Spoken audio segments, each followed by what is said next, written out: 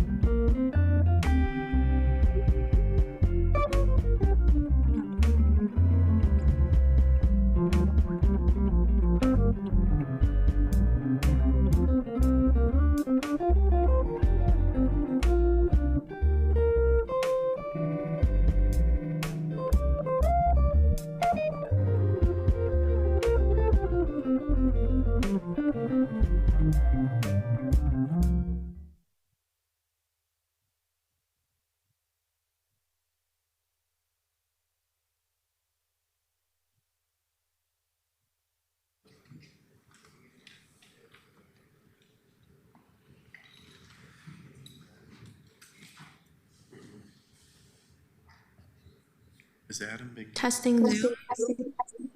I'm good. I think so. See about moving this table back. Hey, Rebecca, I can hear you. Can you hear me? Has he been getting back there for any reason? Yes, I can. Yes. There's an echo. Yeah, you're unmuted on the council clerk account in Zoom. Yeah, there you go. Let's You wanna try this again. Yeah, that's a lot better. Thank Okay, you great. so much. Sure. Let's do that. Are you free? You're not free? No. Either of us. But are you free? No, Alana. Oh.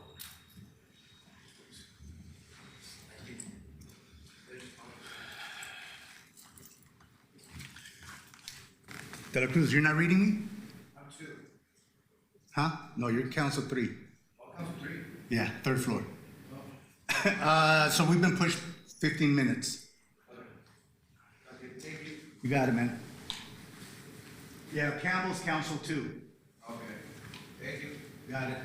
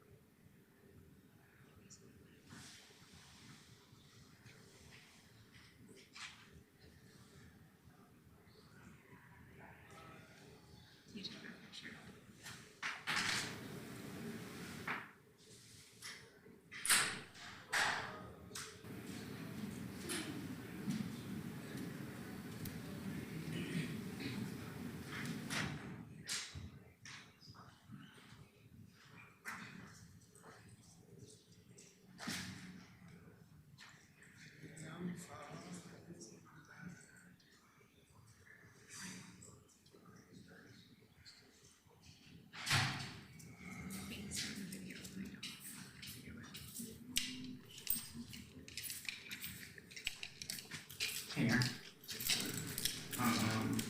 Open Signal's having a tough time making the Zoom screen show up on that feed. So they're trying to figure that out. It's just coming up as a green screen.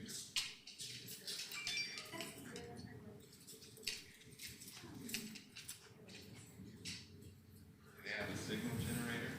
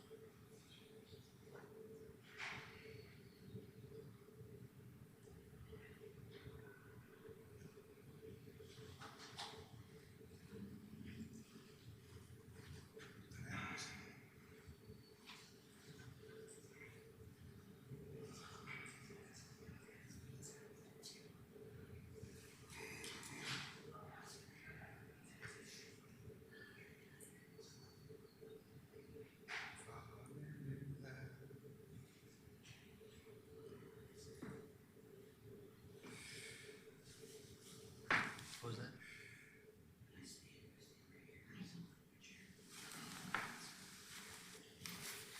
What was that?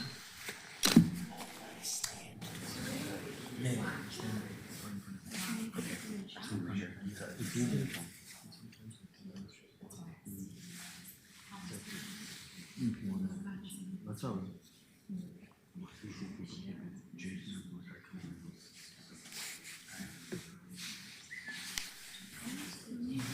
And then they'll call it Yahoo.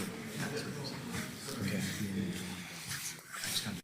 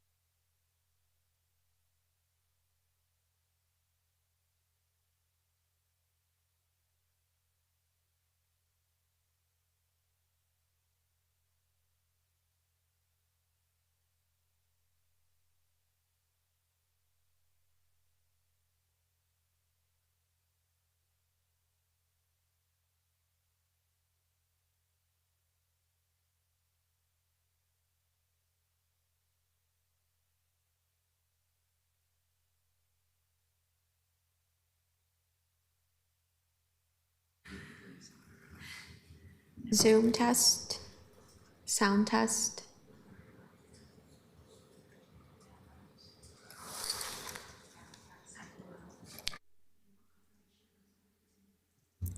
Hey, Christina, can you hear me? I can't hear you for some weird reason. I can't hear Christina, but I think she can hear me. Okay.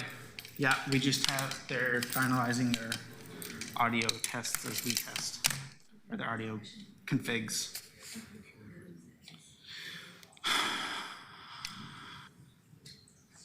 Thanks for coming down here. Thank you, Christina. No worries. Okay.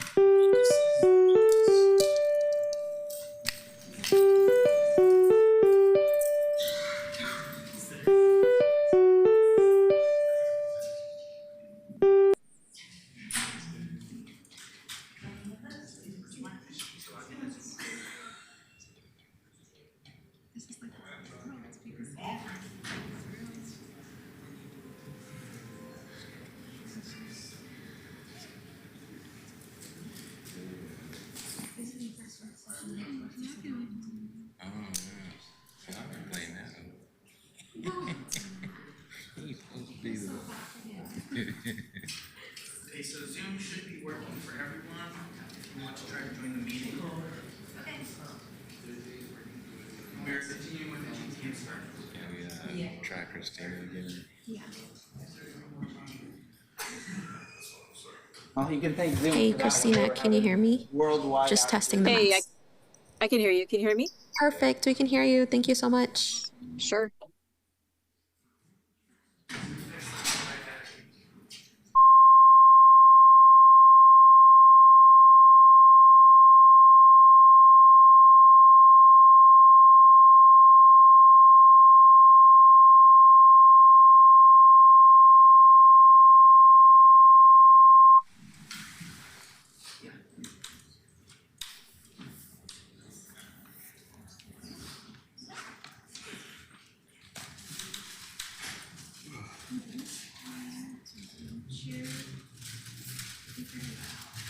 Oh, that's a good question. I'm not sure.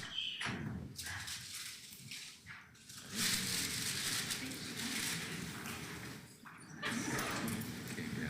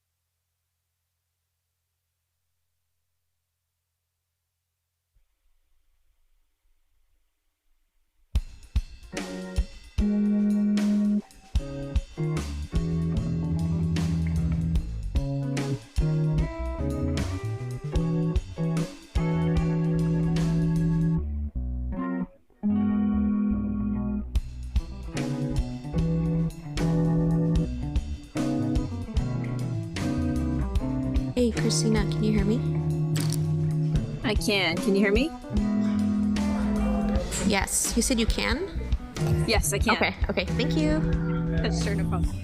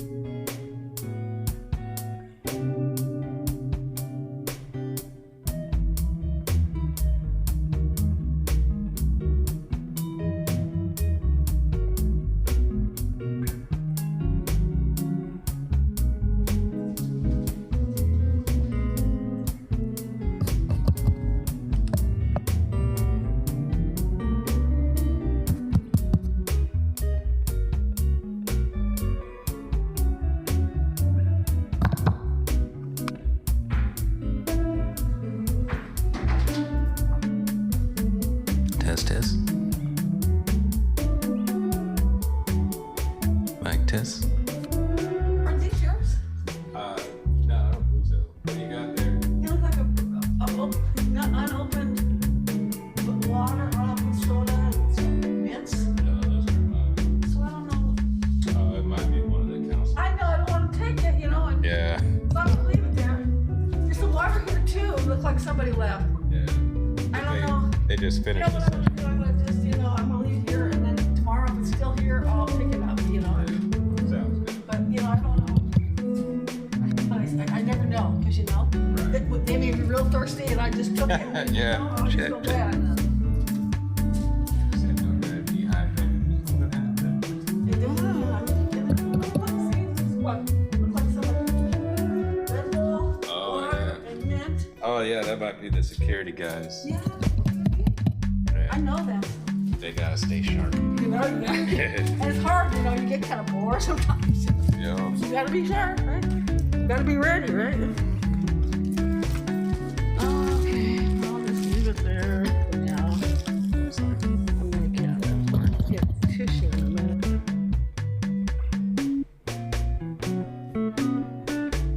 You never know.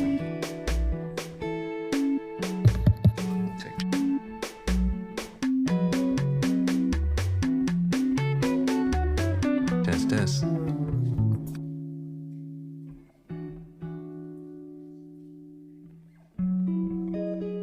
Check, check, check.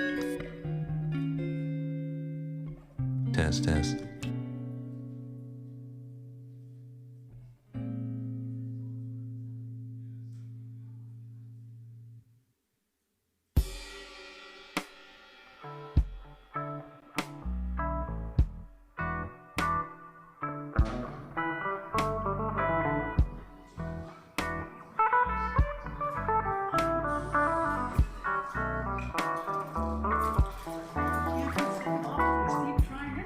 Yeah. Test, test, check. 1, 2, 1, 2. Test. Check, check.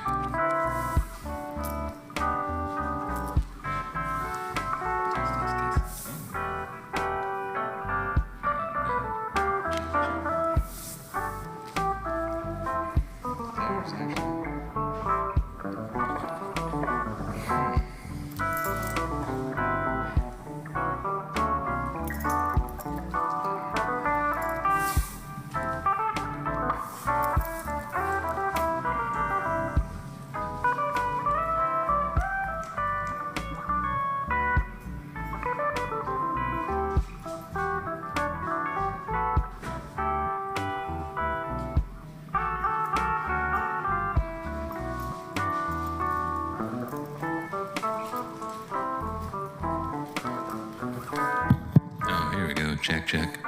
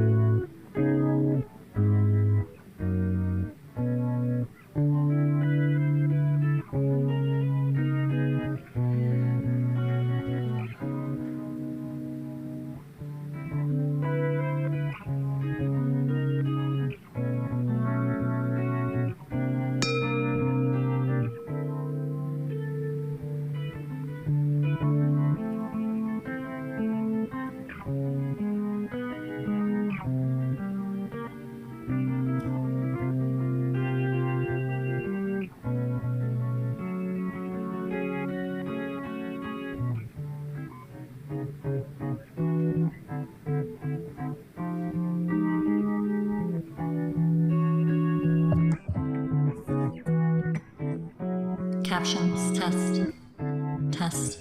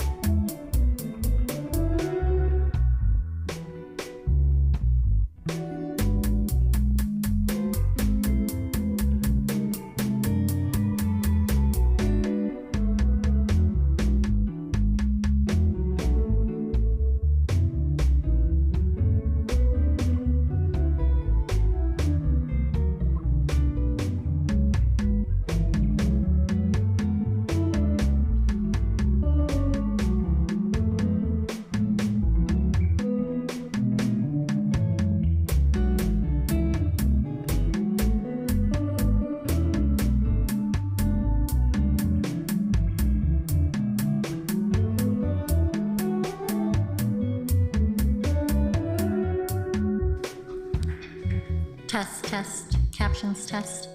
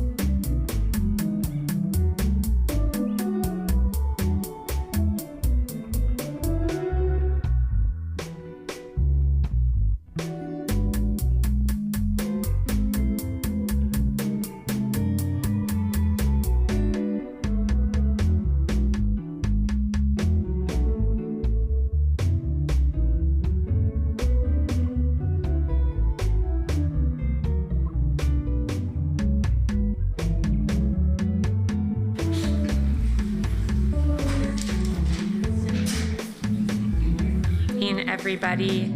We are beginning today with a pre-gavel from Councillor Canal. It is not part of our formal agenda, but it is part of our live stream and an important part of our evening together tonight. This will be about 10 minutes, and after that, we will open up our formal meeting. Councillor Canal, I will pass it off to you. Thank you, Madam President.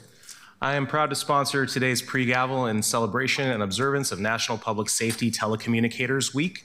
Our 911 call takers and dispatchers are our city's first responders. They are the lifeline and reassuring voice in an emergency for both our community members and our public safety responders on the scene.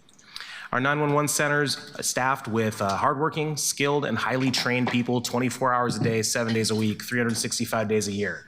My policy advisor and I recently had the privilege of being hosted for a 911 sit-along at the Bureau of Emergency Communications, or BOEC. I want to thank our hosts, Taylor, Courtney, and Amanda.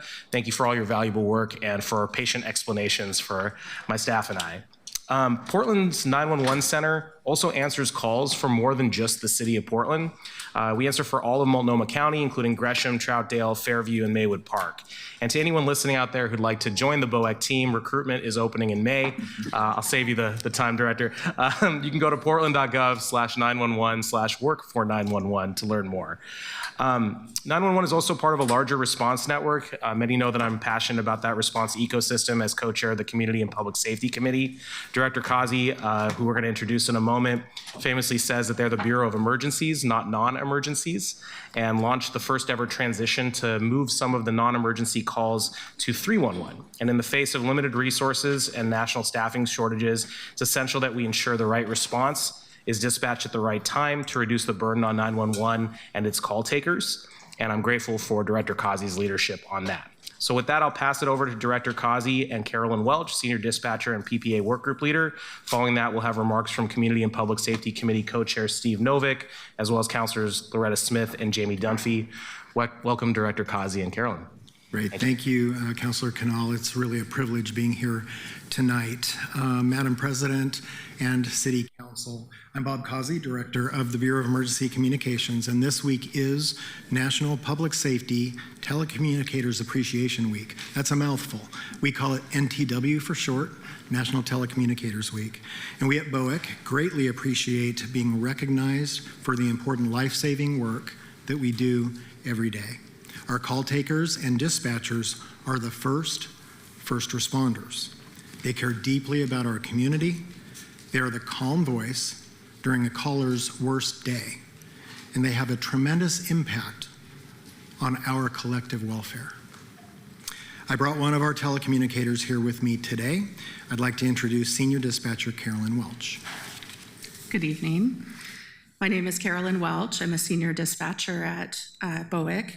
Thank you, Councilor Canal, for inviting me to speak at the pre-gavel.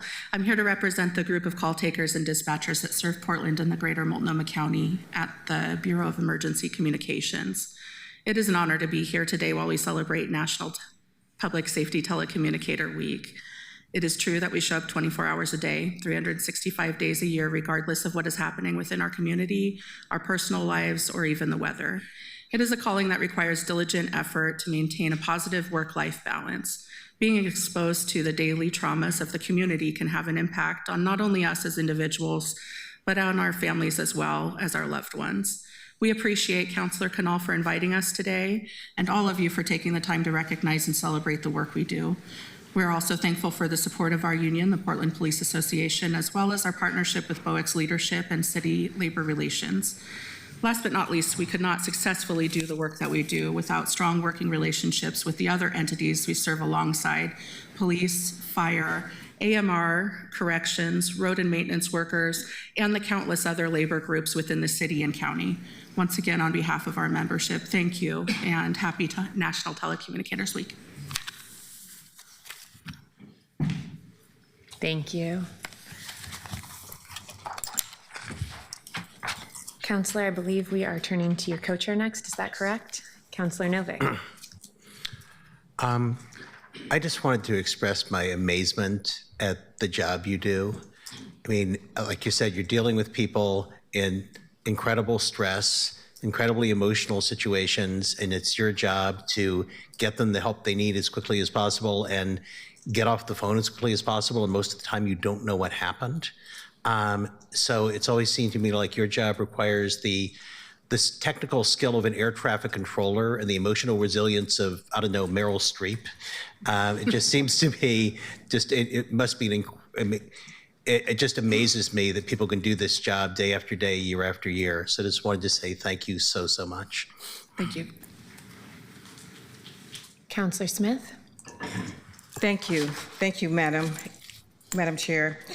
My name's Loretta Smith. I'm from District 1. I'm one of the 3 councilors, and I want to say it is so good to see you and to know that there are individuals and neighbors who are working at 911, and you are those heroes who wear headsets, and you play a critical role in our emergency response system.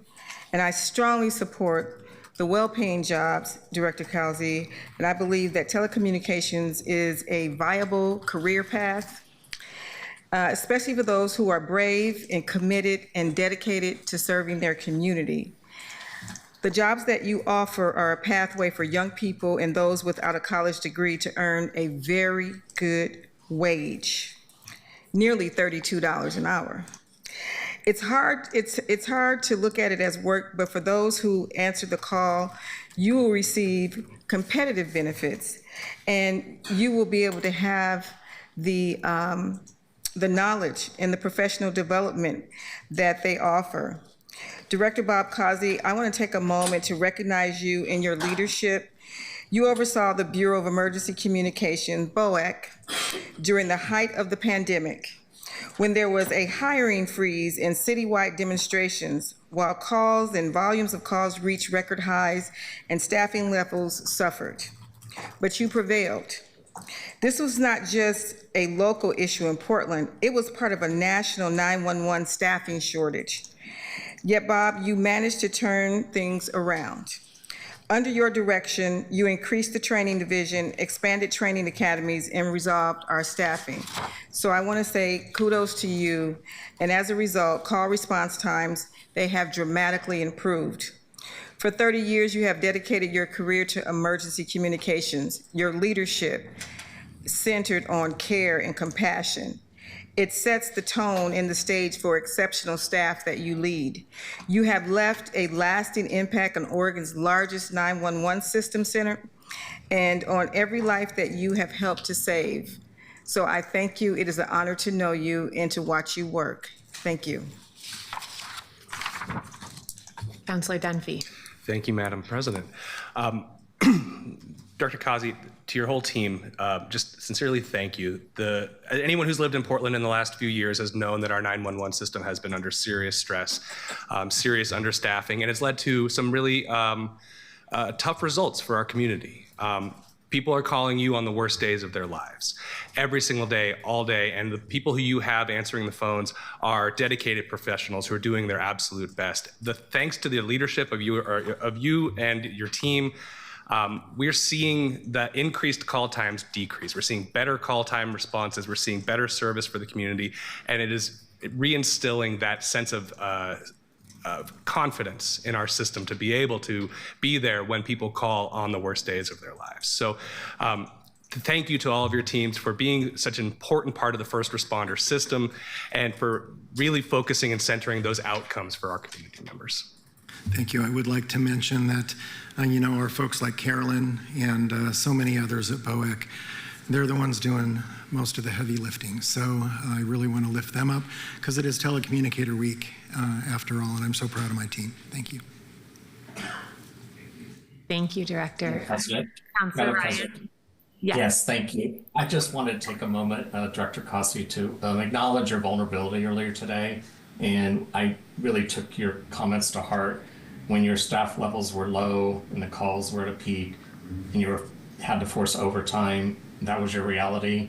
And I can only imagine that the shame that you mentioned was real.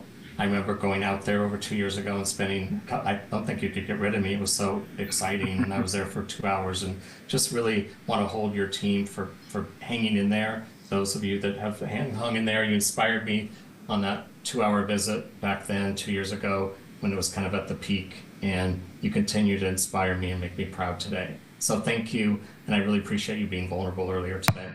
Happy week, happy celebration. Thank you. And Carolyn, please do make sure that your colleagues know how much we all appreciate the work that you do. Councillor Canal, would you like to close? Yeah, thank you so much. And I just want to recognize also that the entire Bureau was recognized at the Association of Public Safety Communications Officials, APCO, Western Regional Conference, which was hosted here in Portland in March. I had the privilege of hearing your talk, Director Kazi, there. The Deputy Director of BOEC, Steve Maudsley, is the conference co-chair as well. And I also just want to say I learned more in a couple hours that I could have possibly imagined from Taylor and Courtney while we were there. And so I really appreciate that. And with that, I will close out this pre-gavel and pass it back to the president. Thanks. Thank you. Thank you. Being here. Thank you, Councillor Canal. And I will open our official council meeting for this evening. It is April 16th at 6:11 p.m. Councilors, we have a very full agenda. We have a number of contentious items. We have a number of things on the agenda that your colleagues have brought amendments for. So it is going to be a long evening, possibly at times a heated evening. And I just want to make sure that we all are ready to be as concise as possible and move things through while also taking the time that we need to have the conversations that are important to move this process forward. And to folks who are here watching and are going to be with us through a long evening, please know that we do this because we were asked to have conversations in public, and we know that sometimes that's hard, but it is really important. It's a critical part of the work. Keelan, could you please call the roll? Canal. Here. Ryan. Here. Hammerlane. Here. Murillo. Here. Novick. Here. Clark. Here. Green. Here. Zimmerman. Here. Avalos. Dunphy. Here. Smith. Here. Guinea. Here. And Mr. Taylor, could you please read our rules of order and decorum? Welcome to the Portland City Council. To testify before council in person or virtually, you must sign up in advance on the council agenda at www.portland.gov/council/agenda. Information on engaging with council can be found on the council clerk's webpage. Individuals may testify for 3 minutes unless the presiding officer states otherwise. The microphone will be muted when your time is over. The presiding officer preserves order. Disruptive conduct such as shouting, refusing to conclude your testimony when your time is up, or interrupting others' testimony or council deliberations will not be allowed. If you cause a disruption, a warning will be given. Further disruption will result in ejection from the meeting. Anyone who fails to leave once ejected is subject to arrest for trespass. Additionally, council may take a short recess and reconvene virtually. Your testimony should address the matter being considered. When testifying, please state your name for the record. Your address is not necessary. If you are a lobbyist, please identify the organization you represent. Virtual testifiers should please unmute themselves when the council clerk calls your name. Thank you. Thank you. The first item on our agenda is agenda approval. Are there any requests to amend the agenda? Okay, do we have unanimous consent to approve the agenda? Great. Next item on the agenda is public comment. Keelan, could you please invite up the folks who are here with us tonight? First up, we have Addie Smith.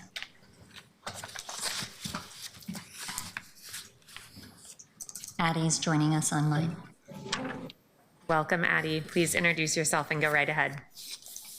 Hi, my name is Addie Smith, and as you guys can see, I'm at your old meeting place. I went to the wrong place. I wanted to be there in person to deliver this message, but I'm at your old office, so whatever. Today's April 16th, 2025. Today, I'm speaking before the Portland City Council, and I'm speaking about problematic Portland as well as the state of Oregon, and that landlords and attorneys and judges in Multnomah County are violating House Bill 2001. Before I begin, I want to address something that has been circulating across this country. I want people to know that Democrats in Oregon have done the same thing to African American men and women the Trump administration is doing to Kilmar Abrego Garcia, Audrey Hernandez Romero, and thousands of others. While innocent African American men and women aren't being sent yet to El Salvador, they are being incarcerated for crimes they didn't commit and are spending lengths of time in jail, either awaiting sentencing or being sentenced to jail time after proving their innocence by racist judges like Ricardo Menchaca, Kathleen Proctor, Eric Boucher, Brandon Thompson, and Judge Andrew Irwin, who gives attorneys and judges probation after they've been convicted of either watching child porn or participating in child porn. These judges are in Washington County Circuit Court, but the racism and discrimination and violations of the laws of the state of Oregon are being executed by judges throughout the state with impunity. They aren't being held accountable for violating the laws of the state or the laws and rights of the defendants who come before them, oftentimes due to absolutely no investigation by police and deputies in this state. African American young men are languishing in jail for years in Oregon for crimes they didn't commit. And Governor Tina Kotek does absolutely nothing about it. I believe nationally it is time for us, African Americans, to leave the Democrat Party. I don't mean leave this party to be part of the Republican Party or part of the Green Party. It is time for us to establish our own party while Trump is burning this country down. It's not just Oregon, a Democrat-led state, that innocent African Americans are languishing in jails. It's also Washington State, California, New York, all Democrat-led states. These same states wherein Democrats are seemingly outraged that Trump has sent innocent people to El Salvador, but are silent when judges and police do it in their own states. In Oregon, African Americans make up less than 2% of the demographic. So the politicians don't care about our votes because they don't impact the electorate. But nationally, our votes determines House, Senate seats, judges, and the presidency. 31.78% of people voted for Trump, 30.84% people voted for Kamala Harris, 36.33% of people did not vote. 1% of the people voted third party, while the majority of people voted for someone other than Trump. That 36% of people who stayed home did so because Kamala Harris refused to stop sending bombs and money to Israel to commit genocide. Once again, Democrats are hurting Black and brown people and still expecting our vote. Why? Because Trump is so much worse. It is time for African Americans to leave the Democrat Party. Our rights under the law, our children, our lives, our neighborhoods. Addie, thank you. I'm so sorry, but we need to make sure to stay on time tonight. Thank you for being here, though, with us. Next up, we have Audrey Zunkel de Courcy. Welcome, Audrey. Please introduce yourself. Hello, good evening. My name is Audrey Zunkel de Courcy, and I am speaking tonight as a private citizen. I am before you to address the Leaf Day program. PBOT, it's time to turn over a new leaf. I know that's cheesy. Okay. At a moment of tight budgets and at a moment of newly unified administration of city services, this is the moment to reset how our city does fall leaf sweeping. For some quick background, 5 years ago, I lived in a house with one straight tree that dumped its leaves by Labor Day, so when our leaf day rolled around Thanksgiving, it was not so helpful. Then 3 years ago, we moved all of 11 blocks away to a block not covered by Leaf Day. I now have 5 mature maples lining the street, and I get to rake the street leaves myself. We live on a greenway, so thousands of cyclists ride past every day, contending with slippery, wet leaves all fall and winter and spring. They're still there. I submitted my written testimony earlier today to you by email, including photos as evidence of what the streets look like along this route, caked with mush, slippery, and unsafe. 2 elementary school bike buses roll along that very same slippery street, and up in the balcony, you can see 2 of the wonderful kids who ride their bikes to school along this unswept, leafy bike route. Vice President Tiffany rode with us one of those days. This is unfair and it is unequitable. I also submitted as evidence the map of the Leaf Day zones, where you can see which neighborhoods are covered and which are not. There is not one in District 1. We can do better. So let's have urban forestry talk with PBOT. Can Portland meet our goals of expanding Portland's tree canopy if we're only sweeping the leaves from the trees in some neighborhoods? It was one thing when residents paid for the leaf day, $15 a year, I think, but now it's free, which means I am paying taxes to fund someone else getting a service I don't, and this is mostly benefiting wealthier neighborhoods. Every Portland neighborhood deserves to have its streets swept. But if budget cuts mean we can't sweep everywhere, then we should prioritize bike routes and safe routes to schools. Or rotate every year. There's different solutions. There's lots of ways we can make our streets safer for bikers, especially our youngest riders. I support the 500 is Plenty initiative to reduce car traffic on greenways. Street sweeping would be another way to make bike travel safer in every part of our city. Maybe this can be partly funded by PSEF even. So I want to thank city workers who clean our streets, who might be worrying about their jobs. Their work is important. We have plenty of work for them to do. I will submit my letter also to Mr. Jordan in hopes he can direct reconsideration of this program. And I want to thank you for your attention on this. You have so many important things on your plate. We see you. You're working hard. Thank you so much for your service. Thank you for being here. Next up, we have Jeff Weitzel.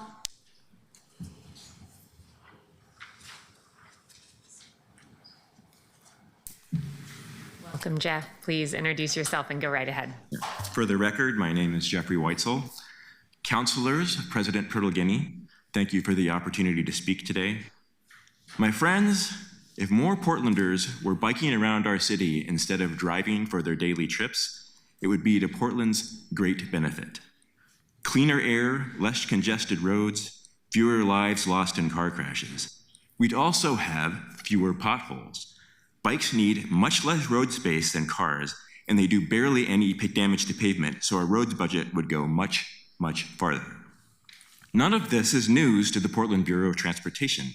Since 2009, a key planning goal in Portland has been that a full quarter of commute trips be by bike by 2030.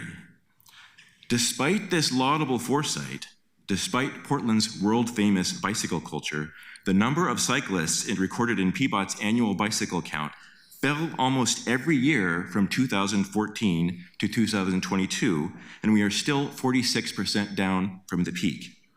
Here in the bicycle capital of North America, something has gone terribly wrong. Councilors, this is now in your hands. If we want the clean air, safe streets, and well-maintained pavement promised by thousands of Portlanders trading their cars for bikes, something must change. Our 2035 transportation system plan imagines streets with almost as many bikes on them as cars. If we're serious about that, and we should be, we must make our streets as welcoming to bikes as they are to cars. Any rider from 8 years old to 88 should have the ability to bicycle anywhere in the city without fear. Those are different streets than we have today, and a different city, a better city. This year of budget crisis happens to be the perfect time to get things moving in the right direction. Cyclists feel safer and happier with other cyclists. This offers us a virtuous circle. Tempt 1,000 new riders onto their bikes with inexpensive measures like commuter bike buses and flower pots on greenways to slow and divert cars, and the next 1,000 bikers will come easier, and the 1,000 after that easier still.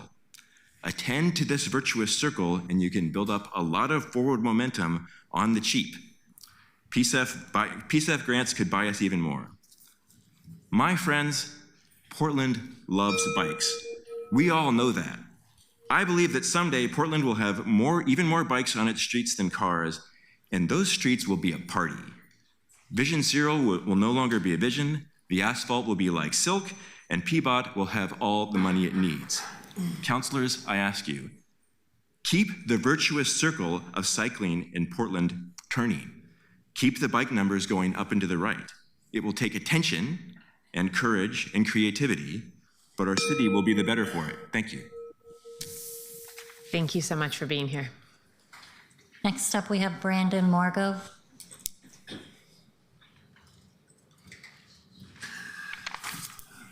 Brandon, please introduce yourself and go right ahead.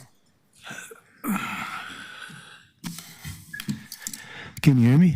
Okay, I can hear myself. We can hear you even a few inches back from there. Okay. Welcome to take a seat if you'd like. I feel more comfortable like this. So this is my first time in City Council. My name is Brandon. I'm here to talk about homelessness and some plans to address it. This is the first day I can get here, and maybe the only day for quite a while. Summer's coming.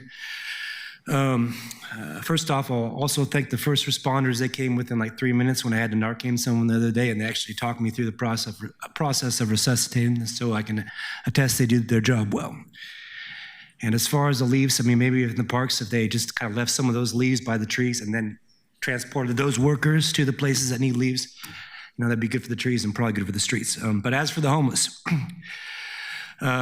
Mayor Wilson's plan, I don't believe is sufficient. I believe he seems good on paper. I'm looking forward to see what he has to offer. But unless the city changes its kind of attitude and approach towards the homeless, it ain't going to get better. And so here are my points. First off, I think to help the homeless, identify who does and who does not want to be on the street. If someone doesn't want to be on the street, good. Those are the first people who should get out. Some people like being on the street as a way of life. I don't advocate for it, but so my second point. And on the first point, the city of Portland can absorb some homelessness. No homelessness is like authoritarianism. A city that is willing to have some homeless is actually a healthy city, I believe. Jesus said the poor will always be with you. Okay, number two, come up with a way to enlist more Portlanders to work at micro villages or shelters. And I'm gonna call this. I mean, you have plenty of people working DoorDash and Uber every night, and yet you can't staff a homeless shelter during a winter ice storm. There definitely needs to be more calling out Portland on its general attitudes for the homeless. Maybe we didn't have 20 bike rides running around for LGBTQ. Just, was there one bike ride for the homeless? No. Then maybe they wouldn't be blocking your trails as much, honestly. Point number 4. When people are trying to get their lives together, you might want to check on them a bit. I mean, imagine you're a poor person and you go to like an Oxford house and the person running the Oxford house is corrupt, which in this day and age can quite happen. You gotta have some people go there and investigate. You don't wanna have a vulnerable person who's gone through all this stuff to try and get their life together, being in a corrupt place. And I've been homeless myself for a couple of years off and on. Thankfully I have a place now, but I can attest, that does go on. These are not empty words either.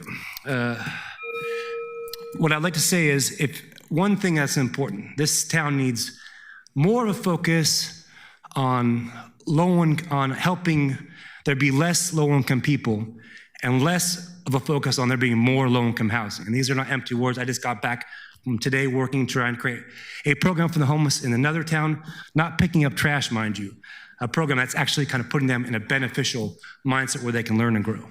And I also have a plan to turn Lloyd Center into a hybrid housing for the homeless, as well as a shopping center. And I have a written up plan for that. And I sent it to all the papers. They didn't publish it or any of my other stuff, which has legitimacy. And so if I could pass off either of these. I'm sorry. Can I help you, ma'am? I was gonna finish one more point saying I would like to pass off to the city councilors an essay I wrote on turning Lloyd Center into affordable housing, as well as a general plan I have. I call it the Morgan proposal, for lack of a better term.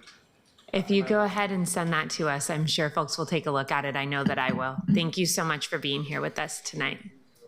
Yeah, so in here is it's my plan, the Morgan proposal, combined with my plan to turn Lloyd Center into affordable housing. Thank you. Hybrid shopping center. Next up, we have Alan Combs.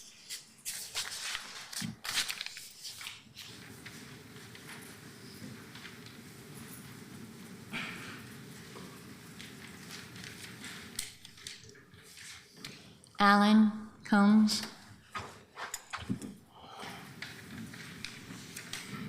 It doesn't look like they've joined us. Okay, well, thank you so much to our 4 speakers. We appreciate you being here with us, sharing important messages. This is an important time for us to hear about things that aren't otherwise on our agenda. The next item on our agenda Item 3 is the committee referral list. And right now, our committee referral list are all things that have actually been heard already. This list, as we counselors file things earlier and as the administration gets things filed earlier, will hopefully contain more things before they are before committees so that we can use this opportunity to give people notice about what might be coming on our agendas.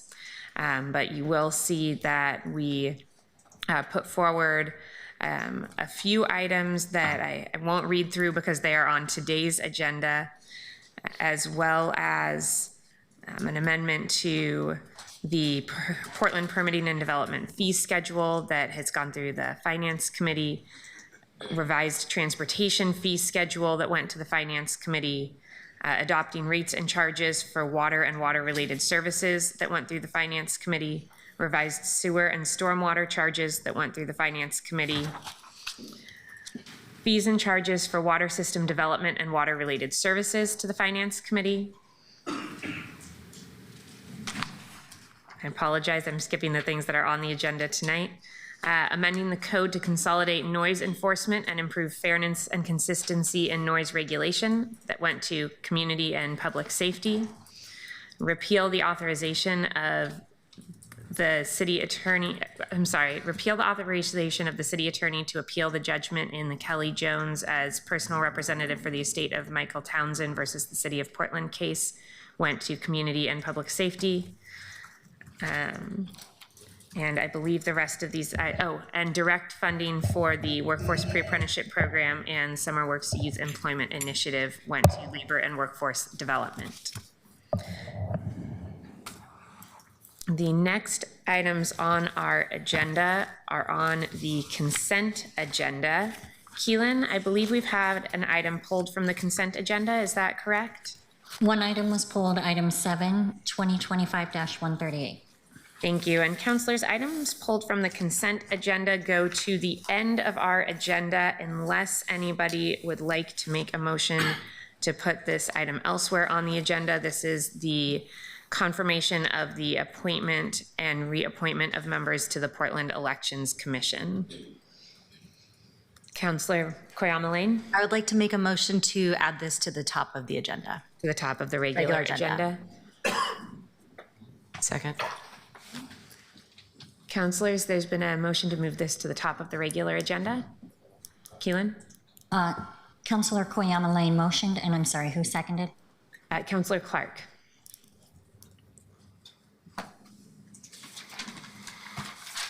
Any discussion? Okay, Keelan, can we do this by unanimous consent or do we need to call the roll? I think unanimous consent. Are there any objections or do we have unanimous consent? I'll object. We have an objection. Okay, then let's call the roll. Okay, Canal. Oh. Ryan. Sorry, aye. Koyama Lane. Aye. Mario. Aye. Novick. Aye. Green. Aye. Zimmerman. Aye. Avalos. Aye. Dunphy. Aye. Smith. Aye. Hartle-Guinea. Aye. The item is moved to the top of the regular agenda with 11 yes votes and 1 no vote. Thank you. So we are on the consent agenda. And I apologize. No, there's nothing else that has been pulled from the consent agenda, correct? That's correct. Okay, Keelan, can you please call the roll on the remainder of the consent agenda? Aye. Ryan. Aye. Koyama Lane. Aye. Mario. Aye. Novick. Aye. Clark. Aye. Green. Zimmerman. Aye. Avalos. Dunphy. Aye. Smith. Aye. Hartle-Guinea. Aye. The consent agenda is approved with 12 yes votes. Thank you. So we are now moving on, councilors, to the regular agenda. And the first item on the regular agenda now is agenda item 7. Keelan, could you please call the agenda item? Item 7, confirm appointment and reappointment of members to the Portland Elections Commission for terms to end April 30th, 2029. Thank you, Keelan. And counselors, because we don't generally have committee staff summaries on appointment agenda items, I am going to turn to Counselor Koyama Lane, who was the presiding chair over the meeting when this agenda item was heard in the governance committee. Right. Thank you, Madam President. So the 4 Portland Elections Commission volunteers at the governance committee that the Governance Committee has recommended for confirmation today are part of a 9-member volunteer commission, which implements and evaluates the small donor election program. At our April 7th Governance Committee meeting, we had the opportunity to hear from these passionate volunteers, 1 a reappointment and 3 new appointments, and the committee voted unanimously to recommend their appointment. For those of you that are not steeped in City Hall business and Robert's Rules of Order, I want to explain a little bit about consent agenda. Each council meeting, we have what is called a consent agenda, which allows us to approve several items with 1 vote. We include the opportunity to unanimously approve volunteer committee appointments as a council using the consent agenda. So when these volunteers come to us, they've gone through a thorough vetting process. First, they're vetted on the executive side by staff. Those names are brought forward to the mayor, and then the mayor's office recommends them for appointment. Then these names go before a city council policy committee that relates to their volunteer work there. At least in the case of my committee, I think this is happening in other committees as well. We hear from the volunteers all about their interests in the work and relevant experience. These committee meetings are public meetings. Councilors do not have to be on that policy committee to vet a nominee. Any one of us can come testify. You can ask committee members to ask a question on your behalf. You can watch the hearing live, or after the fact, you can submit written comment. You can see who's been nominated, you can do your own research. So once that policy committee has heard all of the questions and comments, signed off on the volunteers, that list of volunteer names then comes before us here on the consent agenda. The hope is that after all this vetting and acknowledging the extensive work of the committee and the volunteers, they can be unanimously approved by the consent agenda process. Now, if needed, a councilor can pull these committee volunteer appointments from the consent agenda and say, no, we need more discussion. And if you've been to the last few meetings, you'll see that my colleague, Councilor Canal, is pulling all of these off of the consent agenda as a matter of principle. And I want to acknowledge that I do truly appreciate how passionate and principled my colleague is. We've spoken at length about his reasoning for this, and I do understand it. And at the same time, I'm tasked as the chair of the governance committee to streamline things for these roughly 80 different volunteer bodies so that all of us can get down to policy work. Our governance committee has worked hard on a forthcoming resolution to formalize the process that I just described for you today. You'll be seeing it soon. And because of what I've heard from dozens of past and prospective volunteers, what I'm hearing is that adding another layer of bureaucracy is making it harder for volunteers to feel like they can participate. So these are people that are already donating their time to do really valuable and important work for our city. Anyone who comes to these Wednesday City Council meetings know that we have very packed agendas, and our constituents are begging all of us to get to work.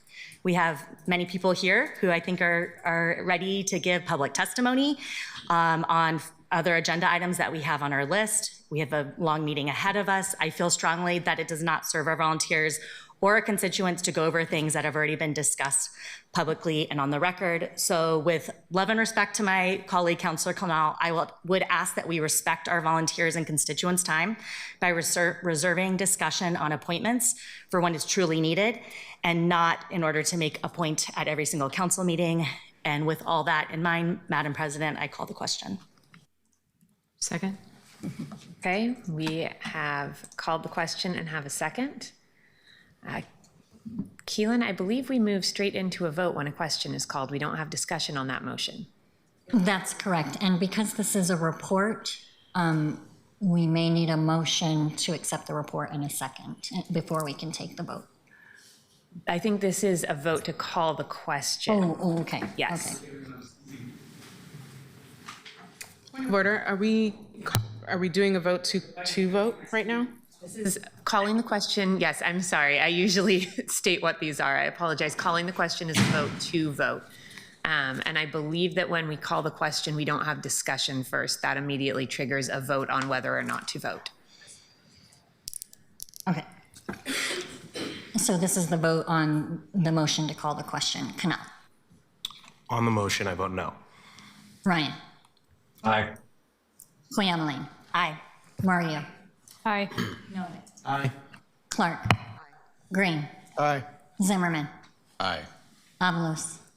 No. Dunphy. Aye. Smith. Aye. Bertolini. Aye. With 10 yes votes, the motion is approved.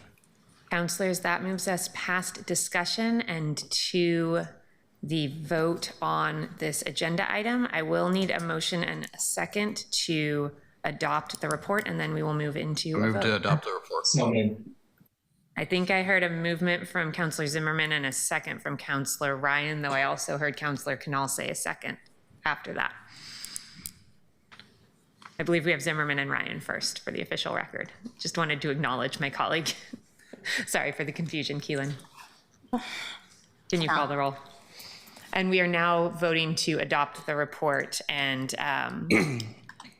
and confirm the recommended appointments from the mayor. Canal. I will keep this streamlined. Madam President, if we have to have fewer, better supported, more empowered, and therefore more meaningful volunteer bodies, we need to ensure that council engages with the topics, the bodies themselves, and the appointees. We also need to guarantee public participation in this process. I support the appointees. I have this entire time, and I wish that we had a process that better reflected that going forward, and I look forward to working with my colleagues who are on the governance committee to ensure that. I vote aye. Ryan. Aye. Cleomeline. Aye. Mario. Aye. Novak. Aye. Clark. Aye. Green. Aye. Zimmerman. Aye. Avalos. I agree with Councilor Canal. I am concerned about what this process is setting up because I do think that us vetting volunteers who have very big roles and make a lot of big decisions too. And I don't agree that that process going just through committee and us having to do our own due diligence to watch committee meetings or participate, I barely have enough time to do my own committee. I expect to come to this meeting and be able to make a vote and have the ability to have an informed vote, and that requires some further vetting. So I disagree with that premise. Agree with Councilor Canal that I'm gonna vote for this because it's not about those people. And I, as somebody who has put hundreds and hundreds of hours, know very much the burden that we put on community members. But for that same reason, I also know the responsibility that community members have and our responsibility to properly vet them. So I'm voting aye, but I want to continue the discussion about this process in the future. Aye. Smith. Aye. Aye. With 12 aye votes, the appointments are confirmed. Thank you, Keelan. Councilors, our next agenda item is an item that we've heard a few times before, the ordinance to ban to ban price setting through AI in housing. Keelan, could you please call the agenda item? Item 9, amend Affordable Housing Code to add prohibition of anti-competitive rental practices, including the sale and use of algorithmic devices. Thank you. And councilors, you'll remember that we had to cut testimony short when we first heard this agenda item and offered the public 2 additional times to come forward and complete the testimony list. This is the second of those times. So we will move right now into picking up on public testimony where we left off after the last meeting. Keelan, could you please call up folks to testify? First, we have Jenna Knobloch, Amy Walsh, and Christine Orlandi. Thank you for joining us tonight. Right. Hi, my name is Jenna Knobloch. I'm a renter in Southeast Portland, and I'm also someone who has experienced housing precarity too many times in my life. And I'm here to call on you to pass this ban on algorithmic price fixing. First, it's clear that it's a real problem. I learned from RealPage's own testimony here that they are already setting prices for 18% of units in Portland. That's almost 1 in 5 units, far too many. And according to RealPage's own materials, they are, and I quote, driving every possible opportunity to increase price, even in the most downward trending conditions. That is not a fair market, and this is further distorting what is already a losing market for renters. Secondly, I really am failing to see any downsides here for landlords. For all the bluster about unintended consequences, I've not heard a single real-world example from the DOJ investigation or the other cities with this on the books. For all the discussion about barriers to building new market rate units, I've never heard price setting come up as a barrier. The fact is, landlords have been setting prices just fine for a long time without colluding. In fact, it was just in the news, I was just reading just now that RealPage lost and is settling in North Carolina, where they're agreeing to stop using the practice. There are real consequences for tenants. The Oregon Community Foundation found that for every 10% increase in homelessness, there's an associated 13.6 increase in, or 10% increase in rent is associated with 13.6% increase in homelessness. Trump's Department of Justice is not going to protect us from price colluding. We are all depending on you, so please vote yes on this sensible policy.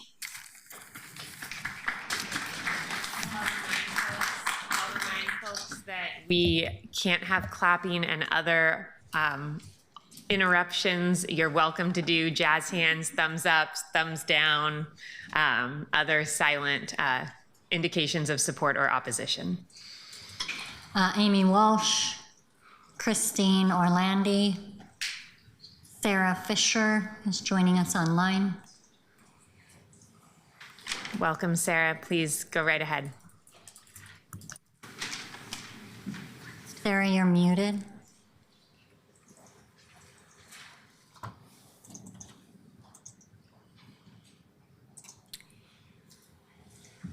Sarah, if you're on the phone, try *6 to unmute. Okay, we'll come back to Sarah. Next up, we have Michael Park, Spencer Trum, Eric Hagstedt.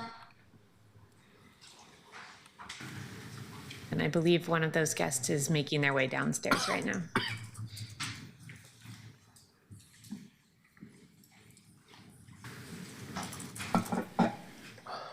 Keelan, while we wait, is Sarah ready? It looks like Sarah's still muted.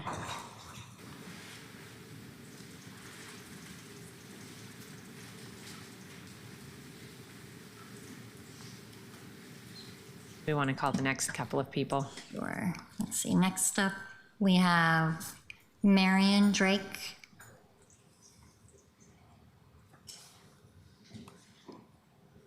Greg Frick. Keely Koch.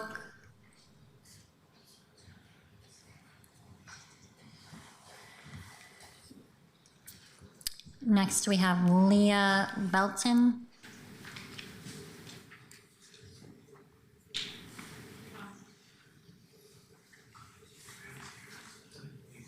Spencer.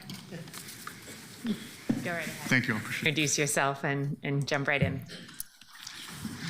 Good evening, Council President Pertolini and members of the Portland City Council. My name is Spencer Trum, and I'm here today on behalf of State Representative Zach Hudson. Representative Hudson's district represents Oregon's 49th House District. This includes parts of East Portland and Gresham, as well as Troutdale, Fairview, and Wood Village. I'm here to urge you to pass the ordinance prohibiting algorithmic rental price fixing. Nearly half the households in Representative Hudson's district are rentals. Between 2019 and 2023, over 60% of those renter households were forced to spend more than 30% of their income on housing. In other words, the majority of East County residents are forced to pay too much in rent. One way to limit the damage caused by out-of-control rent is to ban the use of AI algorithms to set rents. ProPublica's reporting reveals how software companies help landlords and property managers coordinate rent increases. Their algorithms aggregate non-public data from landlords and supply them all with the same analysis to maximize rent yields. The result? Spiraling rent inflation, community displacement, and harder lives for working families. Our senior U.S. Senator, Ron Wyden, used a good word to describe the arrangement by which companies use algorithms to raise prices and control housing as a commodity. That word is cartel. Jurisdictions across America have recognized the threat posed to consumers by predatory rent-setting algorithms. City councils in Philadelphia and San Francisco have passed ordinances like the one proposed here in Portland. And I'm pleased to say that Oregon has joined a federal antitrust suit against RealPage. But housing unaffordability is an emergency across the state, and our city governments must play their part to protect Oregonians. This ordinance has attracted a great deal of attention and support. I urge you to listen to the voices of rent-burdened Portlanders and prioritize their need for shelter and dignity over landlords' profits. The degree to which Oregonians are burdened by rents is unfair, unsustainable, and unacceptable, and it must stop. Please pass this ordinance without delay, and thank you for your time and consideration. Thank you. Please go ahead and introduce yourself and then jump right in. Hi, my name is Leah Belton. I support the ban on algorithmic rent pricing. I am here for myself, my fellow renters, and East County Rising, which serves District 1 and East Multnomah County. We are deeply concerned about the housing and eviction crisis. A 2018 City of Portland assessment on gentrification and displacement highlighted East Portland's unique vulnerability. East Portland has had the most rapid increase in housing costs citywide since 2008, the year I graduated from Reynolds High. Over 14,000 low-income, cost-burdened renter households live in East Portland, and they're being pushed out. In Parkrose and Rosewood, Black and brown Portlanders are being displaced the fastest. Institutional racism and historical redlining laid the foundation. And today, the use of algorithmic price-fixing tools continues this displacement. You have the power to slow this displacement. Please do not give in to misinformation and scare tactics. Help us pay reasonable rents instead. Vote yes on this ordinance. Do not water it down. Banning price-fixing algorithms to close a collusion loophole will not tank the housing market. Algorithmic price-fixing tools enable our capital to be mined out of our community with ease. Help us keep our money in our local economy. East County Rising and I urge you all to vote yes on this ordinance and protect the people who actually live in this city. Thank you for your time. Thank you for being here. Next up, we have Colin Font, Lorena Guyette, Natalie Hutchinson, joining us online. Natalie, go right ahead. I'm here. All right. Good evening. My name is Natalie Hutchinson. I am a grad student in the architecture program at PSU, and I'm here to speak in support of the ordinance banning AI price fixing of rents. Portland's soul is defined by its people, the artists, the families, the small businesses, and the neighbors who make our city unique. But the use of algorithmic devices in the rental housing market threatens to push neighbors out. As a tenant, I live in an affordable housing building where AI-based price-fixing software like Yardi is used. In the 11 months that I've lived in this building, I've witnessed, it was 22 evictions on the first day, on the original day of this testimony, but today it's 24 evictions in this building. This is a clear example of the harm these practices cause, and it is unacceptable. Renters deserve grace, not exploitation, especially in today's economic climate. To the tech companies behind these algorithms, these practices of manipulating prices and destabilizing our housing market are not just unethical, they're harmful. We won't allow you to turn our city into a market for profit at the expense of its residents. The small landlords, you are an essential part of keeping Portland weird and special. By setting rents reasonably, you ensure that our city remains diverse, inclusive, and vibrant. Supporting fair and affordable pricing benefits everyone, your tenants, your neighborhoods, and our city as a whole. Furthermore, I urge all renters to join renters unions and stand up for your rights. We need to hold landlords and developers accountable for their actions. This ordinance is just the first step in ensuring that our city remains a place where residents can thrive.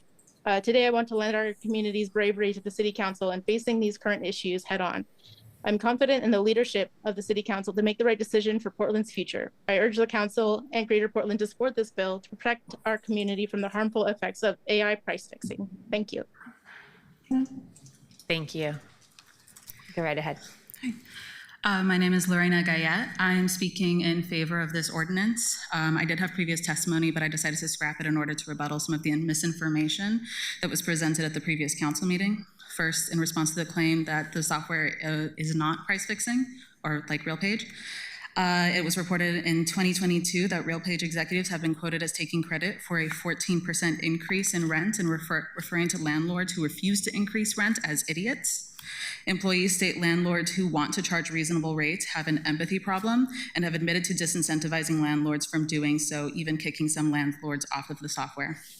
As a Latina, I took offense to the idea that this ordinance would prevent generational wealth from developing in Black and Brown communities, when demographics for this city show that more than 60% of Black and Hispanic are renters in Portland, meaning that the biggest hurdle for our communities is being rent burdened and first-time home buying. What percentage of them do you think are landlords?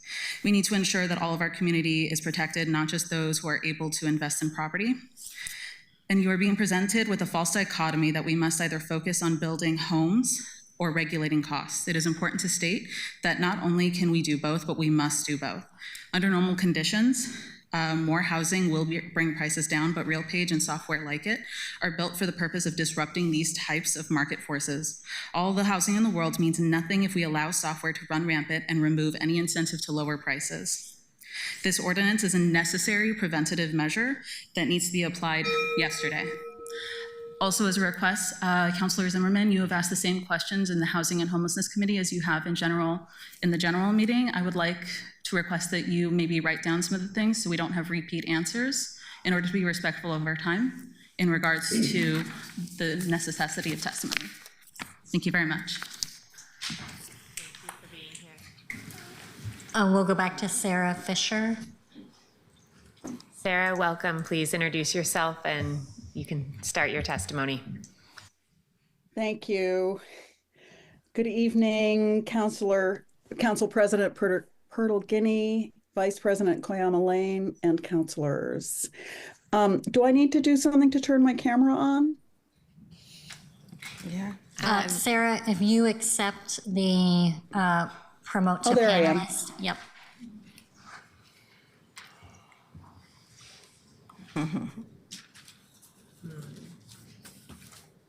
All right.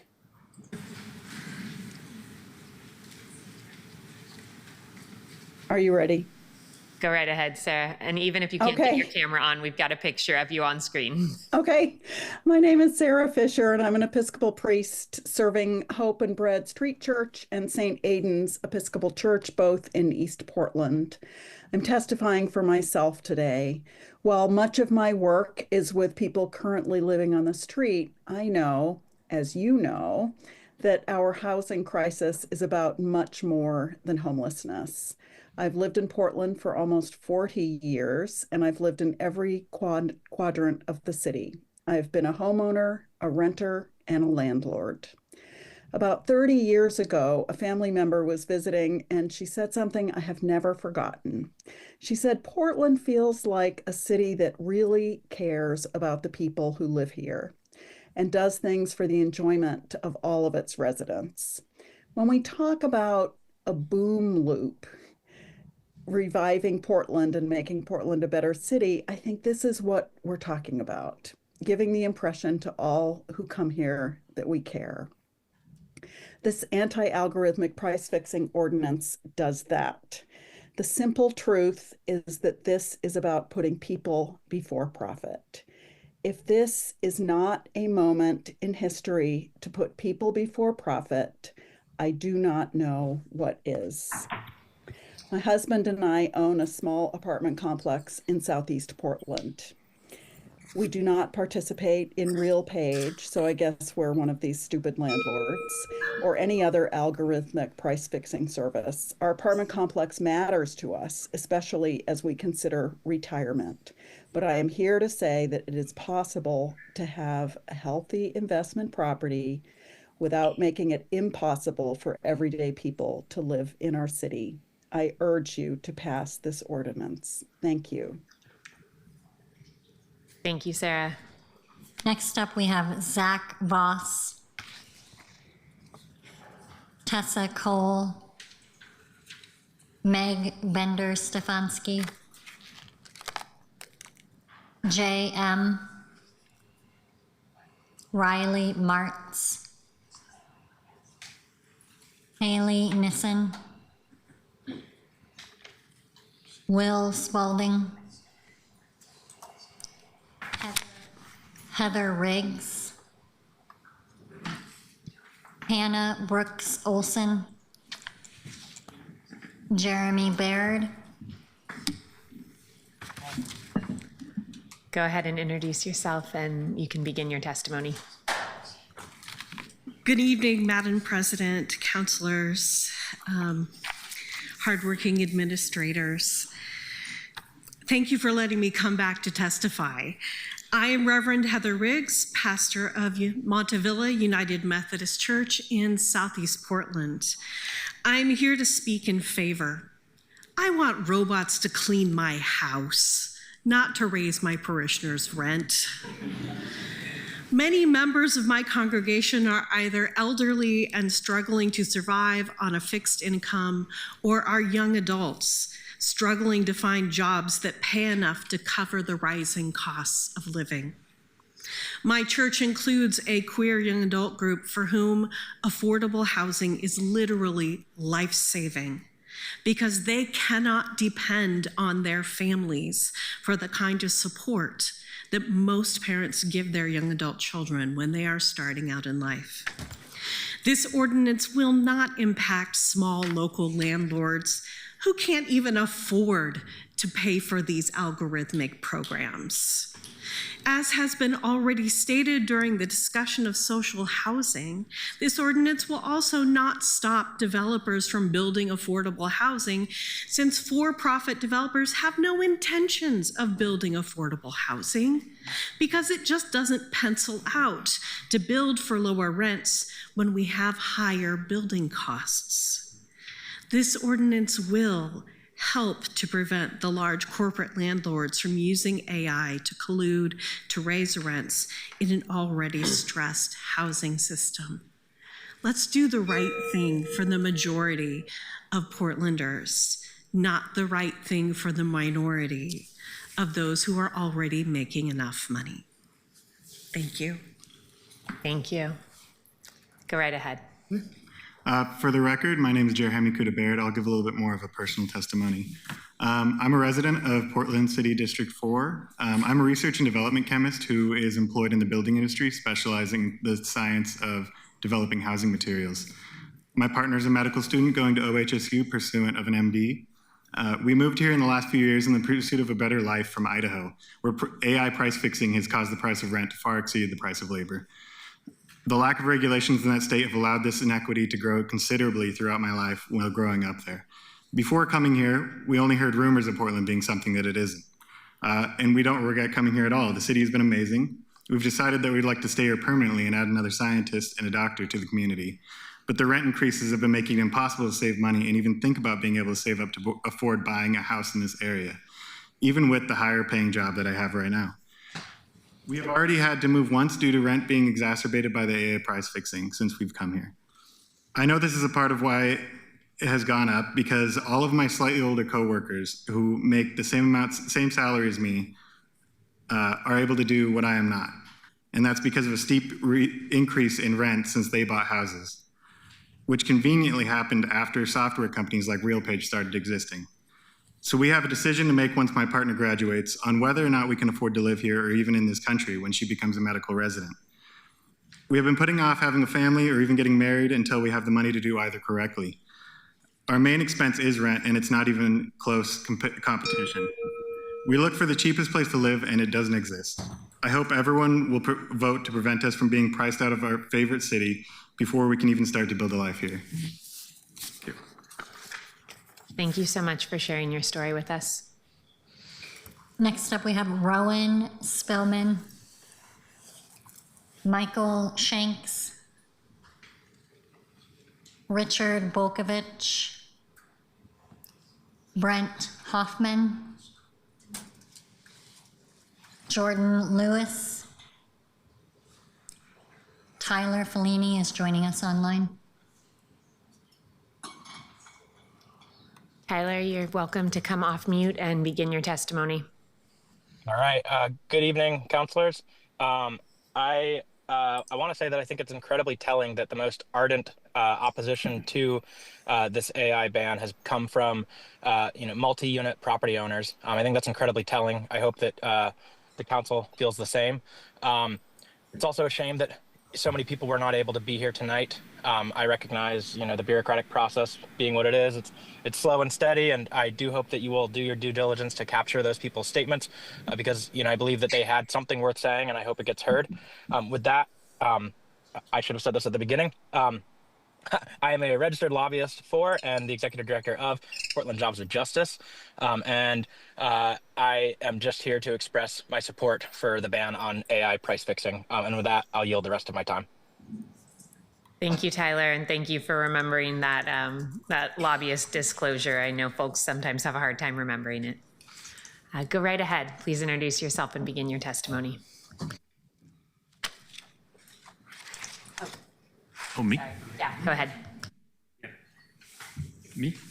Hello, City Council. My name is Jordan Lewis, and I'm a renter in Portland Stadium Hood. I'm testifying here in support of Councilor Maria's algorithmic price fixing ban. Something that frustrates me about this conversation is that every turn we have to consider the plight of the precarious landlord. It's not that I don't believe a landlord can be in financial precarity, but this is a rhetorical technique that hijacks the conversation and decenters the precarious tenant. The most precarious landlord necessarily owns a house, which puts them above the average tenant financially. I want to talk about how popular this policy is. I talk a lot about city politics in a lot of apolitical group chats. You will not imagine the excitement I got when I brought up this policy in there. I have landlord friends who own their place and rent out rooms. This policy does numbers in those group chats. No one gets more excited by this policy than my landlord friends because policies like this alleviate a lot of the guilt that they might feel as landlords. They almost want this more than I do. And while I'm not sure if I can get my friends to care about climate policy or transportation like I do, when I tell them who voted no on this, they will remember it. This is meat and potatoes anti-gentrification policy. It shouldn't be that hard. Let's pass this very first step so we can move on to some more interesting stuff. The housing crisis is a multifactorial situation, and a lot of regular Americans bear some responsibility in it. I echo the concept of a housing cartel mentioned in previous testimonies, but people love a simple villain like RealPage. This is the lowest hanging fruit there is. It's practically on the ground. If we can't pass an algorithmic rent fixing ban, which really just brings software in line with a 100-year-old antitrust law, how are we supposed to challenge the housing cartel and build the housing supply that we need if we can't even do that? Thank you. Thank you for being here. Next up, we have Adam Shippey, followed by Lee Shelton and Claire Knudsen. Adam, go right ahead and introduce yourself. Yeah, my name's Adam Shippey, District 4. My 20s, I was homeless. I think there's only one person on this council that has personal experience with how humiliating, dehumanizing, and violent that can be. The people that were homeless alongside me are not here to speak to this council right now because they are dead. Suffice it to say, my circumstances improved. Not through some stupid bootstrap ideology, but just through sheer luck, right? couple years later, I was lucky enough to marry a beautiful woman. And in 2011, we rented an apartment in Southwest Portland that had 2 bedrooms. It was 1,900 square feet, had a balcony, in-unit laundry, 2 parking spaces, and a freaking storage unit for less than $1,000 a month. Less than $1,000 a month. It was so affordable, we were able to save money. We saved money, and with the assistance of her family, a couple years later, we put a down payment on a house that we bought for $265,000. No, $257,000, right? I love my house. I still live in my house. But like that story about someone who rose out of circumstances that could have killed them and got to the level of comfort that I have right now, that doesn't get told anymore. That's not possible. And these price-fixing algorithms are a huge part of that. And I think everybody at this council knows that. And if you don't know that, I question who you're listening to. I've heard a lot of disingenuous arguments 2 weeks ago. I really did, by people who were paid to be here, but I didn't get to speak. But I'm speaking now. And I just want to say the landlords are going to be okay. They are. They really are. And most of your constituents aren't landlords, and they're desperate, and they're angry. So please pass this. We need it. Thank you for being here and for sharing your story. Next up, Lee Shelton, Claire Knudsen, Jesse Dillon.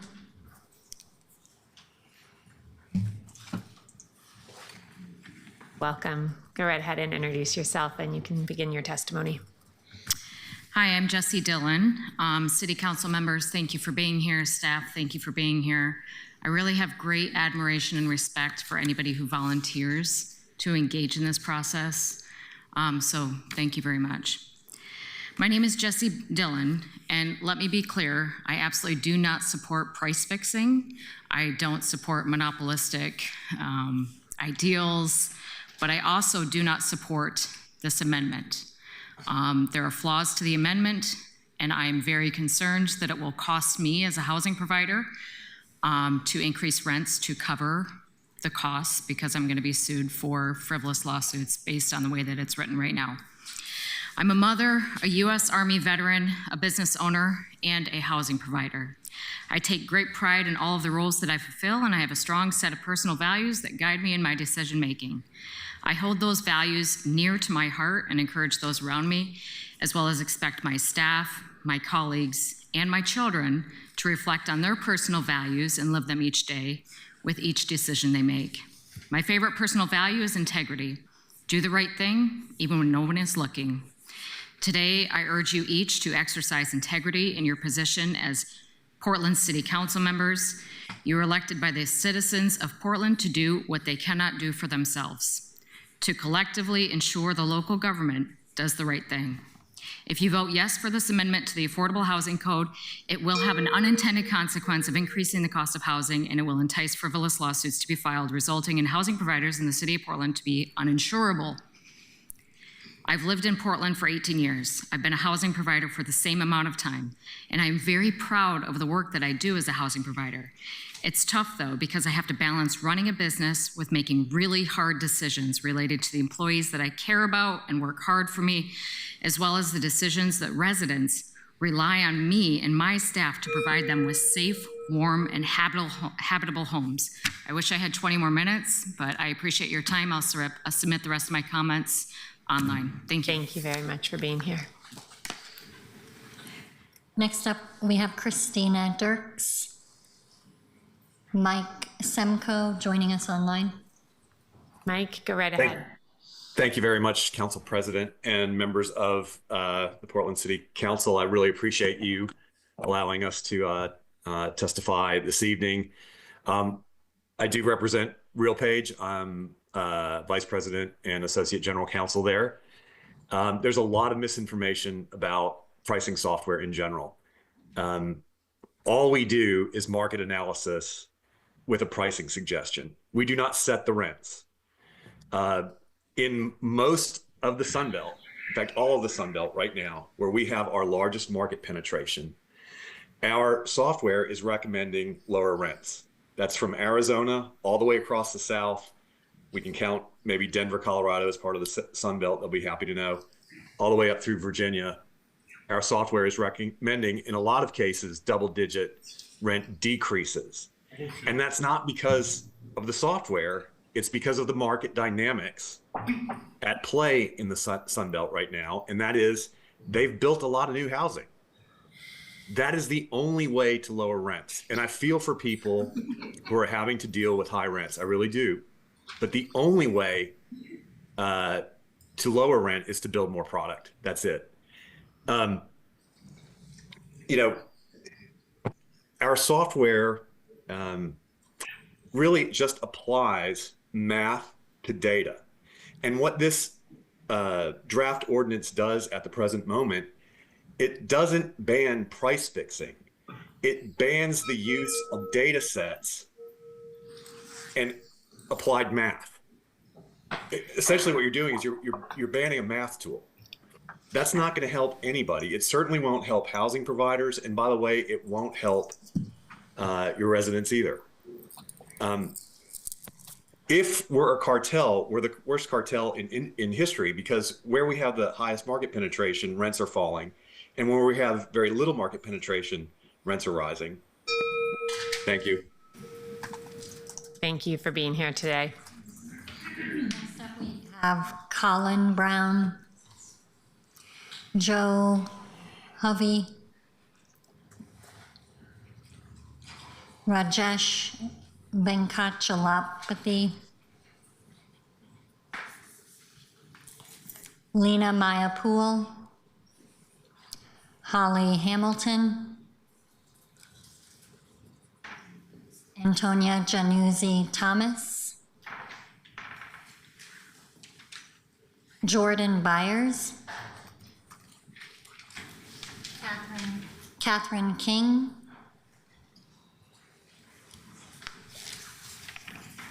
Welcome.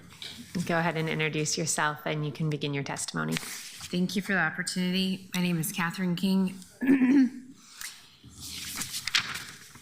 My name is Catherine King, and I'm a rental owner since 1997, and I've had rentals in Districts 3, 2, and 1. My company, KJK Properties PC, is located in District 1. We have managed rentals since 2003 in all 4 districts. Our company needs rental data software in order to best serve our clients who own 220 rental doors in the Portland metro area. As a rental owner for 29 years and the manager of many rentals before clients since 2003, I wholeheartedly oppose this policy. Housing providers are your existing clients and voters. Without housing providers and housing willingness rentals, you lose vitally needed housing stock. We simply cannot encourage our owners to continue selling out their rentals. We have lost significant housing stock since 2015 when the first rent control ordinance went into effect in Portland. Small owners and professionals that house Oregonians cannot work without data. We are not colluding to price fix. A housing provider cannot provide housing without relevant data. An appraiser cannot accurately value homes without relevant data. How can Fred Meyer price eggs without being able to see the data on their inventory and suppliers and the demand in the market? They cannot. The easiest housing stock for renters is the housing stock you already have. The easiest housing stock for renters is the housing stock you already have. We have driven out the majority of investment in Portland already, and we have been bleeding rental units. I currently have 8 listings for sale in total that are all rentals that owners are selling because they no longer support having rentals in this policy environment that fails to see that biting the hand that feeds the housing stock is not the right answer. Supply and demand drive pricing. You are adding to the lack of supply issue. Thank you. I'm sorry, we just have 2 minutes per person, but I appreciate you sharing your testimony with us. Alicia Morseth,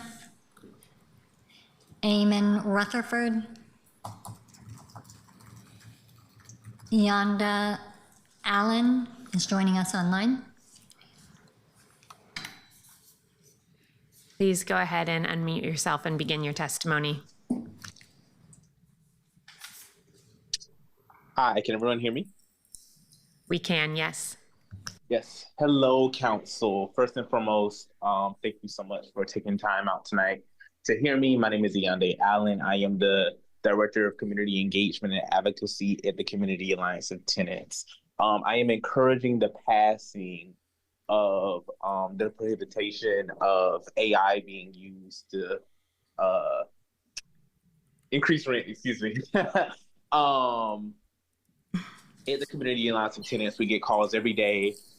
We are interacting every day with tenants across the state who are struggling to stay within their housing, who are struggling to afford the thought of even moving, much more re-signing a lease that is being increased, or please forgive me, so sorry. Who are struggling with the thought of being able to stay in their homes, much more what their lease renewal will look like.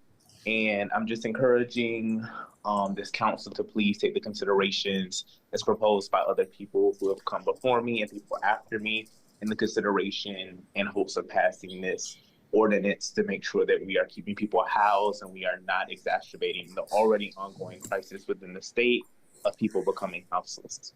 Thank you. Thank you for joining us tonight. That completes testimony. Okay, well, thank you for everybody who showed up multiple times to wait for your turn to share your testimony with us. I know that the scheduling of this has been hard, but I am glad that you were able to be here tonight and that we were able to hear from you. I believe Councilor Murillo has a motion to make on this agenda item. Thank you, Council President. I just want to start off by thanking everyone so much who has come multiple times to City Hall to testify.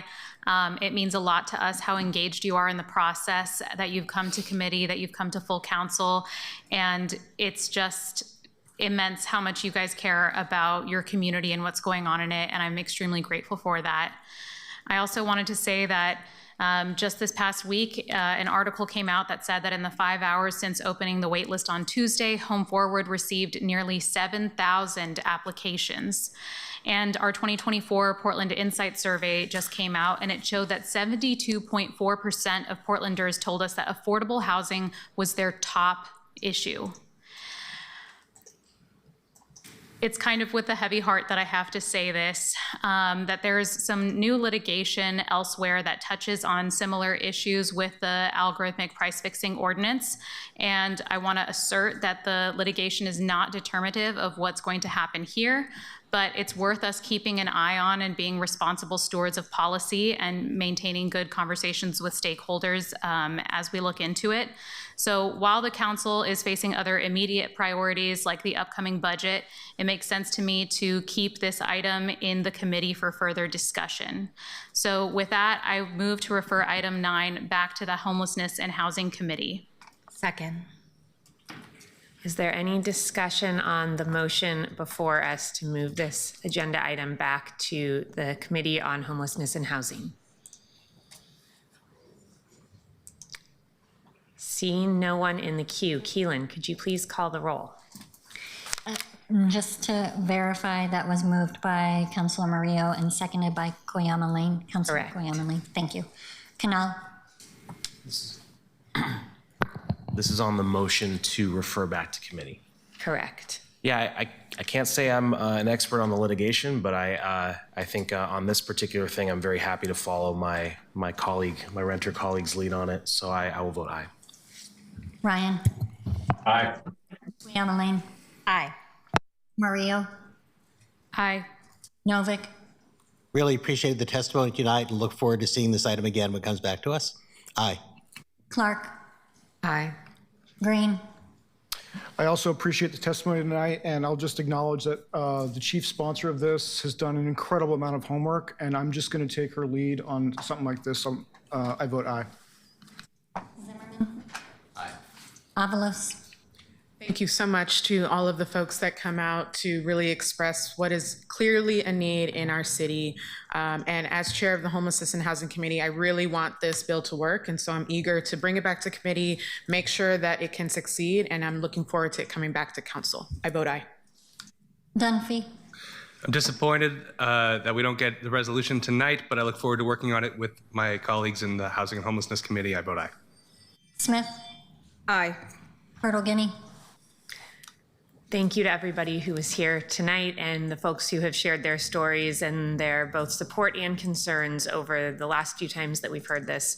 We know that housing costs too much in Portland. We know that that's a challenge up and down the West Coast, but it's one that we feel particularly acutely in our city here. I appreciate the sponsor working with all of us to ensure that we can address this issue in the best way possible, and look forward to continuing to work on this ordinance and also on the many other steps that I know we need to take to address housing affordability broadly in our city. Aye. 12 yes votes, the item is referred back to the committee.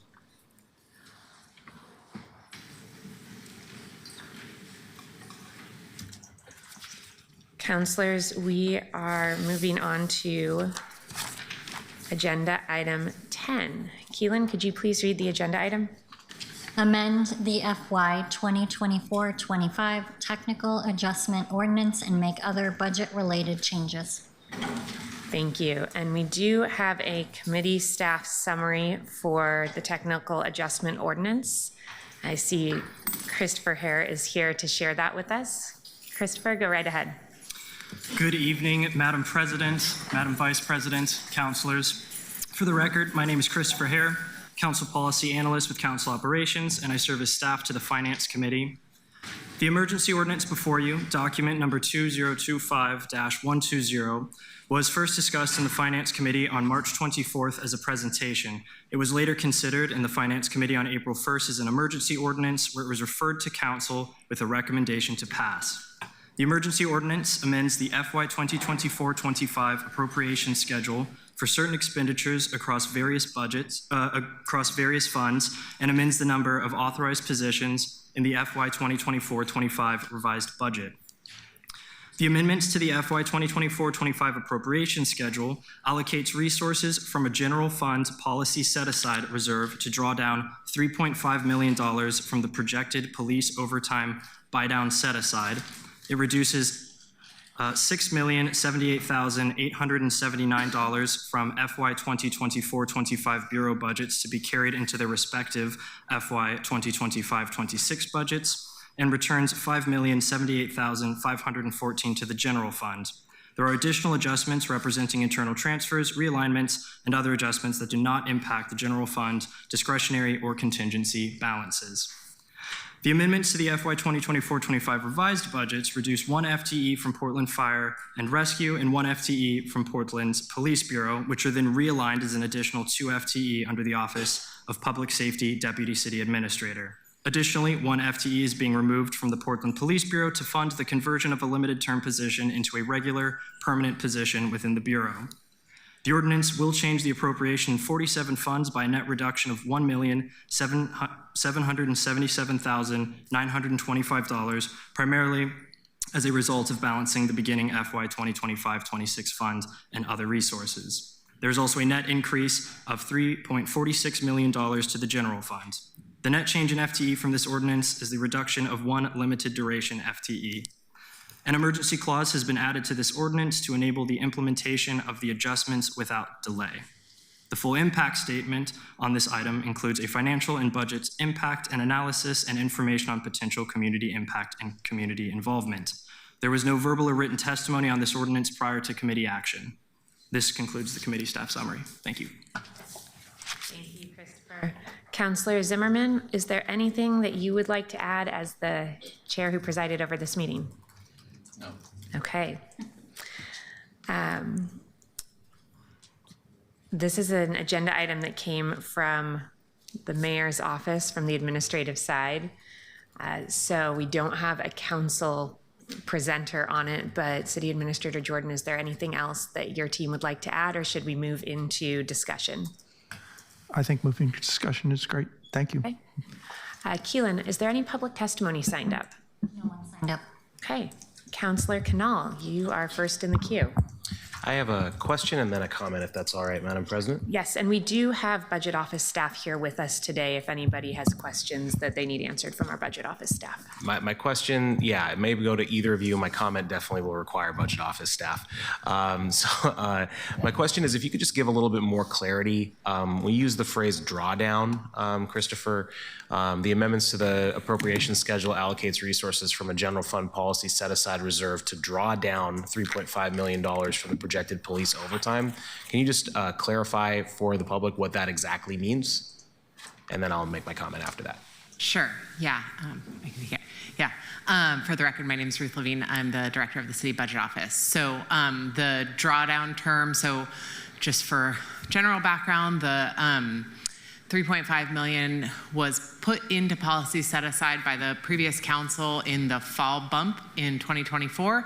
And excuse me, it was put there to sort of as a pot of money essentially that would be available to the council based on updated projections around overtime in the police bureau in the spring, which is now. And so essentially the idea behind it was to sort of be able to wait and see and provide flexibility based on how, certain events, specific events, including like the election, panned out and how their overtime generally was trending. And so this ordinance would draw it down, meaning it would take it out of the policy set aside, which is contingency, and put it into the police bureau's budget. Nobody can spend out of contingency, which means that it requires a council action to move funding out of contingency into a bureau's budget in order for them to be able to spend it. And so that's what that drawdown term refers to, is just moving it from contingency into the bureau's budget. Thank you for clarifying. Madam President, I would like to propose an amendment, and I will send this over to I think I have sent it over to the clerk, but if there's more information I need to give. It's a motion to make the following adjustments to the supplemental budget as proposed to change general fund return decision packages to general fund carryover decision packages within the public safety service area. It would reallocate the policy set aside in the general fund by $737,427 to change a general fund return, Portland Fire and Rescue carryover for firefighters as general fund return, to a general fund program carryover for the Portland Fire and Rescue program carryover for firefighters, and reallocate the policy set aside in the general fund by $100,000 to change the general fund return that's marked PX contact survey general fund return to a general fund program carryover for PX contact survey program carryover.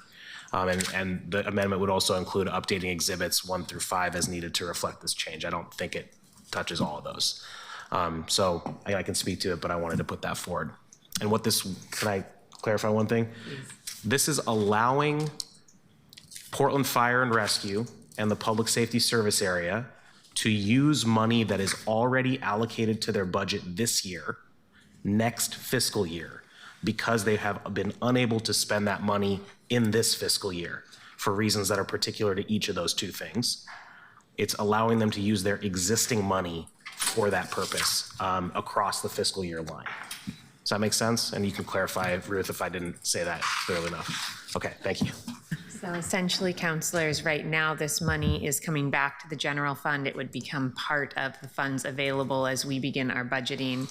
In some cases, we allow bureaus to carry funds over into the next fiscal year rather than having the money come back to the general fund for future allocation, which could be to the same thing or to something else. This would carry that over and ensure that it was reallocated for these same purposes. And Councillor Canal, can you just restate what the two purposes are, what the two lines are that you are making this change to? Thank you. And for those who want to follow along, the best place to look at this is Exhibit 4. In the middle of the first page, there's a big table. And can I share screen or have you do so, Keelan? Either way is good. Yeah, let me see if we can pull it up. And for folks who are following along, this is linked if you look at our agenda, which is posted online. You're going to agenda item number 10. And then when you get to that agenda item, you're scrolling down to the exhibits to Exhibit 4.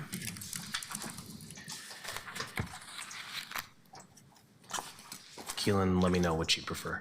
Yeah, we're pulling it up. Thank you. Give us just a second. So for those who have it up, and when you see it, you're going to see a table that has a column with a lot of money that's being removed from this fiscal year's money allocations, and then a second column that has the same amount for many of those things. And that's money that's being carried over or rolling over from this year to next year. There are several lines, however, that do not roll over. They have a 0 in that second column. And this is in the middle big table.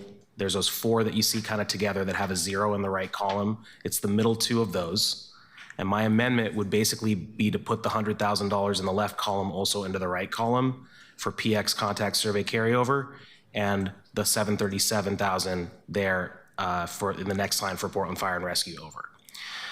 This would allow, and I'll explain each one of them. They're 2 together. It's money that would be used for one-time training costs for firefighters, which would do 2 things. It would allow them to pay the cost of training firefighters, which takes 10 months roughly from recruitment to being able to be in the traveler pool, picking up shifts and reducing overtime. And it would also give certainty to Portland Fire and Rescue today, not in June, which would mean that it is more likely that they could get that recruitment done very early in the fiscal year, which is really critical because 10 months from the beginning of this fiscal year, in May of next year, we have a 27 pay period, which will lead to a retirement wave. So having recruits ready to go when the retirements hit, as opposed to 2 months after the retirement hit, is the main benefit of doing this now as opposed to later. Also, we don't know if it would be done later, but assuming even if it was, it's better to do it now. That's the 737. The $100,000 one is a contact survey program which would implement a customer service post-incident event when a community member interacts with the police. This is something that was recommended by the compliance officer community liaison for the settlement agreement for Portland Police. It was then recommended by the Portland Committee on Community Engaged Policing. That recommendation was endorsed by Chief Day and Mayor Wheeler. It was a work table was set up to create a RFP, a request for proposal, to find a vendor to implement this. That work was done, including labor, including a lot of partners, which we can speak to. Some of them are in the room. And then it went to procurement, and there was a delay at procurement.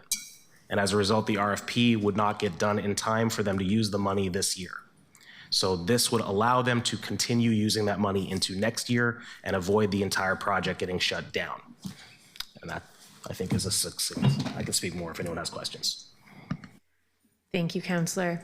Ruth, are you able to share with us whether these are requests that were made by the DCA and then zeroed out in a decision by folks in the administrator or the mayor's office, or whether these are requests that the service area did not make? Yeah, they were requests that were made by the service area. The reason they were zeroed out was simply that we were trying to apply a pretty strict lens on carryovers. So we were looking at things that had actually begun this fiscal year and just wouldn't be completed this fiscal year. So, that was the rationale behind it, but yeah. Thank you. Councillor Smith, you're in the queue. Thank you. Need to have a second before we move to discussion. Okay. Sorry. You're right, Councillor Zimmerman. Smith. Thank you for catching me. Okay, we have a second from Councillor Apolos. Councillor Smith?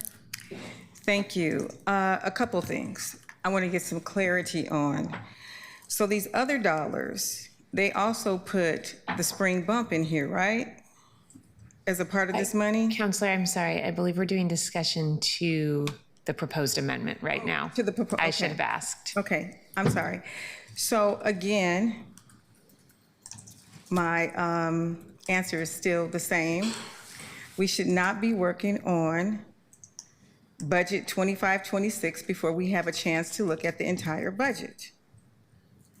And the DCAs, the mayor, the city manager, whoever brought this forward, this city budget office, I was going to say the same thing. So no, we should not, until we find out what the mayor's budget is, we can't be acting on, there may be something more important than this, Samir, that we have to do for money pieces. I don't have a problem with policy, but money pieces, you have to wait until the budget is dropped. And so that's where it begins and ends. And the other piece is, if the department wanted this, they've had more than enough chance to ask for a budget modification to ask for this money. But doing it in this way, it's a real sneaky kind of way to do things. Counselor, this is the regular technical adjustment. It's equivalent to what was the bump before. And yes. The question at hand is whether we should carry over funds that had been allocated last year, or whether we should allow those funds that weren't spent to be part of our beginning balance. And that's what I'm saying, Madam President. We should not, because it is causing us to make a decision about 25, 26 early. We're taking that money because ordinarily that money would be pushed over as one-time only money or ongoing money for the next budget so that the mayor could do what he needed to do with it. And until the mayor drops his budget, I don't know that this is an emergency right now. Thank you, Counselor. Counselor Zimmerman? Thanks. Well, it took a minute to follow along. I think I'm there. I think I know what lines we're referencing, Counselor. As the chair of the Finance Committee, this is the very first minute that I'm hearing of this. Portland Fire and Rescue, the DCA, Mr. Myers of Public Safety have not brought this up to me. This is not something that I've heard of, and I do not remember any testimony from them at the Finance Committee regarding this technical adjustment, what used to be called a spring bump. So I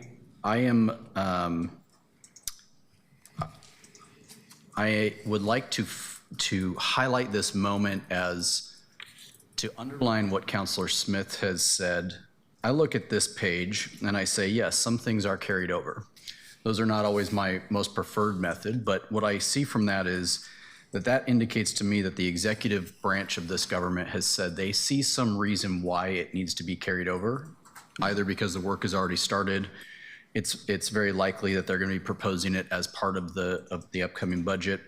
But it is stark to me when the executive branch pulls back something that isn't going to be spent, that is representative of a previous council, and now we're getting something zeroed out. And so having not heard this case, having not heard from the executive branch on why this would be an important amendment and addition, and recognizing what $837,000 is in terms of opportunity for our upcoming work in the coming weeks, I would really encourage my colleagues not to support this amendment.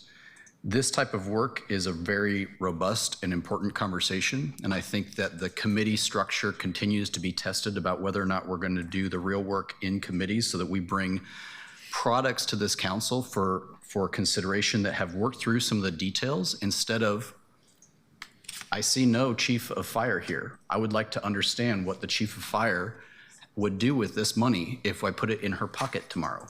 I can't do that from this position, and I won't be supporting the amendment because of it. As fun as it is to talk numbers with our budget team, they are not our operational team. And so I think that this amendment also looks like putting money into the pocket of a department who's not asked for it, for a mayor who's not asked for it. And I think it sets a precedent that, while we haven't set a ton of precedents yet, I think it's important to think about, and I hope that you will all give these programs the right time, the right conversation, and an operational look at a different day. But today's amendment is, and this technical adjustment is not the time for this.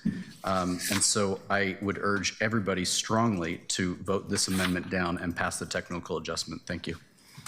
Thank you. And if there are questions for the department, while we don't have the bureau directors online, we do have Stephanie Howard, who will be joining us in just a few minutes if needed. Councillor Canal and Smith, you've both spoken, so I'm going to jump to Councillor Green. Councillor Green to the amendment on the table. But that's fine. Thank you, Madam President. Just to understand your intent a little bit more clearly, is you're thinking that, yes, these programs may not have been started yet, and that's why they're moved out of one bucket into the other, but that if we don't do this adjustment, we risk introducing a risk that the whole plan will fall apart. Is that the idea in your thinking? It's like a continuity argument? May I respond? Go right ahead, Counselor. Thank you. Yeah, I'll just clarify for the $100,000 portion of this. Yes. So the $100,000 is to spend on the pilot project, the initiation of the survey itself. The planning has been going on, and it has involved people, including it included a staffer from the mayor's office, representatives from the PPA and the PPCOA, Portland Police Bureau leadership, Community Safety Division leadership, which is now the Public Safety Service Area DCA's office, the City Attorney's office, a representative from the Portland Committee on Community Engaged Policing, and a representative from the Training Advisory Council. And they were working through that. They're coming up with the RFP, and then procurement was delayed, which has to do with the ongoing labor conversations we had earlier this year. And as a result, the RFP never got out in time for money to be actually spent by June 30th. Okay. And just to clarify, and I'm concerned that evidently people might not be aware that actually the only reason that it exists in this table at all is because it was in fact requested. If the Bureau Director had never asked for it, it would never have been in this table. So that is just factually incorrect, and I want to make sure that's clarified. There are a million things that are not put in, but if you want to see why it's in the left column, it says Bureau requested adjustment. That is the header for the column. Thank you, Counselor. So with that in mind. Counselor, can we pause for 1 minute? I want to clarify that with Ruth, because that's not true. My understanding was that any dollars that are returned or that are not going to be spent are returned in this way. In the later table. Whether or not they're requested. And then Counselor, we'll get back to your question. I apologize. So I think maybe both things are true. Let me see if I track. But it is true that the bureaus did initially request this. We went through a process, and again, the lens was really strict on focusing on true carryover. We're trying to transition from sort of the former spring bump, where we had a pretty, I would say, expansive conception of what carryover was intended to be, and to a much more slimmed down version of that. And that was kind of the lens that was applied. So that's why, and I think the idea is, yes, this can still be considered in the 25-26 budget process. The money will would be essentially returned to the general fund if this amendment is not adopted, and then it can be considered by the mayor and then by you all in the 25-26 budget process. So that was the idea with the carryover, was to keep it really narrow. So it was requested. It was not put forward by the mayor and the city administrator in the version that was filed and was brought to the finance committee. Hopefully that clarifies. Thank you. Thank you, Counselor. Go ahead. Thanks. Let me just finish my question and comment here. So I understand the finance chair's argumentation, but what I'll say here is, like, whatever, we do have the power to do this. We can make decisions to change this document. That is within the scope of City Council's power. If, let's suppose we voted yes on your amendment, there's nothing to prevent the mayor from issuing something that reverses that, and there's nothing to prevent this council from reversing that too during the budget committee. So in 6 and 1, half a dozen in the other, as far as I'm concerned. So it's a statement of, as I understand it, Councilor Canal's intention to champion a program which I'm going to be doing throughout my tenure on this council at every month of the year. So I'm prepared to support the amendment. Madam President. Counselor, I want to make sure we hear from folks who haven't spoken yet, but I promise we will get back to you. Okay. I thought I was next in the queue. Counselor Avalos hasn't had a chance to speak yet. So first I'll say that I said this in the Finance Committee that in general, I was not a big fan of the fact that I felt we were being given a document that needed a rubber stamp and didn't really have the opportunity to discuss why these changes are requested, how they fit into larger Bureau directives, et cetera.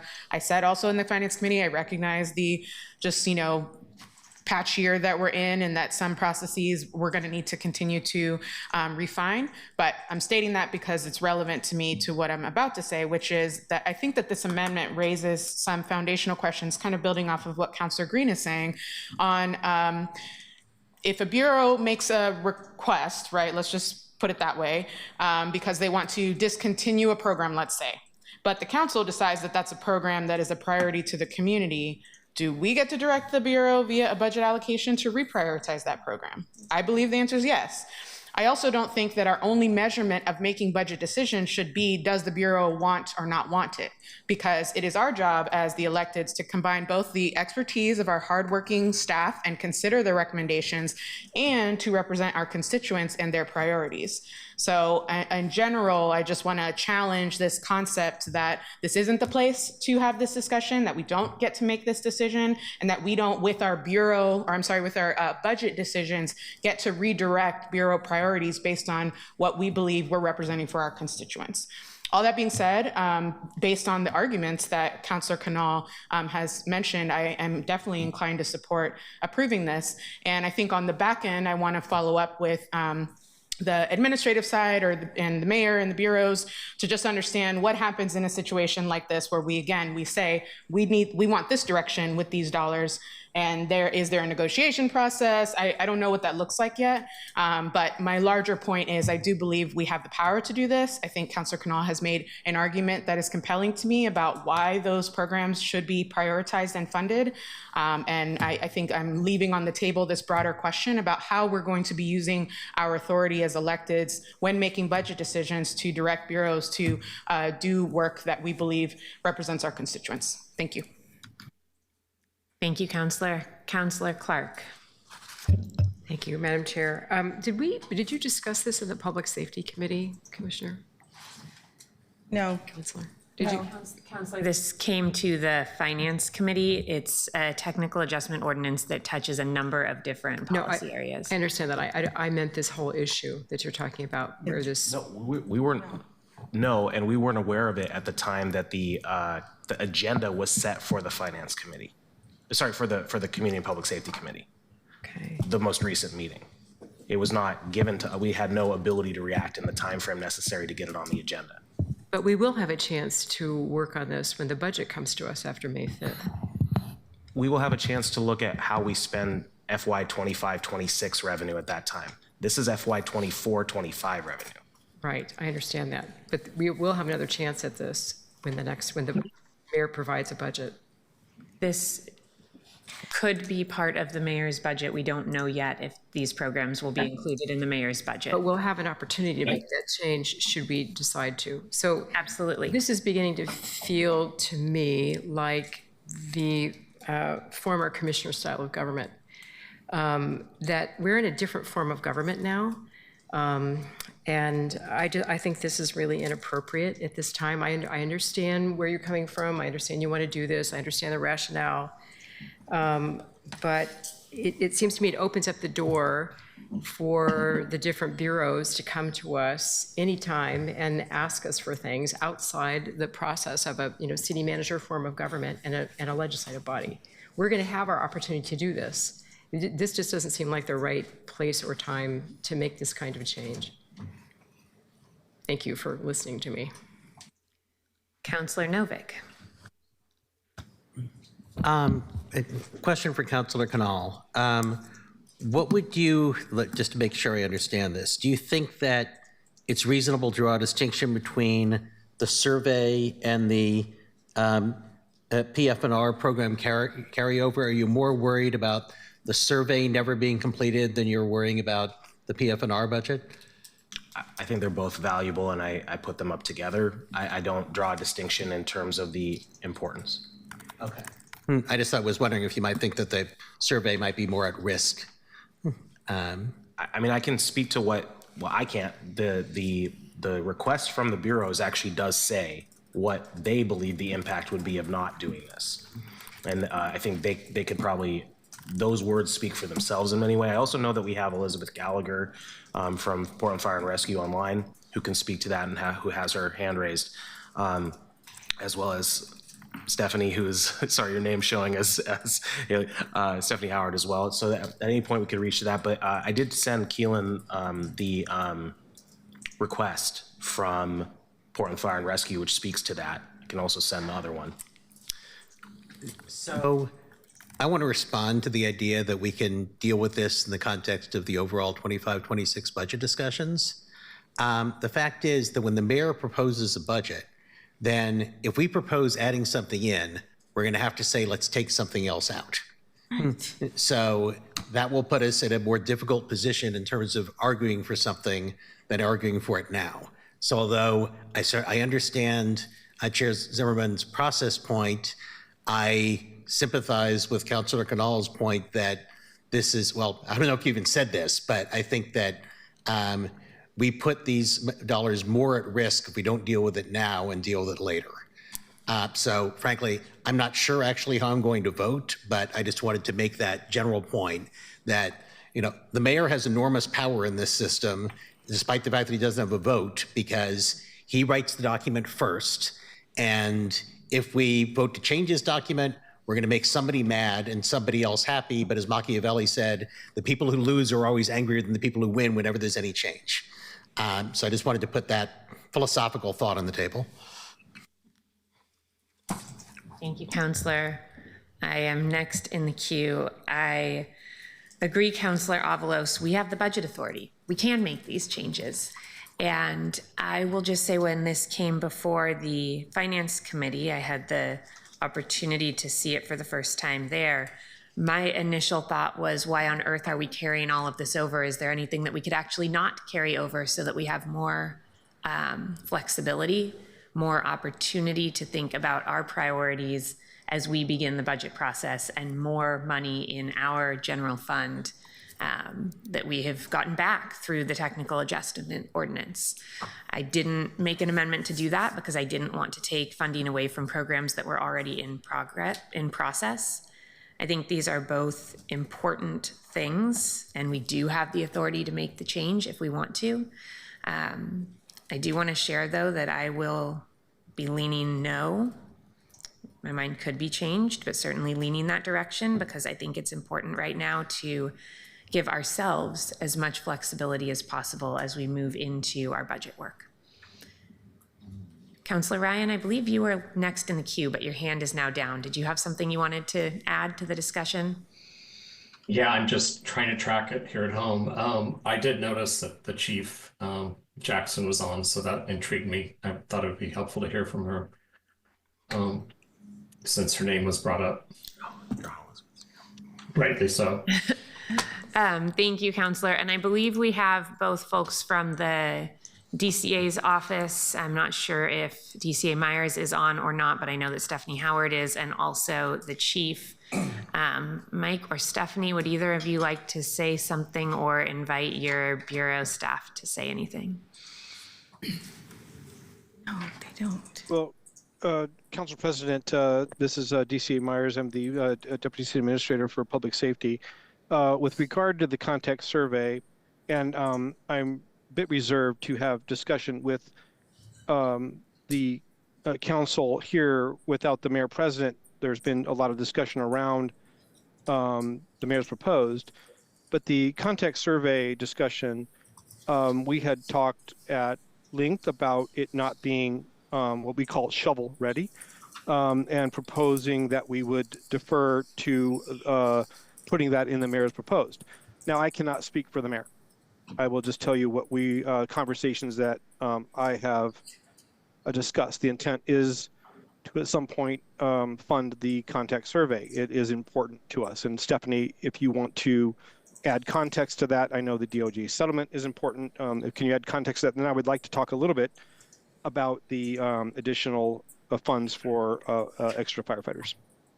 Yeah, I can just speak to the contact survey. I think Councilor Canal did a great job of overviewing kind of the history and where we are in that process. And as many of us know, procurement is incredibly busy and has a very small staff, but it is still very much in progress. I think what I mostly want to say is that I don't think this is reflective of any intent of whether the contact survey program moves forward. I think, in the DCA's office, certainly, I think with the mayor's team and I think with our other public safety leaders, I think there's absolute unity in wanting to move that forward, whether it comes from the mayor's proposed or if we retain the budget and carry it over. But I think that's just to be as clear as I can. I think there's support either way. However this happens, it would just be a matter of the timing of it. And Stephanie, I don't know if you know this or not, and Council President, I think this is important as we make decisions collectively as a group. There's a group not represented here, and that is the labor group.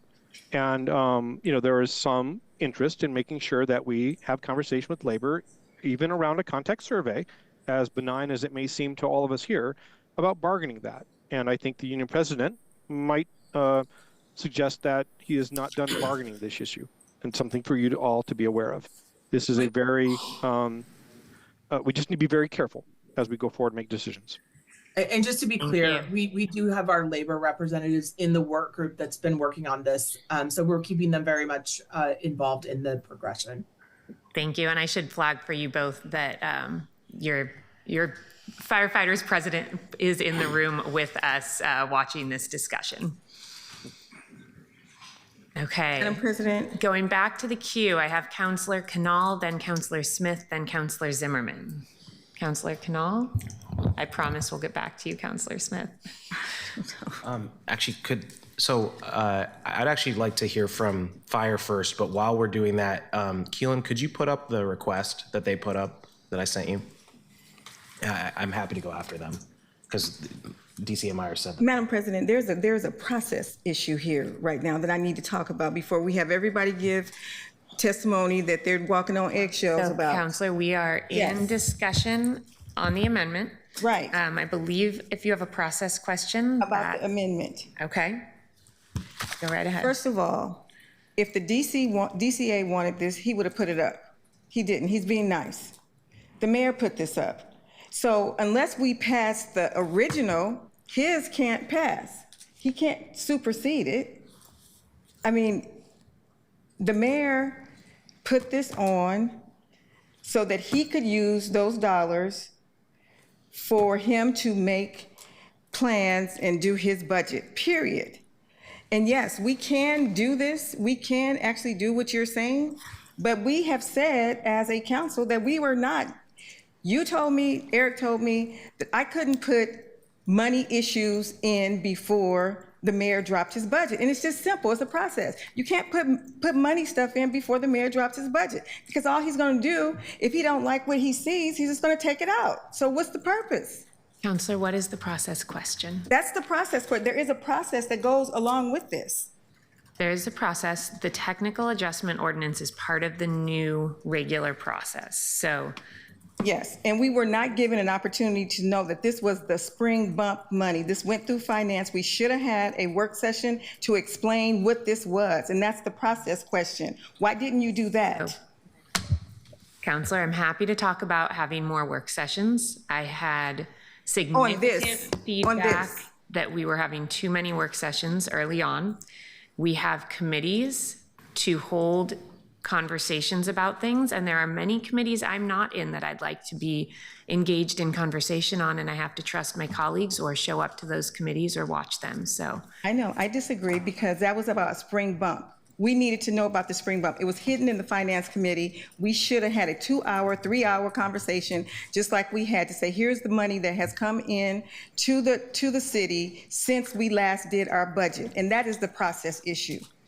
And this is the reason why we're in this argument right now, because nobody had the 30,000-foot level to say, give us some more information. Don't slide it through finance and try to get it through here like nobody's paying attention.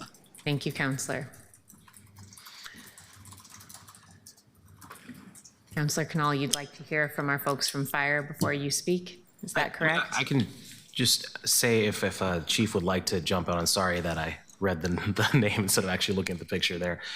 What's on the screen on Zoom is the request from Fire. So again, this was requested by Portland Fire and Rescue, as was the other thing by the Office of the DCA. I just wanted to make sure that was flagged. I don't know if there's anything, Chief, you'd like to add, but I would like to hear. Yeah. Chief, go right ahead if you have any comments to add. Hi, good evening, and I'm sorry I could not be there in person. My name is AJ Jackson. I'm the interim fire chief for Portland Fire and Rescue. And this was a carryover request that we made because this training was started. This is our January hire.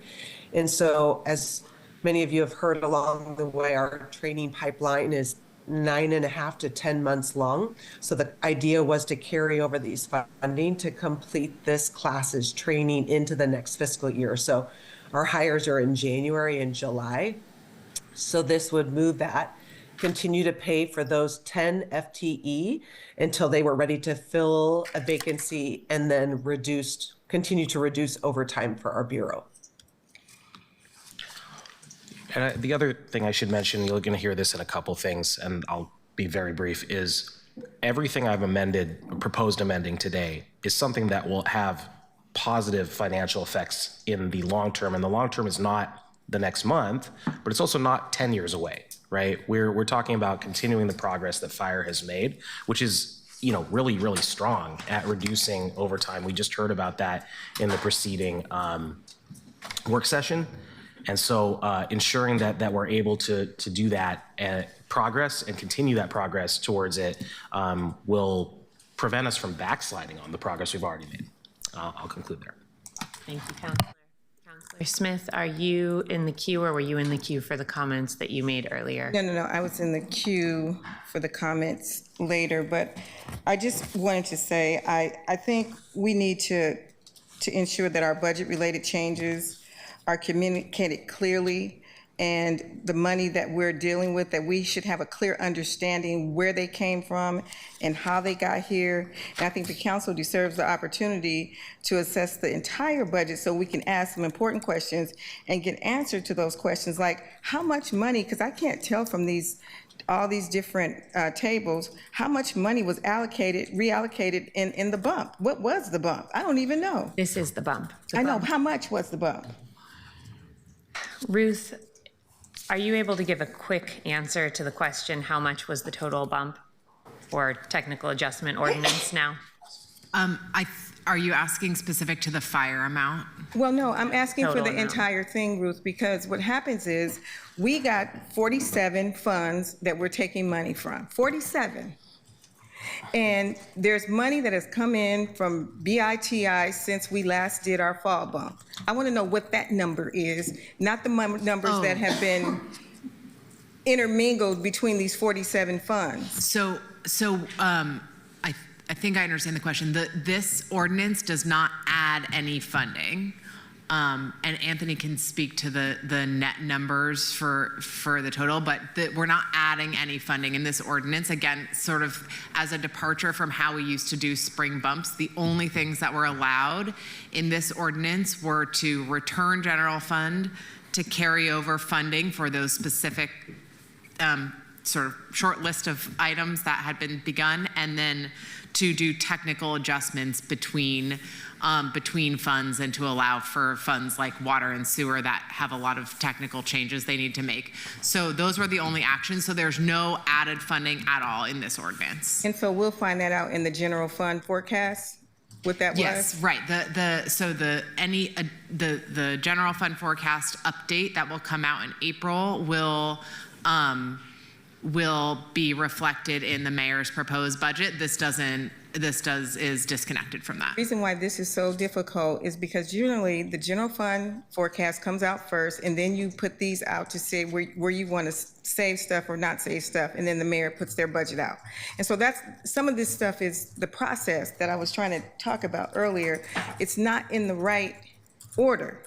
And so and then we don't have the mayor here to be able to say what his intention was on this. So just on the process point, so we've historically done the spring bump around this same time, and we historically have not used the general fund forecast change in that same year. It always rolls into the next fiscal year. What we have done in the past is reallocated underspending sometimes within the same fiscal year, and we're not doing that anymore. Right. That's what I'm talking about. So it's giving, and particularly for people like me and Eric who have done this before, we're trying to figure out why is this process not feeling right. And so when we're sitting here having to have an impact on the 25-26 and we don't even have the mayor's budget yet, I don't know if this is the most important thing that we need to be doing, especially if the DCA did not bring it forward. The mayor already figured out what he wanted to do. So I don't know. Councilor Zimmerman, we're going to move to Councilor Murillo since she hasn't spoken yet. We'll come right back to you. Councilor Murillo. Thank you, Council President. I think I'm having a hard time with this because I think that this is kind of another discussion around our process. And I agree with Councilor Smith that this should have been maybe a work session because while I understand, I worked here when we had the spring bump and now it's been renamed to something else. So I kind of understand that process and what it's supposed to mirror. But this is, it feels like it was very sudden. It was posted on Friday.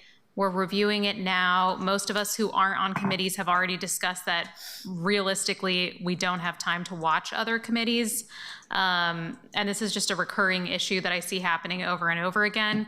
I'm inclined to support Councilor Canal's amendment because I think it's important to continue to ensure that our programs feel secure and that they have the support that they need over time. But I'm just kind of concerned about this process moving forward, and I would like to see some more delineation between what is going to be heard only in the Finance Committee and when we're going to get a briefing overall, because the mayor also has check-ins with all of us on budget semi-regularly, and this was not brought up during our check-in whatsoever. So I have concerns about that. Councilor Zimmerman. So, whoever wants to answer this, go for it. The 10 firefighters in question, are we laying them off tomorrow if we don't pass this? I'm good. I'd like them to just figure out who's going to answer it. Well, if I can, Counselor, I'll defer to the chief for Thank that. you. Chief? No, we will not be laying any of the 10 firefighters off if this isn't approved. Okay, thank you. The way I'm looking at 737,000 is that the funding for them exists through the 30th of June, which is how we fund city programs. And I'm getting a nod from the city administrator, so I've at least got that check mark. All right. And in that, then, that means that this program is fully funded for the current year. And we recognize, from what I'm hearing from the chief, we recognize that their training program is going to go into the next fiscal year. What I guess I would expect is that any bureau who has employee costs who are going to move into the next fiscal year, that their next fiscal budget would account for those costs. This seems to me to be a way to plump up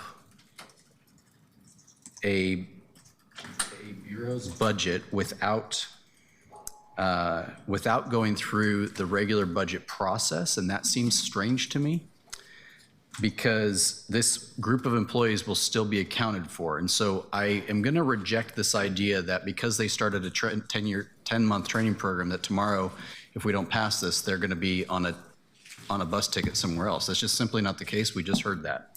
So let's not get too fired up on what could happen if we don't pass this.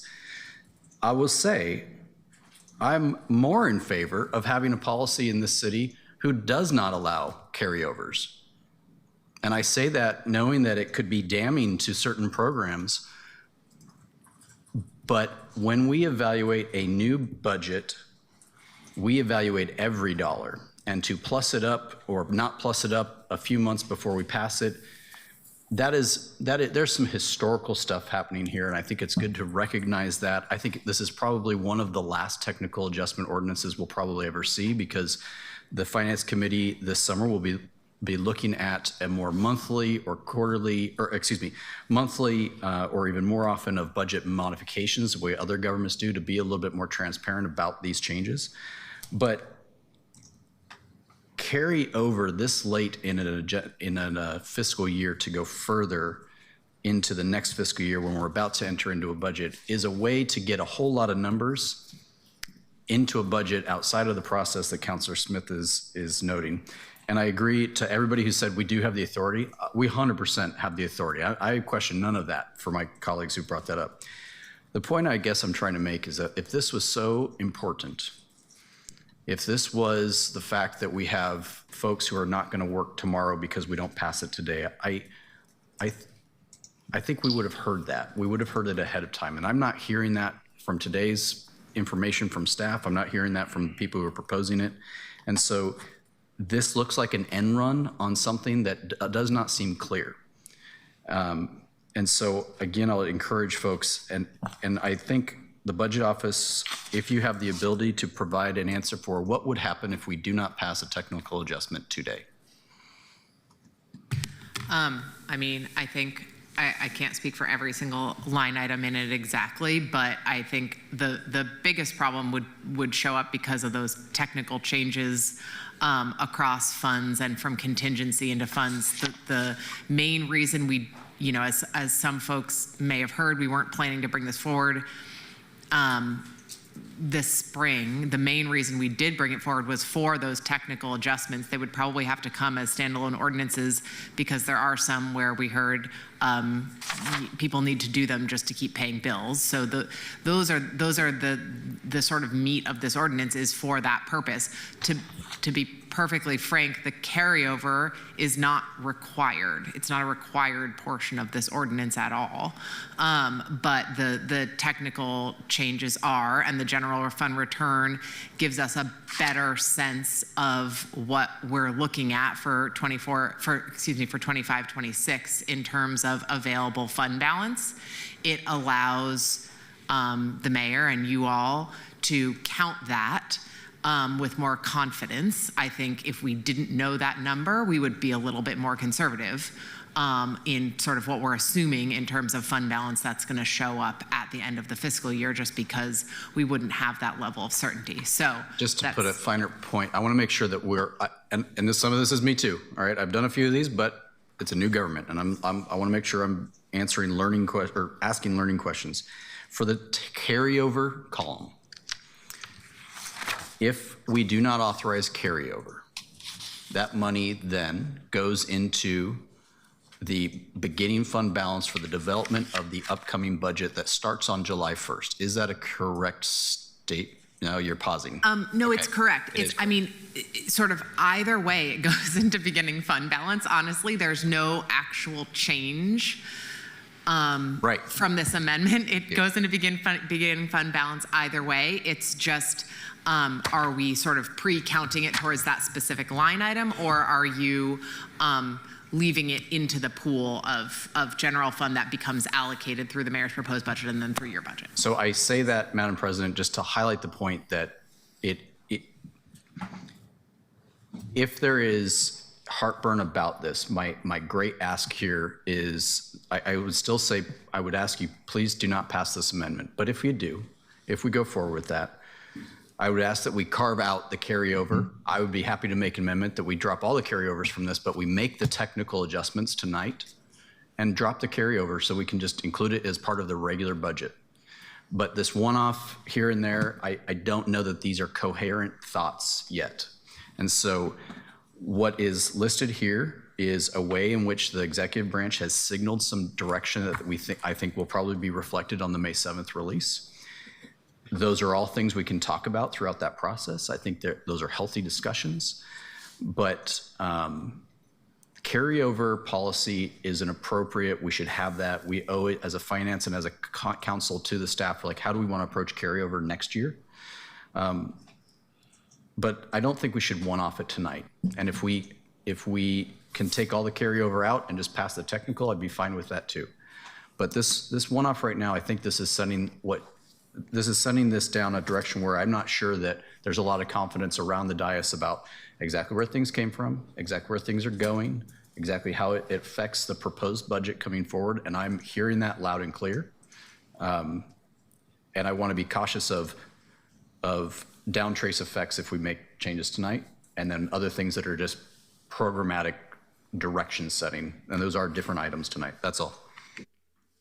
Thank you, Councillor. Councillors, we are 10 minutes, 18 minutes over time and still on an amendment here. So we do have 2 people left in the queue. I would just ask that we keep comments to new issues so that we can get to a vote.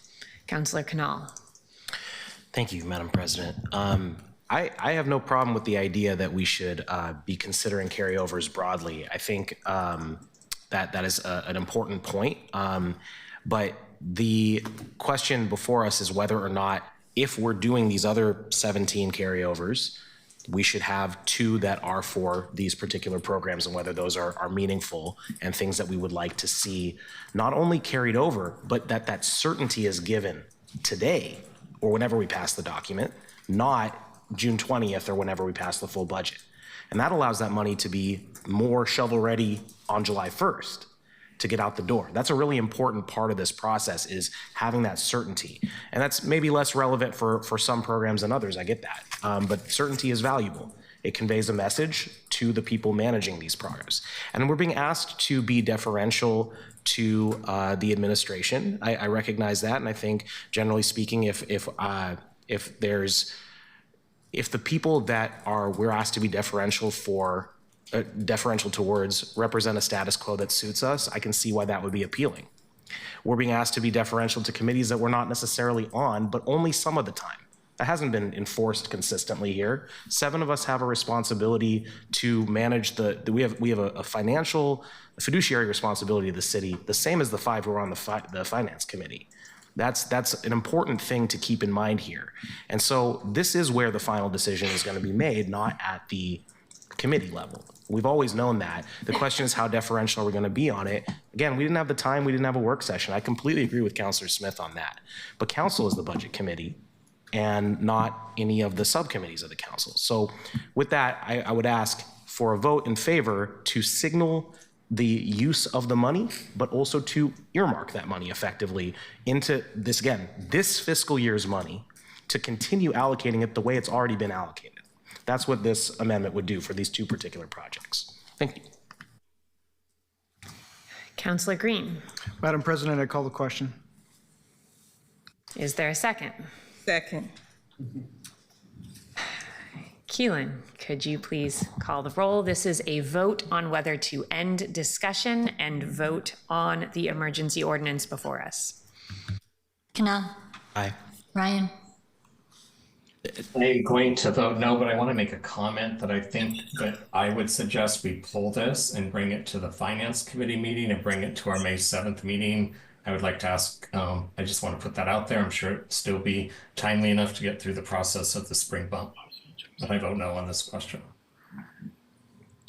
Councillor, I'm going to jump in while we have a pause to say I misstated that. This is a vote on whether to move to the vote on the amendment, not on the emergency ordinance. And Councillor, I think you asked a question on whether there was timing to refer this back, which I think is out of order while we are in the middle of this vote, but I think we should. I think it is, but I had my hand up before Councillor Green put that there, and I was suggesting it to you, Council President. I think you have the authority to pull something back and move it to a committee, and then we can bring it to the next council meeting, because this is clear as mud. We are in the middle of a vote. Let's finish this vote. All right, I just want to let you know that's why my hand was up. Thanks. Cleomeline. Okay, so we're voting on Councillor Canal's amendment. We are not. We are voting to end debate and take the vote on the amendment. Yeah. Councillor, was that an aye? Aye, yes. Mario. Aye. Melvin. For the record, I'm disappointed that Councilor Ryan didn't quote Al Pacino and say, out of order, out of order. This whole council is out of order. Aye. Aye. Green. Aye. Zimmerman. Aye. Avalos. Aye. Dunphy. Smith. Aye. Turtle Guinea. Aye. With 11 aye votes, the question is called. Okay, we now move into a vote on the amendment to the emergency ordinance. Canal. Fairly obviously, aye. Ryan. No. Quayama. So as we're thinking about the upcoming budget, something that I've been hearing is that thought about efficiency and making sure that our departments are running well, and also this need for stability. And so that is compelling to me that this is a step towards that this action shows that we're trying to provide some stability for these bureaus here. And so I recognize this is a little uncomfortable, but I think it takes us closer to where we want to be. I vote aye. Maria. Aye. Novick. I agree with Councilor Zimmerman that we need to have a discussion about carryovers as a council for next year. Okay, I'm going to waste everybody's time by pointing out that there is an argument for carryovers in that if you don't have some carryover, then bureaus might feel like they need to spend all their money by the end of the year because otherwise they'll lose it. And I think there should be some incentive to keep it. In fact, when Gary Locke was governor of Washington, he adopted a policy that you don't automatically lose all your money if you don't spend it by the end of the year. You get to keep half of it. So I suspect I will be arguing for a change in policy to that effect. I am going to oppose the amendment largely because the administration has come up with a carryover policy. I don't know if I agree with it, but I haven't heard it explained in great detail, and I'm reluctant to change the policy without having a replacement. And also, frankly, I see that another chunk of money that's not being carried over is something called CIMS for PBEM. And given that PBEM is in desperate need of money, if I voted for Councilor Canal's amendment, I'd feel compelled to offer an amendment for PBEM to keep that money too. And I don't want to keep us here till midnight. I'm conflicted on this, but sort of as a matter of process, I'm going to vote no. Clark. No. Green. Aye. Zimmerman. No. Avalos. Aye. Dunphy. Aye. Smith. No. Turtle Guinea. As I stated before, I truly am worried about us having the flexibility that we need when the budget comes to us. I vote no. The amendment has 6 yes votes and 6 no votes. It's tied, and the amendment fails. Thank you. Where's the mayor? So I'm going to invite up Robert Taylor to clarify what happens in a split vote on an amendment. And councilors, predicting that this might happen, I did check in with both Robert Taylor to make sure he was here and could explain to us the process. And also on the mayor's whereabouts, the mayor is not in the building and not reachable. Robert, please introduce yourself. Thank you. For the record, Robert Taylor, City Attorney. As it stands now, under the charter, it gives the mayor the responsibility to break a tie vote on a matter before council. We read that to mean the tie vote on final passage in the absence of any council rule to the contrary. Council has its own authority under the charter to adopt its rules of procedure. If council wants to adopt a rule that allows the mayor to vote on procedural matters like motion to table, motion to refer, motion to amend, they can do so. But as it stands now, the procedural motion on the motion to amend tied 6-6, it fails. Are there any questions about that explanation? Yes. Counselor? I'm concerned and I'm troubled with that explanation because the same thing happened when we were trying to vote in our president.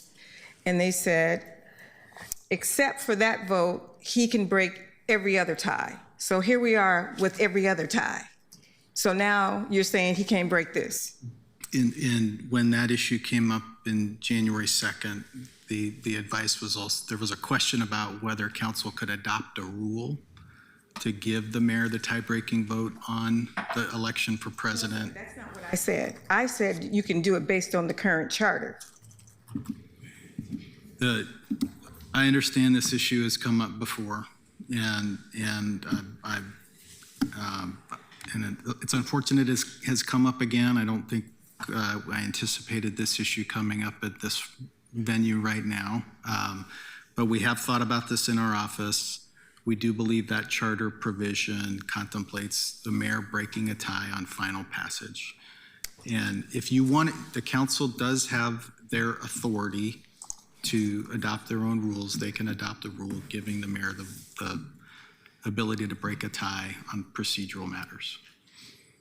That is council's prerogative to do that. Can we pull up the language on the charter so we can read the language? Pull it up on the screen. We can pull it up. This is our attorney's legal advice. And again, Counselor, it is one line in charter. Let's pull it up so that everybody but can he's see adding it. more lines to the charter, and that's what I'm saying. Let's look at what exactly the charter says. He's interpreting and giving us advice. There have been conversations about bringing forward a conversation around expanding on one line in charter, because there clearly is not a lot of meat to this. There's not direction on what we do if the mayor is not able to be present on a final vote when this does come into effect. So there are conversations that governance will need to have around this. I would like Candace Avalos, who is the chair of the charter committee, to say what was the intent. That's what I want to know. I am not sure if that is in order. She needs to tell us what the intent was, because I know what it says. He settles the tie. Counselor, I don't know that that is in order, and I don't see Counselor Avalos leaning in to do that. Let's get the charter up very quickly. We are at 8:30. We need to finish this agenda item so that we can take a break and move on to other meaty items. Madam President, point of clarification. Are we now back to the original motion? We are. Call the question. We are back to the original motion. Second. Okay. We have called the question and we have a second. Counselor, points of order. There were, my understanding is that there were motions that were floated a moment ago to table this item or to refer it back. Would this preclude those motions which were suggested by the person who just moved to call the question? There were no motions given. There was an ask for me to consider sending this back to committee from Counselor Ryan, which I'm not inclined to do since committee already had a robust discussion about this ordinance. Well, it would be our decision as a council, not yours individually, as I recall, but yeah. Either. And yes, council could vote to do that, but right now we have a motion to call the question, which supersedes debate. That would be something that could be raised in debate. Point of order, though. To call any motion, you have to have the floor. And I see there are people in queue. And so are we accepting a motion that's randomly thrown out before looking at the queue? I don't think that's Robert's rules. If folks are in the queue for discussion on this, then yes, we would move to them. I thought that those were hands left over that hadn't been lowered from the last discussion. In general, though, I don't think if somebody shouts out an order that you should at least say you have the floor before you accept it. I don't think that's Robert's rules that anybody can just say that and you move on it.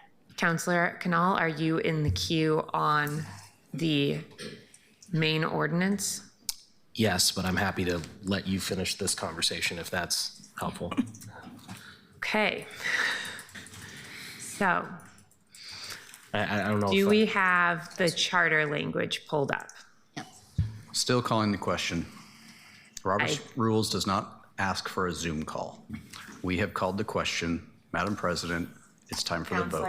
Robert's rules does not state what order we do things in. You are right. And Robert's rules doesn't say that somebody can't jump in to call the question. Our procedures do say that this is how we take items. We have had folks work a little more casually before, but right now we have an objection to that. So I'm going to defer to what our procedures are, which is that we take things in the order that is in Zoom. Counselor, we take things in the order in Zoom with the exception, which we've discussed before, that if somebody has not yet spoken, they move to the front of the line, which is what happened earlier. So we are still on the discussion that you have raised, Counselor, around the charter.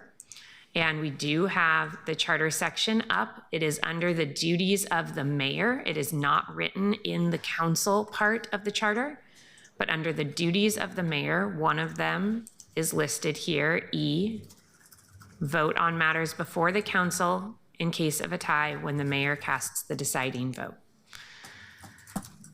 Counselor, did you want to comment on that? I can talk.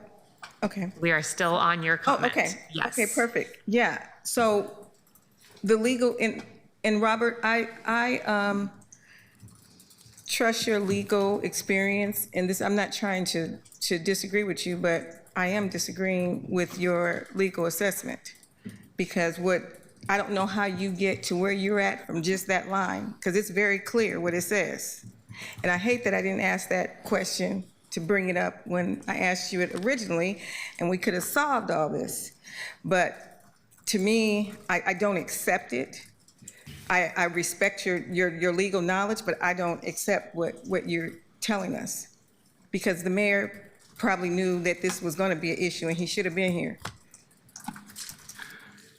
Counselor, first I want to thank you for the reasonable disagreement. I really do thank you for that. And then secondly, when we read that, we think the phrase, when the mayor casts the deciding vote, that means the final vote on passage or adoption, not a procedural motion to amend or to table or to refer. So that's how we get to that conclusion. But I understand folks can read that differently. And again, if council wants to give the mayor the authority to cast that type of vote on procedural motions, I do believe council has that authority to make a rule like that. He's not here though, and so it wouldn't matter. And it's his budget item. Counselor, anything else? No, ma'am, thank you. They called the question. Well, in the order in the queue, Counselor Canal. Madam President, not to complicate things further, I don't believe Councilor Novick has spoken yet on the main motion. We are back to the main motion. Counselor Green, have you spoken to the main motion? I have not spoken to the main motion. Counselor Green, Counselor Canal, thank you. I'm going to call the question. Second. Okay. The question has been called and seconded. This is a vote on whether or not to end discussion and move to a vote on the passage of the emergency ordinance. Keelan, can you please call the roll? We need to get out of the habit of using calling the question Counselor, to we cut off the are in a vote. I have to speak to my vote. That's my reason for voting no. We need to get out of the habit of using the idea of calling the question to cut off our colleagues. It's not a good way of doing things, and that is my reason for voting no. Thank you. Ryan. Yes. Quiamaline. Yes. Mario. Wait, I'm sorry. I think there's a few of us confused on exactly what we're voting on at this time. We are calling the question. We are voting on whether to end debate and vote on the passage of the emergency ordinance. Okay, hi. Novick. The overall emergency ordinance. So be passing it without the amendment. Correct. The amendment was voted down. But this is the vote on calling the question. This is the vote on ending debate. Would you like to end debate? Regretfully, aye. Clark. Aye. Green. Aye. Zimmerman. Aye. Avalos. No. Dunphy. I would have liked to have heard what Councilor Novick had to say. I vote no. Smith. Aye. Bertolini. Aye. With 9 yes votes, the question is called.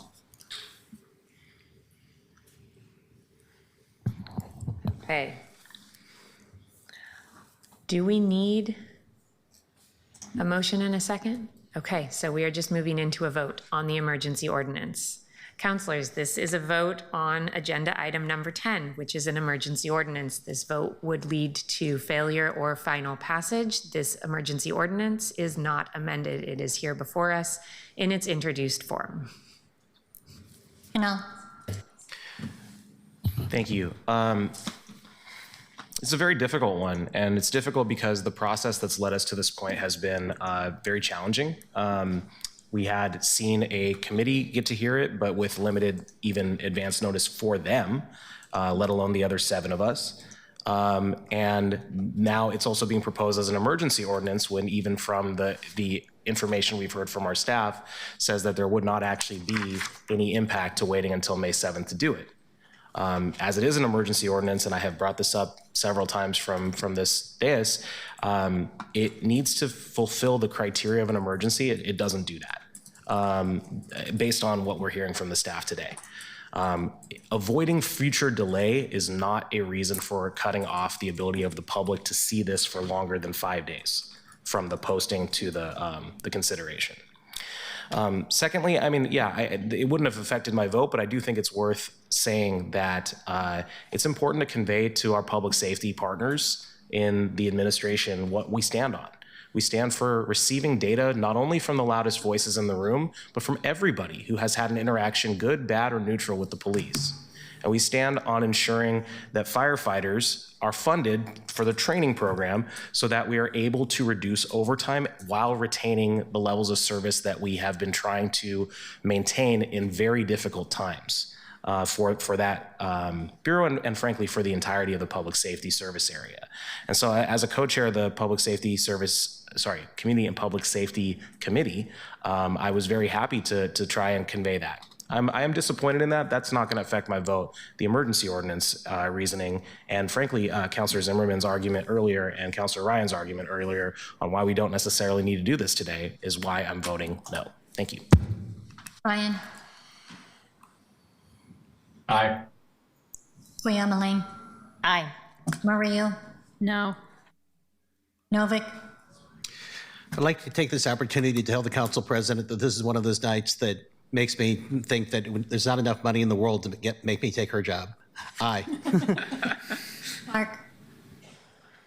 I just want to say that we're really fledgling legislators, and we have a lot to learn. We have a lot to practice. We have procedures to understand and to implement. We have a long way to go. It's a great start. A little bit of sausage making here. I vote aye. Green. Aye. Zimmerman. Aye. Avalos. Regrettably, I vote aye because I wish the amendment passed, but I vote aye. Aye. Smith. Aye. Bertolini. Councilors, there was a lot of conversation through this debate about process and who had an opportunity to weigh in and where. We have committees for a reason. We all agreed early on in this process that we wanted to have committees as part of our work. The folks who gave us this form of government did so writing committees into the work. Many of us have missed opportunities to bring things to committees that we don't sit on, myself included, and that will happen from time to time. And we have council, full council, as a place to bring things where we missed and didn't get them in time, and to have robust conversation. That's important. But to suggest that something was rushed because it went through a committee you were not on feels highly disingenuous to me. I don't sit on policy committees. I sit on 2 committees, but not our policy committees, and I trust you all to do the work. Sometimes I don't agree. Sometimes I want to bring an amendment and I miss doing it before things come here. I'm working to get better at that. I hope we all are. I hope we are all working at bringing things earlier so that there is more time. We have created a referral list so that items can be public before they are put on agendas. And I hope we all work to bring our agenda items sooner so they have time on that referral list where we and the public can see them. And I will continue to encourage our administration to do the same so that we and the public have time to see their agenda items before they're placed on agendas. But again, using that as an excuse to not do your homework and look at what's coming and to suggest that we didn't have process because we used the process we created feels highly disingenuous, and I think that that needs to be called out. I vote aye. The ordinance is passed with 10 yes votes and 2 no votes. Thank you, councilors. Our next 2 agenda items will come together. They may take a significant amount of time. I hate to do this because I know that we have guests here for those 2 agenda items, but we need to give our staff a short break. So we are going to take a 10-minute recess now, and we will come back at 8:53.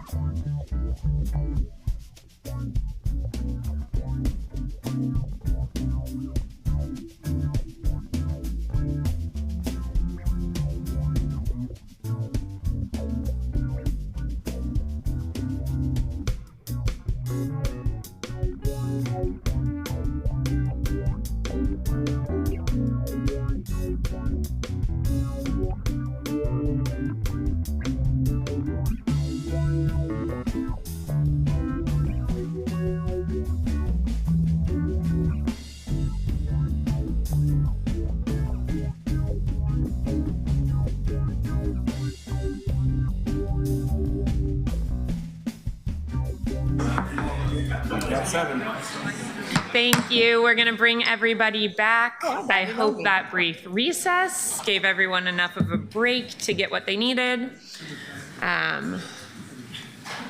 We have almost everyone back. I'll check in with our vice president. In the meantime, counselors, we are on agenda item numbers 11 and 12.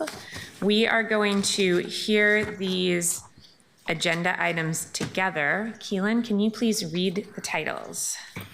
Item 11, amend the city employee benefits program for the plan offerings for FY 2025-26. Item 12, amend the Portland Police Association city employee benefits program for FY 2025-26.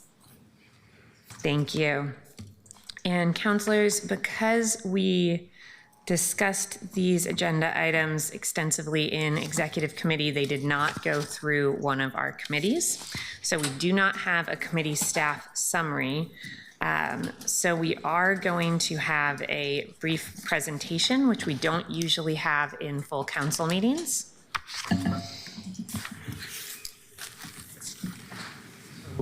Madam President, if it's all right, I'll kick it off with just a couple of remarks and introductions, and we'll hear. I'm going to be very brief. The council knows that every year the city's Labor Management Benefits Committee, the LMBC, and the Portland Police Association Board reviews their employee benefits programs and provides recommendations for necessary changes. I think everyone involved in these processes recognizes the shared responsibility of ensuring employees and their covered dependents have access to healthcare plan options that meet their needs while protecting the long-term financial stability and solvency of these plans. Beginning last year, in June, the Portland Police Association Board, LMBC, and City Management have held collaborative conversations in preparation for this renewal. Bureau of Human Resources and labor partners have analyzed many options, many choices about balancing budget impacts and changes to the healthcare plans in order to meet rising renewal rates. Before you today, item 11, the first ordinance would approve the fiscal year 25-26 benefit plan document and adopt proposed changes for those employees covered under the Labor Management Benefits Committee, LMBC, which includes non-represented city staff as well as all unions other than the Portland Police Association. Item 12, the second ordinance, would approve the same changes for fiscal 25-26 plan benefit document and adopt the proposed changes for the Portland Police Association.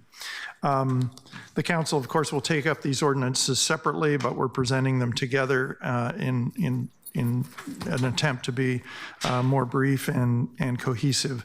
With us tonight is Ron Zito, Bureau of Human Resources Deputy Director, Michelle Taylor, City Benefits Manager, to walk us through these ordinances. Along with them, Aaron Schmatz, who is here to represent Portland Police Bureau Board, and Rachel Whiteside representing as a co-chair of the LMBC.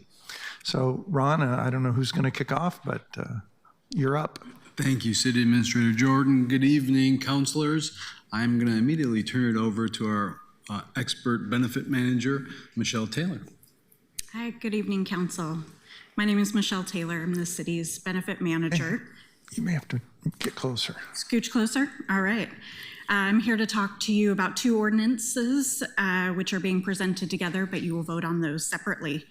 Both of these are being presented as emergency ordinances, given the urgency to move changes forward so the benefit team can kick off our open enrollment on May 9th and allow folks to go online and make their elections for the upcoming year. If we move to slide 2, just briefly, here's our agenda. It consists of the background as to why we're here and the journey that's gotten us to this point. We'll then move into Ordinance 2025-159, which is related to the plan design changes for the Labor Management Benefit Committee. And throughout this presentation, we'll likely refer to it as LMBC. And then we'll move on to 2025-160, which are the plan design changes for the Portland Police Association, represented within Portland Police Bureau, and we'll refer to them as PPA or PPA-PPB. If we move to slide 4, we'll dive into a little bit of the background. So today we'll be talking about two specific groups, the LMBC and the PPA. LMBC is comprised of 22 voting members, and that is split evenly between labor-appointed and non-represented folks. The two co-chairs, Rachel and Leslie, are here today to share more with you as we move into other portions of the presentation. And we have Aaron here as well, and his team make up the other group, and Aaron will be sharing more with you as well. So recommendations for both of these groups that receive an appropriate number of votes within the group get brought forth to council, who has the authority to make changes to our medical, dental, vision, benefit plan design for our employees and their dependents. BHR does not make changes on plan design unless administratively required, but we do get consulted and we provide guidance throughout the process. To give you some context as to how we got here, if we rewind to last year, we were facing 13% increases in our plans for LMBC and 18% for PPA. Both groups worked for months on recommendations for council, but ultimately we couldn't get to a place where those recommendations met the budget constraints. Parties worked on ordinance amendments to bridge the gap between the recommended changes that were brought forth by these committees and the budgeted amount for the benefits. Council then decided on one-time funding that was valued at approximately $607,000 for PPA and $1.278 million for the LMBC group. Additionally, a $25 monthly surcharge, which is estimated at $1.8 million, has been charged to employees covered under the LMBC group throughout this current fiscal year. The surcharge also required a letter of agreement signed by all of the unions impacted employees, and it expires at the end of this fiscal year. This temporary solution provided the LMBC and PPA groups another year, and what was quoted last year as a longer runway to kind of get back to the table and really address the double-digit increases. They were asked to jump back in and then think about what could reduce the renewal increases that we were expecting for the 2025-26 fiscal year. Because we believed it was going to be another rough year, given the one-time funds and the expiration of that surcharge. Both groups immediately jumped into action. Before getting into the details of their work, I really just want to absolutely commend the committee members for their hard work. We had thoughtful conversations, values-based discussions, participation in various exercises with sticky notes all over the room, packaging together multiple options to present for council consideration. These committee members are some of the most passionate folks when it comes to employee benefits. They want to ensure that core services are covered. They're vested in protecting the health and well-being of the city's most important infrastructure, which is our employees and also their family members. I am proud of this work, and I hope that everybody is as well. I feel like these folks should be commended for their commitment to this work. We are in a much better place this year than we were in the past. We know that healthcare has changed, and this directly impacts employee benefit plans. We experienced a global pandemic, which delayed care. We're seeing this care come back, and in some cases, it's more expensive as conditions are discovered in later stages. Costs of services have increased due to labor shortages, inflationary factors, advances in technology, new, extremely expensive medications hitting the market. Medical trend is at the highest we've seen in over 10 years. The renewals for this upcoming 25-26 fiscal year aren't too different from what we saw last year. We're looking at 13.4% for the LMBC and 16% for PPA. Each of the committees convene monthly, sometimes more, sometimes for upwards of 3 hours, sometimes before, after, homework in between. They jumped into this challenging work of reviewing benefit coverage levels, trends, reasons for increased claims, and considered the impacts on our employees and their dependents during times of uncertainty across the nation. Putting packages together can take months. They require coordinated efforts with our vendor partners. We need to ensure that benefits can be configured into their system and that claims can be paid accordingly. So it's not just something we can do off the cuff. We also need to ensure that analysis is done so that we can be compliant with local, state, and federal rules. Throughout my time serving the city, all 18 years within the benefit team in various roles, these committees, council, guidance of past and current HR folks, they've made meaningful changes to our plans that align with the city's core values. For example, under former Mayor Sam Adams, it was around 2012, the city added gender-affirming care to our medical plans as a joint effort. Under former Mayor Ted Wheeler, copays for mental health visits were waived beginning in 2019 and remain at no cost on many of our medical plans, and that remains today. Shortly after, we expanded EAP benefits to further reduce critical access to services. In 2021, the committee and the city and council added fertility and family expanding resources, and that was under the direction of former Commissioner Amanda Fritz, leading the effort prior to her departure from city service. These committees, council, and BHR continue to collaborate on meaningful changes. We want to ensure our employees and their families are supported throughout their healthcare journeys. In this nation's political climate, it's imperative that we continue protecting our access to care, and the city remains committed to our employees who serve this community.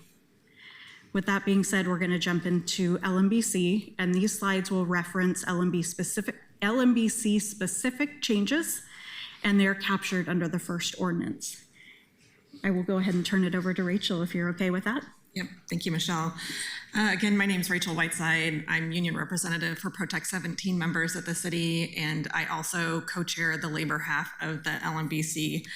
And just adding a little bit to the context that Michelle provided, there have been complaints in past years from committee members that sometimes we feel like we don't have enough levers to pull in order to make the cost savings that are necessary while also making sure that we are providing a quality benefits package to our employees. And this year we might have swung a little bit far in the opposite direction. The LMBC started with over 30 items to consider. Some of these had very small impact. And then some of them had extremely significant impact, such as dropping Providence from our network. In order to help the committee really focus in on where we were in alignment and where the committee as a whole had the most interest, and we felt like the options aligned with the values-based discussion that we worked with a facilitator to curate before we started studying options.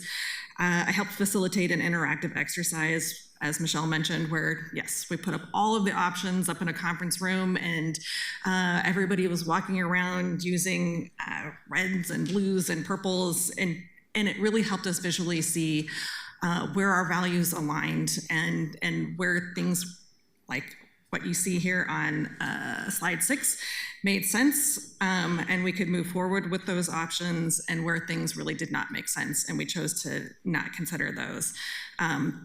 The longer period of time is spent on those items in the middle, obviously.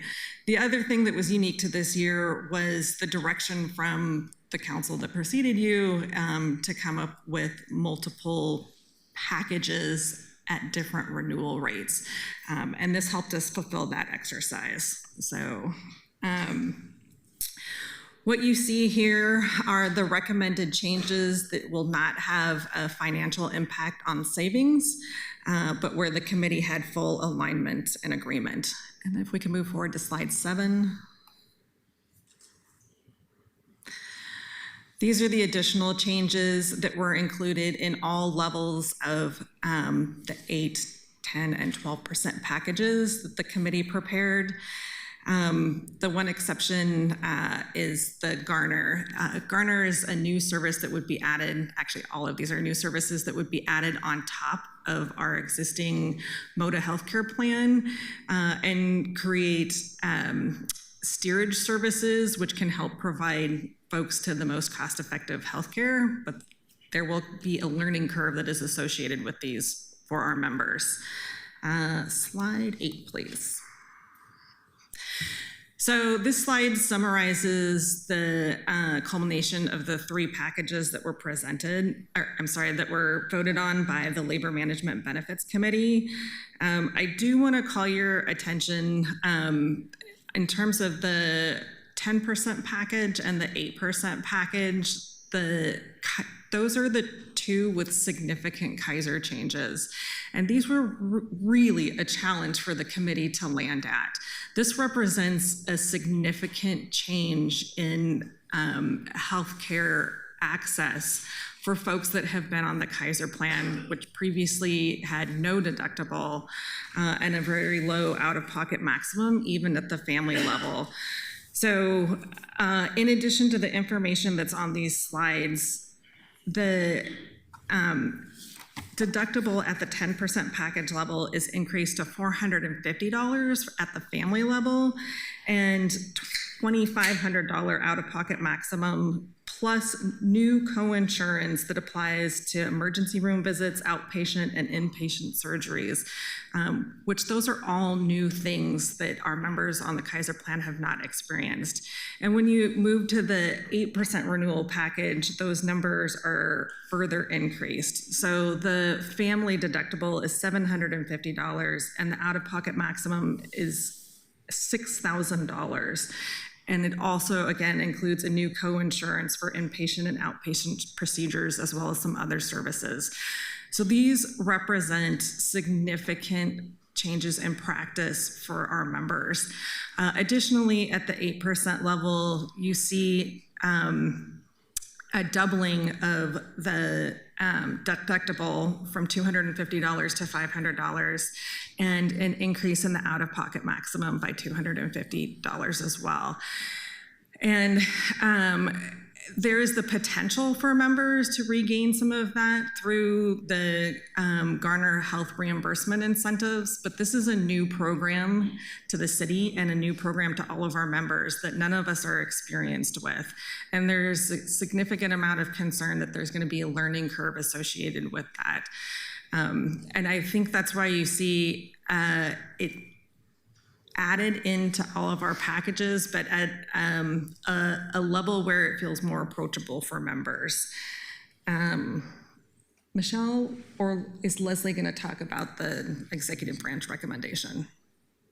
Yeah, I would like to, I believe Leslie is online if she would like to speak to the management side as the co-chair. Yeah, thank you. Well, I'm here, and I'm going to let the folks that are in the room cover the slides. I just want to say that this has been a great process for both the management and the labor side. We really worked hard to try to get to a decision. We were not able to get to a recommendation, but I think that the packages that were put together that everybody were comfortable with are what you're seeing. And so I won't take up any more time and let folks finish presenting the slides because my eyes are tired and it's hard to read on the screen. So thank you, Michelle, for giving me the opportunity. Thank you, Leslie. So is it okay to jump in? All right, so jumping into the next slide. Going into this one, I want to reiterate and kind of go back to Rachel and Leslie. These were incredibly hard conversations that were had between labor and management. What is coming in front of you today is not something that is supported by the committee. It is not supported by labor. What it is the executive branch recommendation. While the committee was able to talk about things that build up the packages, we were not able to get enough votes to actually bring forth a single recommendation to this committee. So we are bringing forth the executive branch recommendation. That's on your slide here. It further changes the city core plan deductible and out-of-pocket maximum, which Rachel talked a little bit about on the previous slide, increases, pretty significant increases to Kaiser. That brought us to about a 7.3% overall renewal, and 8% is budgeted.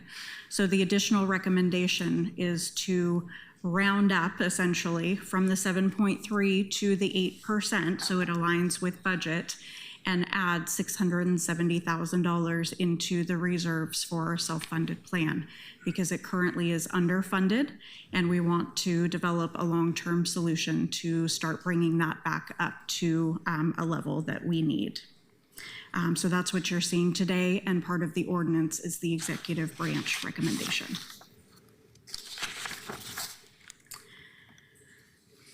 All right, and here on this slide, you'll see the costs. It is the various options that were presented. The far left column is the 8%, which is budgeted for 25-26. Then you'll see the 10%, which leaves a gap of about 2.6, almost $2.7 million. And then on the far right is the difference between the 8% and the 11.6, which would remove some of the other recommendations, and that's, well, it would change the executive branch recommendation. I want to make sure I choose my wording correctly, to about 4.6 million over budget. All right, we're going to jump into PPA, and I will turn it over to Aaron if that's okay with you. Sure. So just as an introduction, again, as Michelle has said, and I also want to note, Michelle has been incredible in this process. This is not an easy job. These are all pretty emotional conversations. I'm a husband of a wife whose life was saved by genetic testing and more surgeries than I care to count. And I'm the father to a daughter who's had more pokes and prods. And we are a maximum family user of our health benefits. And so the reality is when we're talking about who the maximum expenditures are, they're the families who need the most. And so very often we're having conversations with a lot of people who don't use their medical benefits a ton. And this seems less scary, but as someone with a lot of experience, again, we're looking to balance, and it sounds awful, but we're looking to balance the budget on the backs of people who need these services the most. And so, you know, for me, the PPA, our health benefits are what they are. 25 years ago, we had an arbitration in our contract, and they moved some of our benefits into our contract, and so that's why we have two groups. Being on our board, I only ever saw these things once a year, and this was not an interesting conversation for a long time. Our board would look at it, we'd vote on a few things that weren't that interesting, and on we would go. The last couple years have been just very, very difficult, and also working with my other labor partners, and you know, we have dispatch who is within the LMBC now, and just seeing how complicated this is. You know, we had a really strong motivation, the executive board for the PPA, in looking for ways to balance this so that, you know, things moving forward were aligning together if we could, that we were being, you know, in alignment with our labor partners, but also providing services that nod to the future. We had a lot of conversations with the last council, former commissioner, our councilor Ryan is one of the ones who was there, but these were not easy conversations. If you want to, so most of these things are the same as far as the introductory changes.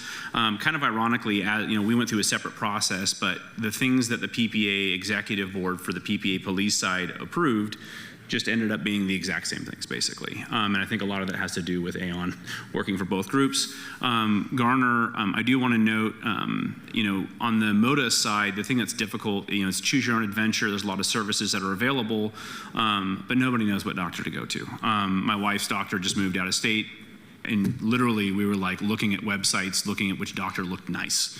It's not very effective. Garner provides a potential help there. The concern being, the way that it's sold is they're the best providers. There's a little bit of a trust balance there of what does that mean? You know, what does it mean when a doctor is a preferred provider. Does it mean they're providing better service? Does it mean they're just cheaper? We don't, they say that they're the better providers, that they get you into the right things. The further down the road Garner options, if people choose to use these services well, could be good, but we just don't know yet. So to Rachel's point, we view this as kind of a longitudinal move. Let's start with the lower level. Let's see how people like it. Let's see how it works. Let's make sure we're not getting doctors who are refusing to do service, and that's why they're preferred. And let's not make people lose their doctors this first year, because you can, under this initial Garner plan, there's some benefits, but you don't have to use those doctors and still get the savings. And so Garner, Hinge, all the other things you see on the screen here, these are the things that we all agreed to and we thought looked logical. As it relates to Kaiser, Kaiser is a plan for many families who are introductory. Kind of the running joke that I like, or that I hear from people, is a good place to be born and it's a good place to die because they have really good elder care services. In the middle, it's a little bit debatable. And so a lot of our newer members use Kaiser because it is cheaper. Both my kids were born there. The challenge becomes none of our high-level users are really on the MOTA plan, which makes it a little bit more expensive. We were looking for equity. We were looking for ways to, again, not destroy Kaiser, but also allow for a plan that would balance. And so these changes to Kaiser aligned our Kaiser plan with the MOTA plan as far as the member impact for out-of-pocket costs for our members. And so for us, our board was comfortable with those changes. For the PPA, last year when we were talking, a lot of the changes that Aon recommended were on to MOTA. We're experiencing significant shortage of providers in Portland, just across the board. This year, Aon did not push forward anything as far as those changes because they were concerned that it would lead to members not being able to get into the doctor, basically, which would lead to wellness issues, which would lead to people not getting diagnosed early and potentially leading to people being more sick.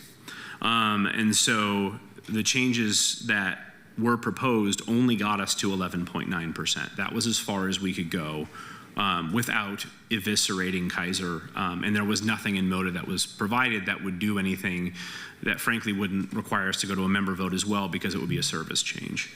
So to be super clear, what the board voted for and approved is an 11.9% change. We got about just over halfway. It changes our deductibles for Kaiser from what is currently $1,000. I'm sorry, going back a slide on my little phone here. It currently is $600 for an individual and $1,200 for a family for out-of-pocket max, switching to $1,000 and $2,500. This is in the actual ordinance. Paragraph 3, we agree to those. What we did not agree to is paragraph 4, which in our opinion is more than a bridge, it's a mountain too far. Most importantly, the out-of-pocket max would switch to $3,000 for an individual and $9,000 for a family. It's a $7,000 a month, or $7,000 a year pay cut. And so, again, totally understand the financial picture we're in, stand in alignment with the LMBC from the standpoint that we did look and effectively accidentally landed in the same spot, which for them was the 10%. That is as far as we are able to go in a way that still provides quality health care. Definitely support our LMBC friends in landing in that same spot. Yeah, thanks, Aaron. I was just going to provide a little bit of additional clarity that the 10% package recommended from the LMBC does align with what the PPA board has voted for.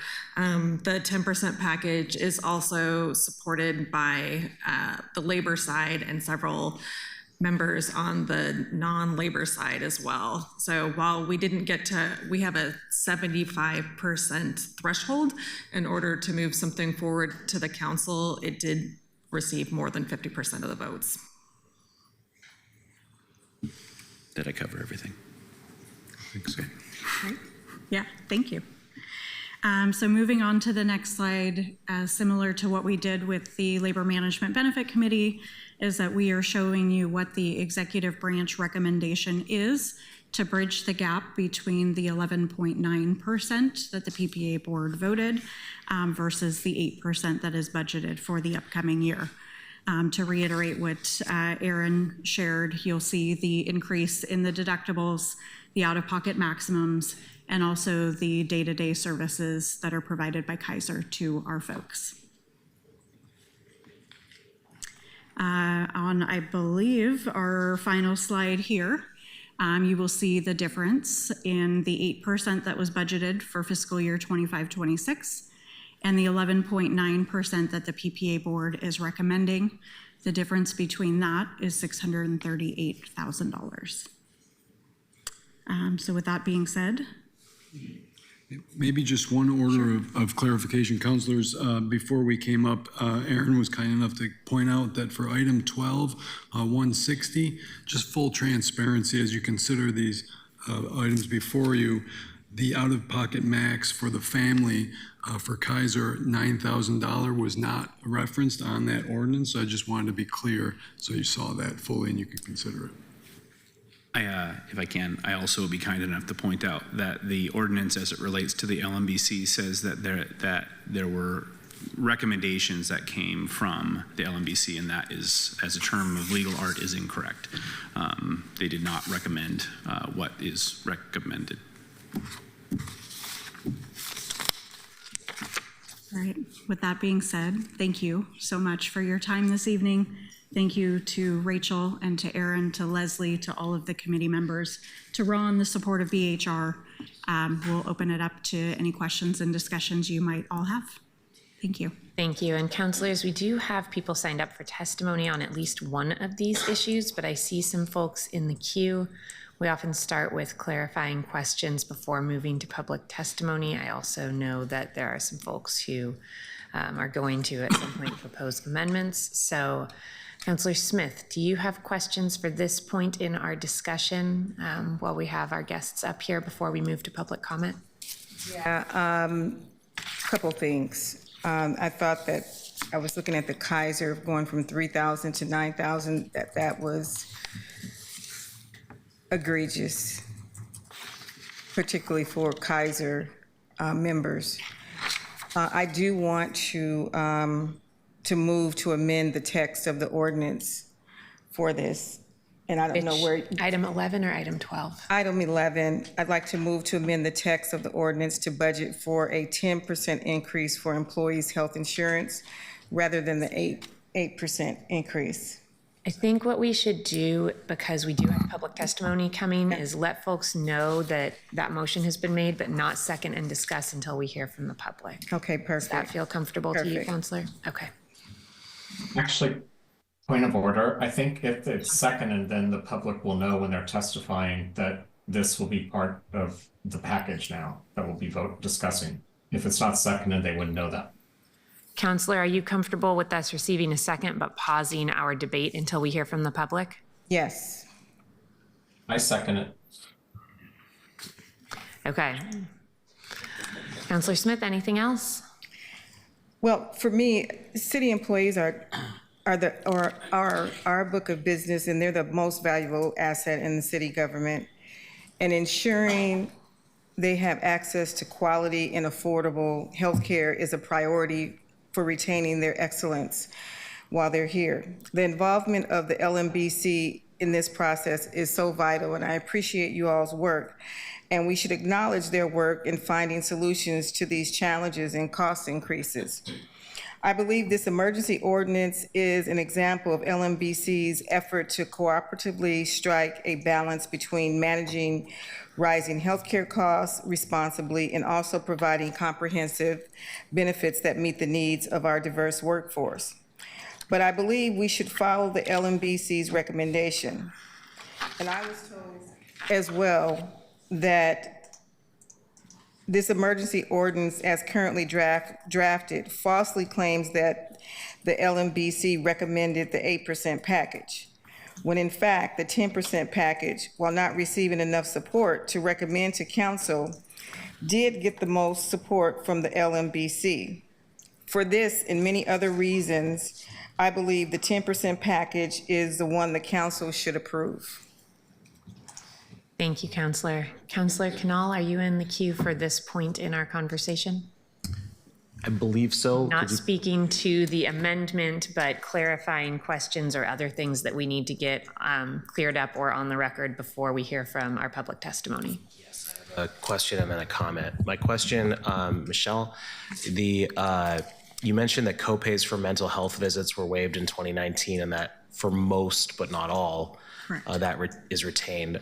There's a slide that shows on the PPA side the creation of, or perhaps change to, primary and specialty care. Mm-hmm. Can you speak to if mental health care is included in either of those lines? Effectively, would there now be a copay for mental health care for PPA members? So the co-pays for mental health were not waived under the PPA plan. Okay. That was an LMBC change that was moved forward. What we see on the PPA and a lot of times on the PFFA side and PPCOA and other public safety folks, we're proposing increases to the employee assistance plan. The employee assistance plan is outside of the medical plan. It provides what we're recommending is 13 confidential counseling visits at no cost for our members and their eligible dependents. But the copays under the Kaiser proposed option would change. It would change? Yes. From what to what? I have that right here. So currently, primary care under the PPA Kaiser plan is currently at $10. It would go to $15. Specialty care would go from $20 to $25. And mental health is in the 20 to 25 part? Generally, yes. Thank you. That's my question.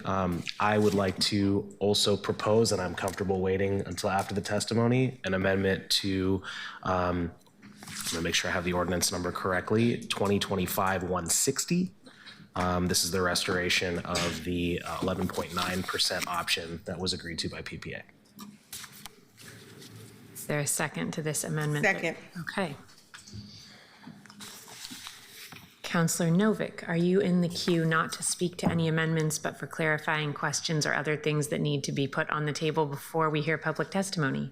Yes, I just want to address an issue that was raised, ask a question about an issue raised by Mr. Schmautz and Councilor Smith, which is that whereas the language currently says the LMBC recommends the following plan design changes if required to reduce the renewal rate to 8%. And it's been stated that the LMBC didn't actually recommend this. I wonder if, so actually, Michelle, can you explain what that language refers to and what it means? Frankly, it was poor word choice. It was not intended to misconstrue that there was an LMBC recommendation. When we originally had conversations, there was opportunities to bring forth 8%, 10%, and 12%.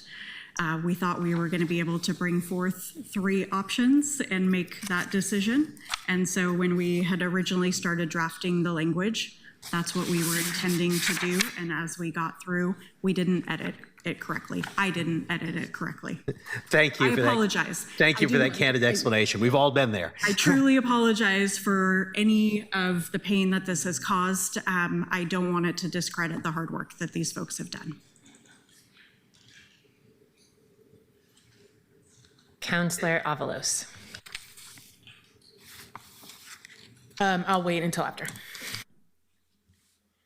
Okay. I believe that's everybody in the queue.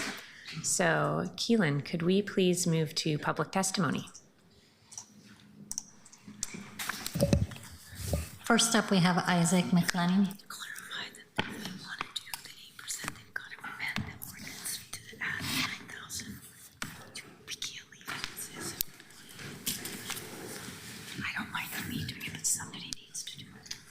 Good evening. Ready? All right. Good evening, Council. Madam President, my name is Isaac McLennan, and I'm the president for the Portland Firefighters Association, also resident of Roseway Neighborhood District 3. I'm here to. I would appreciate the floated amendments prior to the public testimony. That makes my job a little easier. I definitely want to support both amendments openly. I was struck because when we started this council meeting several hours ago now, we started by talking about telecommunicators and how wonderful they are, the great work they do, and I share every one of your guys' comments that you made about them. They are most deserving of all of those. They're also deserving of quality healthcare benefits. And even though this package, this 10% package is an increase to what was currently voted in this resolution, I want to remind everybody that it's a decrease in their healthcare. It's an increase to their costs, and it's a decrease to their healthcare benefits. All of these packages will be those versions of that. So, you know, in my mind, and I spoke about this at the LMBC, I should have mentioned that I'm also a member of the LMBC. One of the things people choose when they become a public employee is they know these jobs are not necessarily the most lucrative. They're looking for something stable, and they're looking for a job that has quality benefits. That's what draws people to these jobs. One of the things that draws people to these jobs is that stability, but also the benefit packages. And gutting these benefit packages has been proposed by the lowest level option here, the 8%, is really taking a sledgehammer approach to making decisions. So I appreciate the time, and I fully support both these amendments, and I really appreciate all the time and dedication you guys have given to this issue. And with that, I yield. Thank you. Keelan? Next up, we have Mark Hinkle.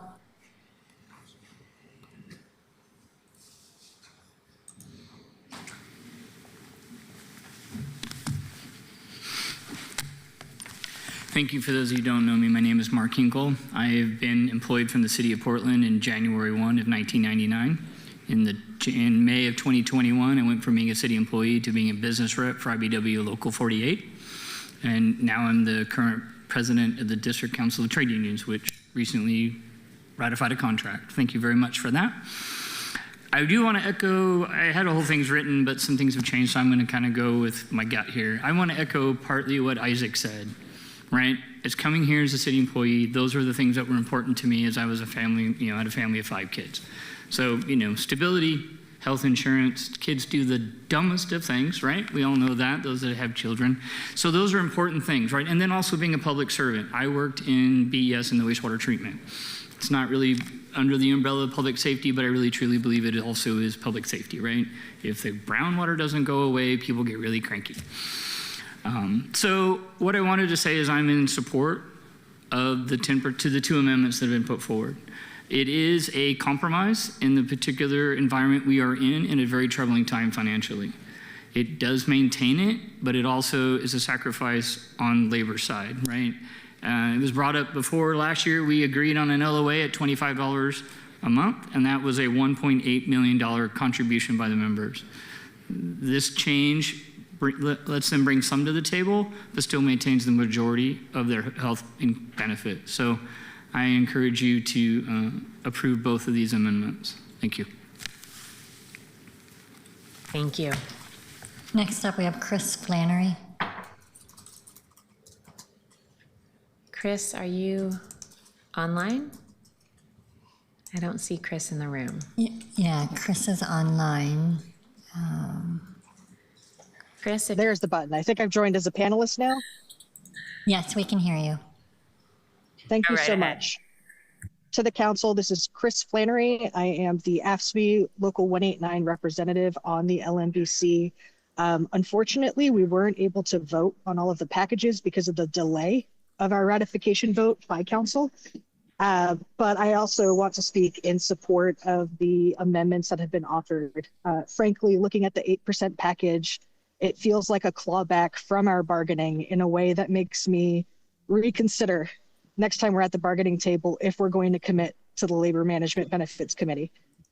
So I just want to be frank about that. Like as a union activist, as someone who believes strongly in our right to bargain, when we were at the table, we had reservations about returning to the LMBC after last year and the way that the recommendation was put forward as from the committee when it wasn't.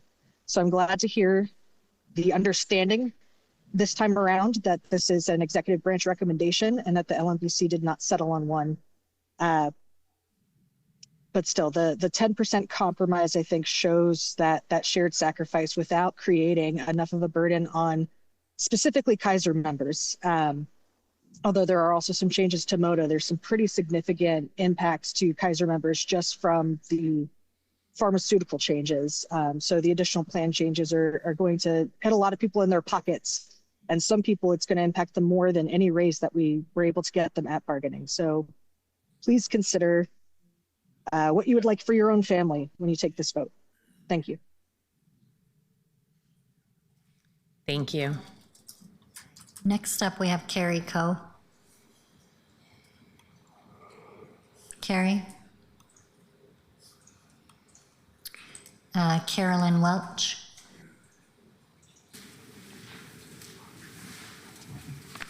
Hello again, councilors. For the record, I'm Carolyn Welch.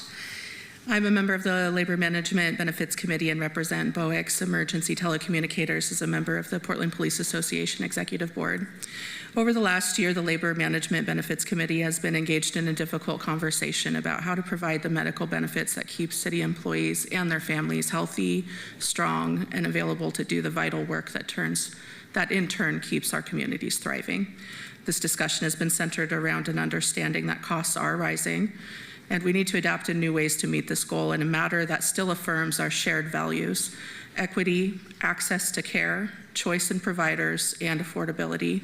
While we voted on 3 packages in the LMBC meeting different percentages of renewal cost, there is only one package that meets these values in addition to that of fiscal responsibility. Fiscal responsibility is important, but it should serve our values, not override them.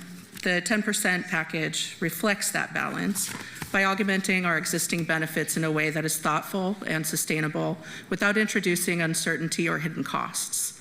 The 8% package, on the other hand, risks undermining new programs before they can take hold. It raises costs too soon before allowing members to acclimate to the overlay services that are meant to blunt the impact of rising costs that our families are feeling in every area of their budgets already. When facing illness or injury, no employee should have to pause and question whether taking their child or partner to the doctor during an emergency is the right financial decision. For this reason, I urge you to affirm the amendments as presented and vote for the 10% package that Labor Benefits Management Committee has forwarded.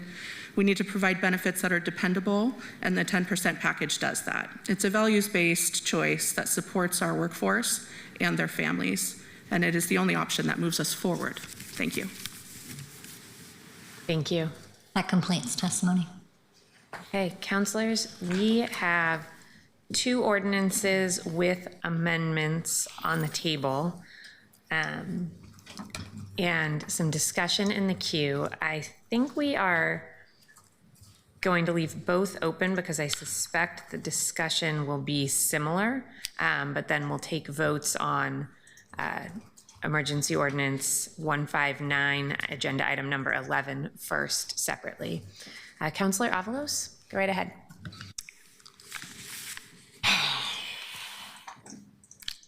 I'm going to start by saying I have a very visceral reaction to this vote, and I want to signal to you all that I am really leaning towards a no on the entire ordinance. I love the amendments. I think the amendments are a great step, but I think what I hate about the amendments and just the things that we presented to our employees is we never gave them the option of, hey, the city should cover your healthcare. I completely agree that people come to work in a government because healthcare is a huge benefit. I will tell you too, as somebody who went from a job at Portland State that had really great health benefits that I'm grateful that my labor union bargained for. And then I went to go run a nonprofit, and nonprofits obviously don't have a lot of money, and was immediately faced personally with the drastic change in healthcare, and that deeply affected me in very bad ways. And I had to pay the price for that. But then as a leader, when I was faced with making these kinds of decisions and looking at my budget and what are we going to do with the fact that I had no control over the inflationary costs of healthcare, but what I could control was where my values were and how I was going to allocate my budget for my employees. So every single year, it didn't matter. We always budgeted, 10, 12, whatever percent, and then it's like, oh, it's 14%, it's 16%. It didn't matter. We absorbed that cost because that is a critical, literally life-saving resource to our employees. And when in this economy, really, like that, the last thing I want to do is put this burden on the backs of our frontline workers. We make so many choices in this city for how to fund for things. There's always money. We always find money. And yet we are presenting our employees who work so hard to make this city work with bad options and saying, this is it. There's no other money. I do not agree. I feel very strongly about this because I'm also concerned that one of the testifiers said, Chris Flannery said, think about what your family needs. I do not have children, but many of my staff, for example, have several children, and this is going to deeply affect them. It's going to affect me as somebody who lives with chronic illnesses, and I'm constantly in and out of the doctor. And being able, because I had healthcare at Portland State that gave me the ability to do preventative care and to be consistent about getting care so that I could prevent further illnesses, that really affected my life, literally. And I know what it felt like to go from something high quality healthcare and having to go down to healthcare that was not enough. And I'm here at the city now thinking, yay, I have better healthcare again. And then look at this decision that I have to make that's gonna affect me too, but it's also gonna affect so many employees that work so freaking hard. And I'm upset. I'm clearly upset because I do not think that we should have even put these options on the table. I think it's unacceptable. I had a train of thought that I lost because I'm angry, but I think my point is clear that I believe that the city needs to do better to bear this brunt of these changes and not put it on the back of our hardworking employees. So I want to signal for you all that I am probably going to vote no, and I hope you all consider my comments as we continue to discuss this, because I do believe that we have a choice that we can make. We do not have to just accept an option that's presented to us. We are legislators. We can decide to go back to the drawing board, and that's what I would personally recommend. Thank you. Councillor Novick. Really dumb question for somebody. Are the parks workers in Leona 483 part of the LMBC group? Yes. Is Leona 483 here? I don't see anybody from their union, and nobody who was signed up is part of that union, Councillor. Okay. The reason I was asking is that if we're going to lay a lot of people off this year in this budget, and the mayor has made it quite clear that mostly he's going to cut parks. So I think that I would like to hear from the union most likely to be affected and ask them if they would, just ask them, do they support going to 10% even though it means more layoffs? So I wouldn't ask anybody else to speak for them, but it would trouble me to make this vote without asking that question. I do have the results of the... I'm sorry, can you reintroduce yourself for folks who are online? Thank you. Rachel Whiteside, co-chair, Labor Management Benefits co-chair. I do have the results of the vote if you're interested in how they voted on the packages. Yes, please. Okay. I can tell you that there's a PCL representative and there's a Parks Rec representative, and hold 1 second. Let me get to my motions. Let's see. Both units voted in favor of the 10% package. And does that mean they voted against the 8% package? They did vote against the 8% package, yes. Thank you very much. I really appreciate that. You're welcome. Councillor Green. Thank you, Madam President. I just need to name that we're in this mess because we use self-funded reserves as a way to stabilize our self-funded healthcare plans, which are a reason why we draw people in, right? But those reserves are funds that the city can always fund, so let's keep that in mind.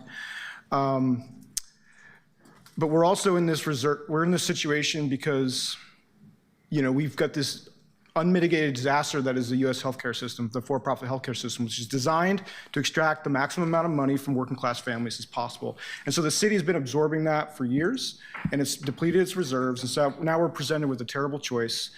We do need to find a way to balance avoiding unacceptable budget cuts. And I think you see that in the votes from the bargaining units at the LMBC, that they're willing to sort of recognize that fiscal challenge that we're in.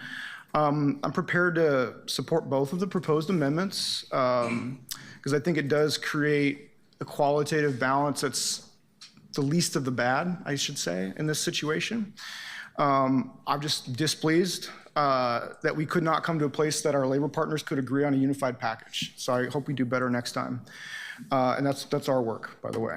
And I fully expect our next legislative agenda to prioritize lobbying for a universal single-payer healthcare system at both the state and the federal levels, because we're going to be dealing with this problem year after year after year after year for the rest of our lives until we get straight on the upstream cost pressure. So that's where I'm at, folks. Thank you, Councillor. Councillor Smith. Thank you, Madam President. I want to say ditto to you, Councillor Avalos, because I actually felt like saying that we need to be paying that $4 million. We figure out ways in which to pay things, and like you, I've had some chronic illnesses that require, but it's not necessarily about me, it's about the people who have to pay this big jump. When I looked at going from, what was it, 2,000 to 5,000 in Kaiser to 9,000 for a family, that is not sustainable for our families.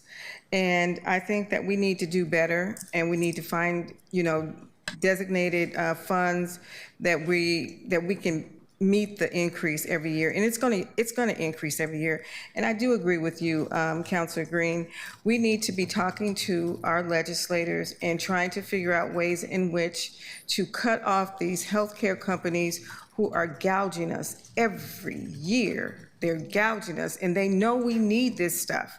And so the employers are left to the mercy of these healthcare groups.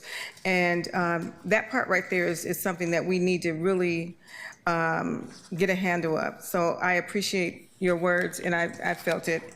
Thank you so much. Councillor Zimmerman. Thanks. I have a question to the two amendments that were made. They were different amounts, I think, right? But were they, first, Councillor Smith, did you make an amendment only to one of these packages? LMBC for 10%. But not for the police one? Councillor Canal did the PPA. But at a different rate. At a different rate. The two amendments on the table are an amendment to agenda item 11 to move to the 10% recommendation, which we saw in the slides, and on agenda item 12 to move to the 11.9% recommendation that we saw on the slides. When I say recommendation, to be clear, yeah, I got we saw that recommended packages at different levels. I guess Councillor Canal then, as I've heard a lot of, it sounds like some testimony is somewhat agreeable to the 10. I was just curious why you're recommending above that one versus making the same thing for LLMBC. Or vice versa, whomever. Yeah. I'll give the brief answer and then we might need, but effectively there were only two options that were presented in our recommendation. There was the 8%, which is actually a little lower, and then funding the reserves with the rollover, and then 11.9%. That does represent a 4.1% cut to the expected inflation of 16%, notably. I don't know if there's anything. Yeah, if I can, Aaron Schmaltz, President of Portland Police Association. Just to clarify, the starting point for the police was 16, and the starting point for the LMBC was 13.4. And just obviously 6,500 employees against like 800 or so.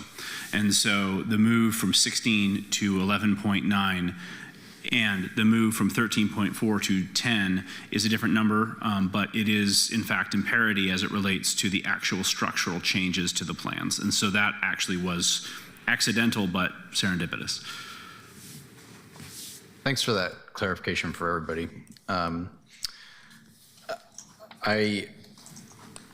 I've said this to a few members, and I have said this to some of the advocates in the room. I am nervous about a significant change to a Kaiser plan, and I say that as a person who was hired by Multnomah County and was a member of AFSCME the year before the Great Recession, right? And I know sometimes, and we just went through our own negotiations with our own unions this time, but unions make choices in terms of how they approach healthcare, how they approach their employees, and I benefited from that, and the greater good took a hit because of it, but they preserved some jobs and some impacts, and I am also an employee who, you know, when you're young and you're making $38,000 for a government and even $50,000 for a government, those first line employees, first jobs out, healthcare is that stability, and Kaiser is that stability. You give up some choice, and I think that we make choices that are appropriate, but we give up some choice to have predictable bills, and that's where I've really valued Kaiser at one point in my life, right? I don't make that choice anymore, and I'm privileged to be able to move off of that. So I'm cautious, but I also heard throughout the presentations in other conversations that there was a desire, or at least a willingness by the folks who sat on that decision-making or that negotiating board, that some give on the Kaiser plan could be appropriate this time, because previously maybe the MOTA plan had given up a lot. And so I'll be supportive of this. I think I'll be supportive of these amendments, and recognizing that Kaiser is not going to meet a need for our employees most in need of the lowest cost, of the most predictable. I think some really important points have been made across the table. And I hope we just monitor that and that impact on our youngest employees, our newest employees, our lowest wage employees, who still are going to have access to great health care, even in this new plan, these new plans that are proposed. But that access to a predictable health care is going to be a little bit less after this proposal. And I just want to make sure, and I hope that for all of our city administrators and others and our union presidents that are out there, is that we monitor that, because I think that predictability in your first 5 years as an employee helps send a signal if you become an employee with 10, 15, and 20 years under your belt.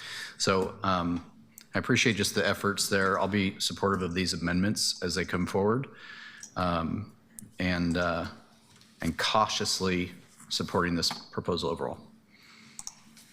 Councillor Canal.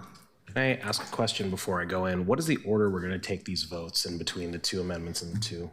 So once debate is done, we will vote on the amendment that Councillor Smith has put forward to agenda item number 11, since that is the next thing on our agenda. Then we will vote on, once we're done with amendments there, the underlying emergency ordinance. Then we'll vote on the amendment you have proposed to agenda item number 12, and then vote, once we're through all of the amendments, on the underlying emergency ordinance. Thank you. Yeah, I guess I'll save some of this for the vote, but the really big picture, I think one of the things we talked about is maybe we need to have a narrower set of things that we do as a city, but that we're doing fully and that we're doing as well as we can. We've talked about this in a lot of different contexts, over the course of the last few months. But basically, if we don't have the time to do it right, we don't have the time to do it. If we don't have the people to do it right, we don't have the people to do it. And if we don't have the money to do it right, we don't have the money to do it. And I think that's a really important thing to look at. I'm very sympathetic to the argument here and that Councillor Avalos made about ensuring that we're not doing this on the back of our workers. As it relates to the amendment, I think finding the place where there was some agreement is at minimum a positive step. It may not be sufficient, and I think that's perfectly valid if not. But ensuring that what we do well, to me, is really important, and that's where I'm kind of framing my thoughts on this. Thank you. Councillors, seeing no one else in the queue, we do have a first and a second on the amendment to agenda item number 11, which is to replace the current 8% proposal with the 10% proposal that we have seen.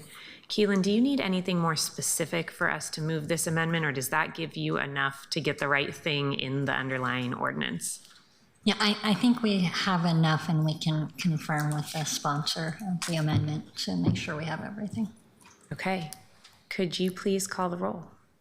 Canal. Aye. Ryan.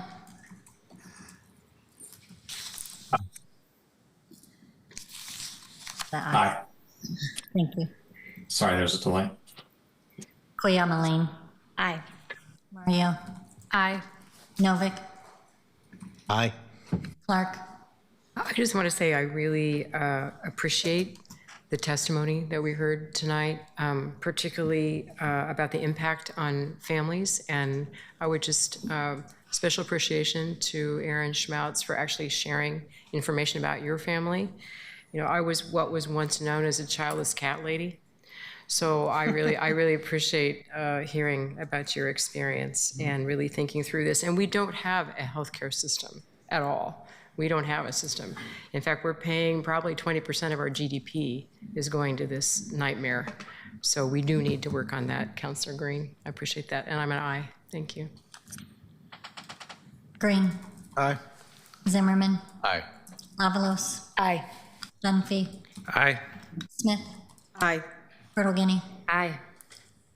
The amendment is approved with 12 yes votes. Councilor Canal, are you in the queue to discuss the amended ordinance? Legacy hand, sorry. Okay. Seeing no one in the queue, do we need a motion? No. Okay, then can you please call the roll? Canal. Just to be clear, this is on the actual ordinance for the LMBC side. This is a vote on agenda item number 11, the ordinance on the LMBC side, which has now been amended to the 10% proposal. Thank you.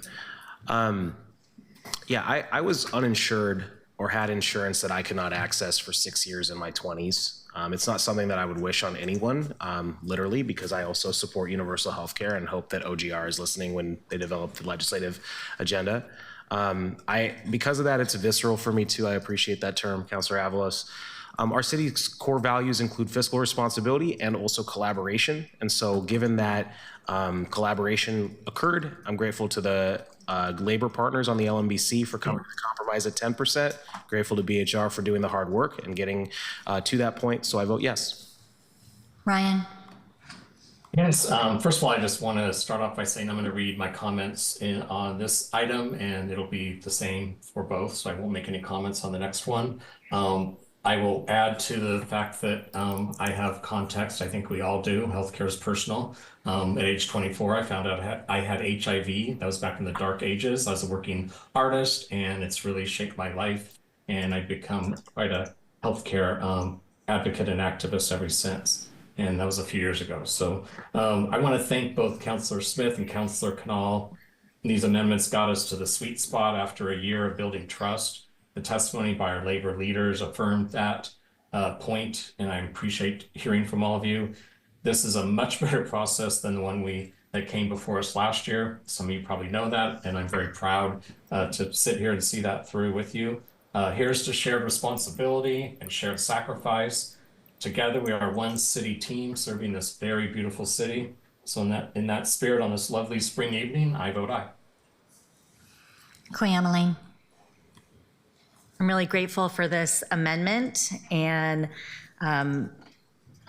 while I'm glad we have found a compromise, I am acknowledging that this is still tough, and there are going to be some changes to all of our healthcare that we will feel. I vote aye. Mario. I want to thank all the folks that came and testified today and shared their experiences with us. And I am really grateful for Councilors Canal and Smith as well for bringing these amendments forward. I think they have really improved what we had in the negotiations and what we're ending up with. And we know that it's still a cost to city workers as far as not having the same level of care that they used to. And our workers are completely invaluable and irreplaceable. We know that healthcare costs are rising across the country. And now with tariffs and everything else going on, people are really struggling to afford to live in our city. The fact that 72.4% of people said that affordable housing is their top priority. These issues are just hitting people across the board. And so I really care about sustainability and equity, and I want to make sure that we create benefits and design systems across all bureaus that reflect fiscal responsibility and address the human and health needs of those serving our city. So with that, I vote aye. Novick. Although I join in the denunciation of healthcare companies, I also have to point out that in this country, a lot of doctors make too much money too. It's particularly specialists. Radiologists make $498,000 a year. Anesthesiologist makes $472,000 a year. So don't forget that. Aye. Clark. I want to give a special shout out to Michelle Taylor and the team and everyone on the LMBC. Great job. Thank you for all your work, and I vote aye. Green. I just want to echo the appreciation for Councilor Smith and Canal for bringing these amendments. I don't like the amended ordinance myself. I'm much closer to Councilor Avalos, and I thank you for raising that sentiment. I think it puts us on notice. I think the work that we have ahead of us is to figure out how we build a city and a budget that takes care of our workers.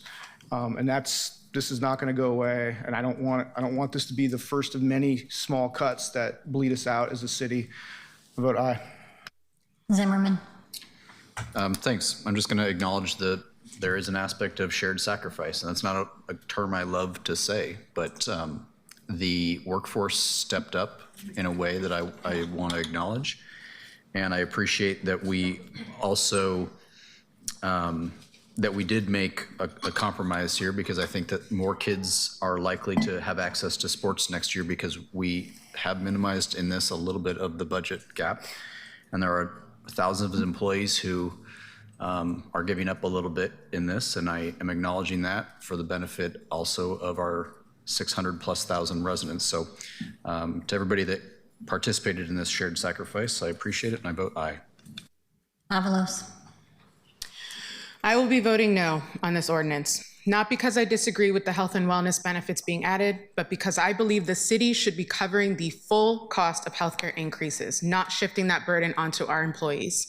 From the start, we should have offered the Labor Management Benefits Committee a real option where the city absorbs the full increase. Instead, we gave them a set of constrained choices that assumed workers would have to carry some of the load. That to me is not a values neutral process, it is a policy decision, and I believe it was the wrong one. We are talking about an increase in cost that is absorbable in the scale of our overall budget. We find money for a lot of things in the city. We could have found money to protect our workers from rising healthcare costs. This proposal hits our frontline workers the hardest, the same people who are already underpaid, overextended, and critical to the functioning of this city. Higher deductibles, increased out-of-pocket costs, and coinsurance all add up. And those increases don't hit executives or higher wage employees the same way they hit a janitor, a 911 dispatcher, or a park ranger.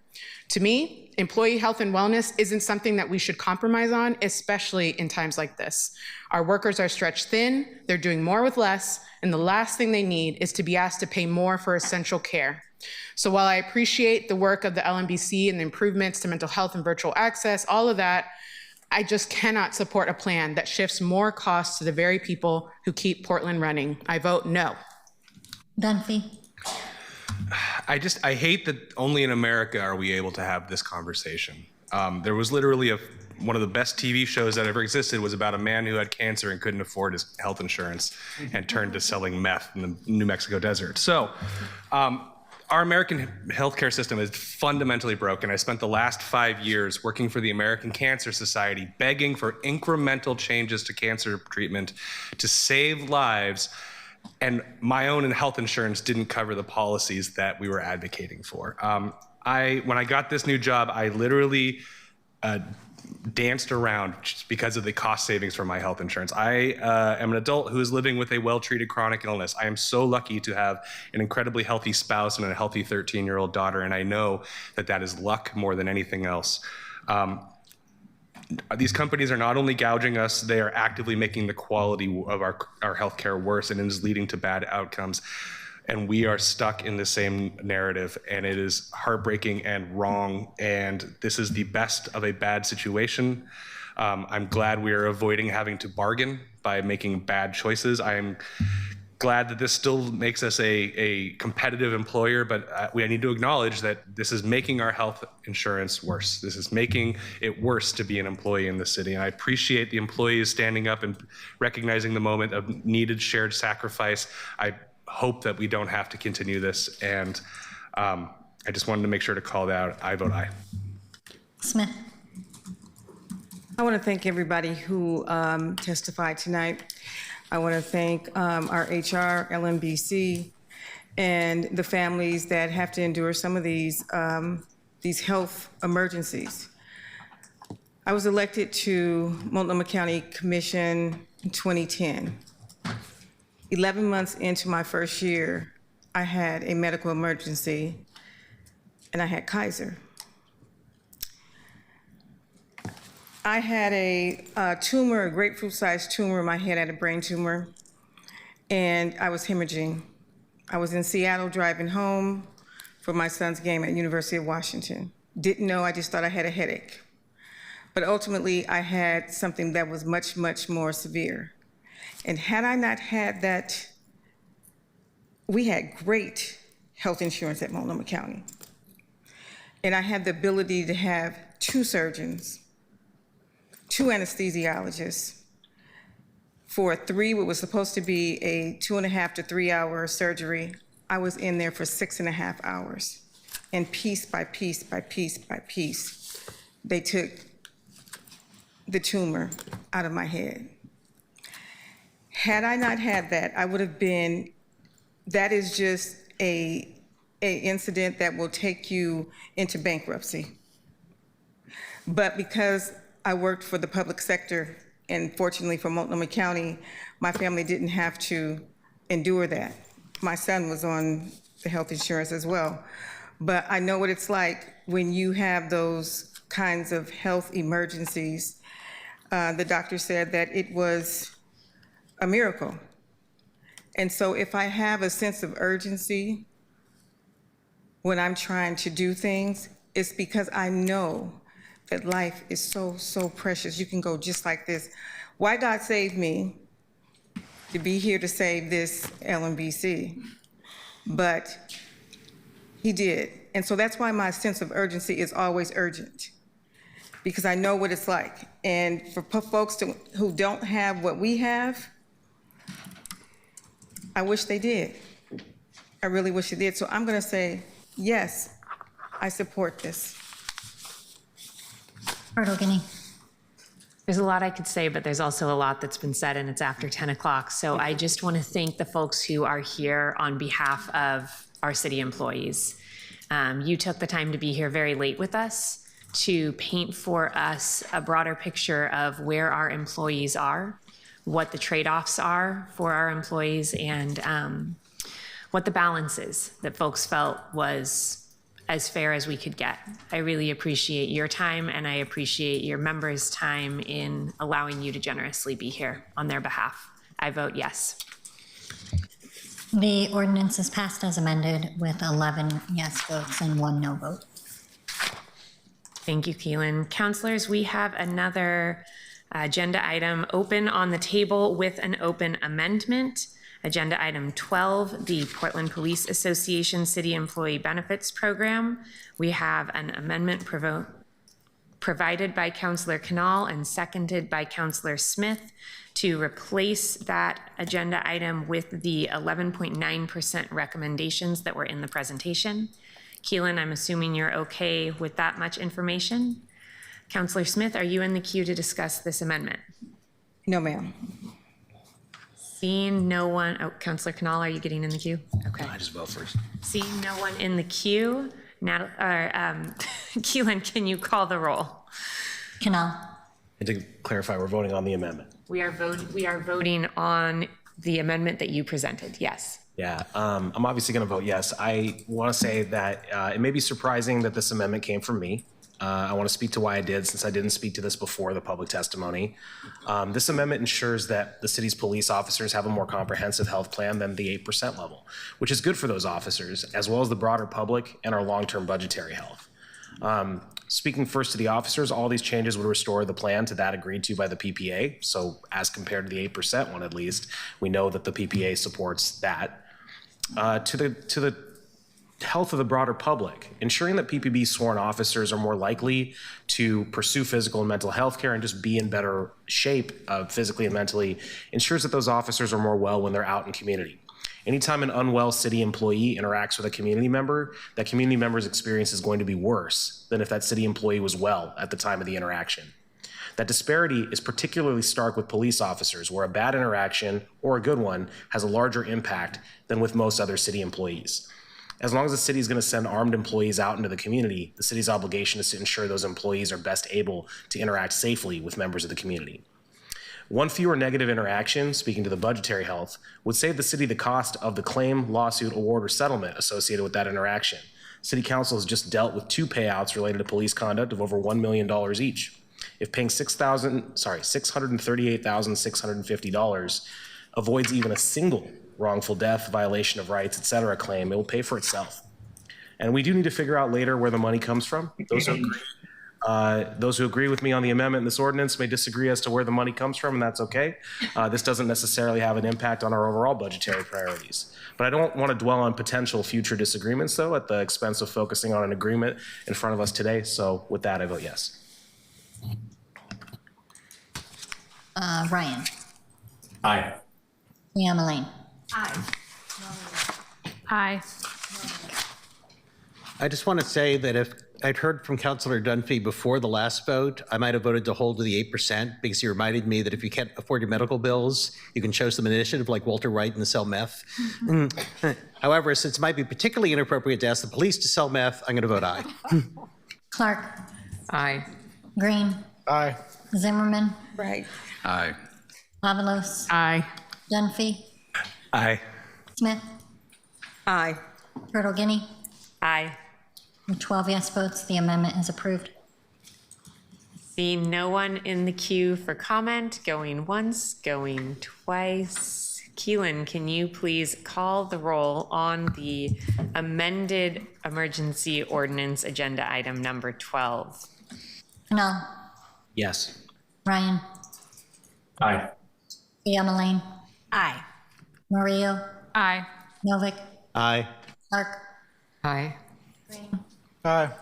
Zimmerman. I'm just going to say, while I reject the idea that all first responders are in deep need of mental health, and I think the comments that were made a minute ago are deeply inappropriate in many ways, I am supportive of this. I vote aye. Avalos. The comments I made on the last resolution are the same for this one, and so I vote no. Dunphy. Thank you, colleagues, for all your hard work on getting to a defensible space. Thanks. I vote aye. Smith. Aye. Turtle Guinea. My same comments, Aaron, to you as I made to our other labor representatives who are here tonight. Aye. The ordinance is passed as amended with 11 yes votes and 1 no vote. Thank you. Counselors, we are over time at 10:20, but we've checked with staff and can keep going for a little bit longer if folks have the stamina to do so. We have four more agenda items. I don't believe we can get through all of them, but I'm hoping we can get through a little bit more. Are folks open to continuing? What does a little bit more mean? Like, what's the timing? To table to the next council meeting. I think I have the floor right now. And what my question is, did you allocate a specific amount of time, or did the staff tell us a specific amount of time we have left? Staff have not given us a hard stop for tonight, no. And I have not allocated a specific amount of time. My intent would be to ask this same question about our willingness to keep moving before each of the upcoming agenda items and take them one at a time and see how folks are doing. Okay. Do we have, it sounds like we have an objection to continuing moving. Yes. We take Councilor Canal, you are in the queue. I'm sorry, I thought that was a legacy hand. Oh, that was a new one. My question for you, Madam President, is if we were to not be able to get whatever number of items we can't get through tonight, are they by necessity going to the next council meeting, or is there the recess opportunity? Our normal recess time is Thursday afternoons, but we have a land use hearing scheduled for tomorrow that will take at least the entire 3 hours. It is possible, the way we have committees scheduled, we do have Wednesday mornings and Thursday afternoons free on committee weeks. What I don't know sitting here right now is whether our support staff can add another meeting to our busy committee weeks. But what I would do if we recess was work with staff to figure out if there is an available time to recess to between now and the next council meeting. And if not, they would go to the top of the next council meeting agenda, which I will note is also a very, very full agenda.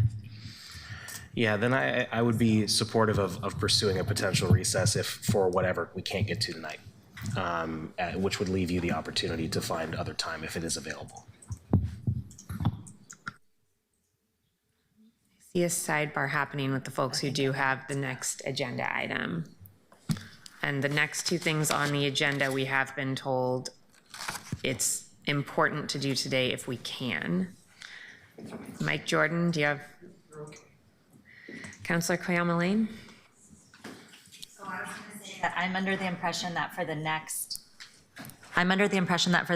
agenda item, there's a sense of urgency because of a timeline, but maybe that's for this commission.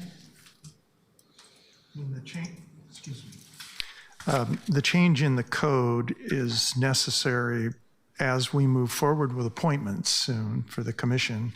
And I know that that's been in the works for a long time. However, I do not think there's a drop dead date on this. Councilors, my suspicion is that the next agenda item won't be terribly controversial, but that there may be a lot of conversation about the three after that. I would suggest that we at least get through the next agenda item and then perhaps reevaluate. And seeing nods from the vast majority of people. Okay, Keelan, could you please call agenda item 13? Add Sustainability and Climate Commission Code.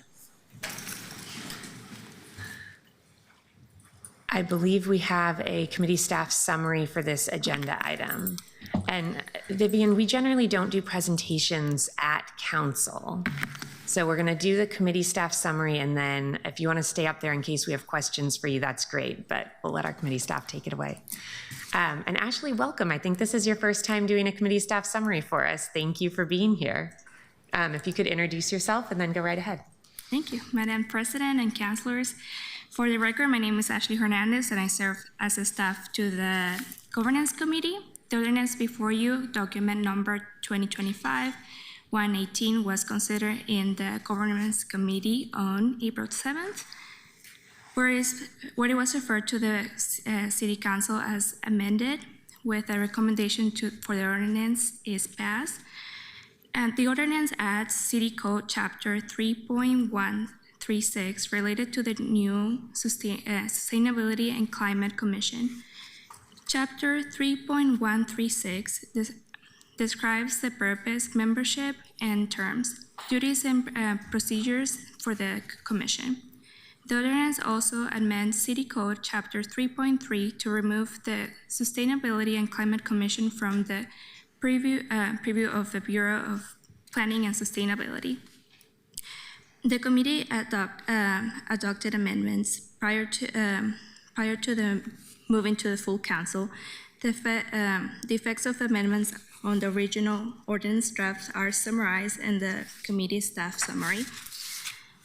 The full impact statement of these items includes a financial and budgetary impacts and analysis, community impacts, and community involvement. One person testified during the committee meeting on March 31st, and the same individual submitted a written testimony. The testimony focused on aligning the new commission with the recommendation made by the Government Transition Advisory Committee, GTAC, regarding the clarify the scope of purpose of city advisory bodies.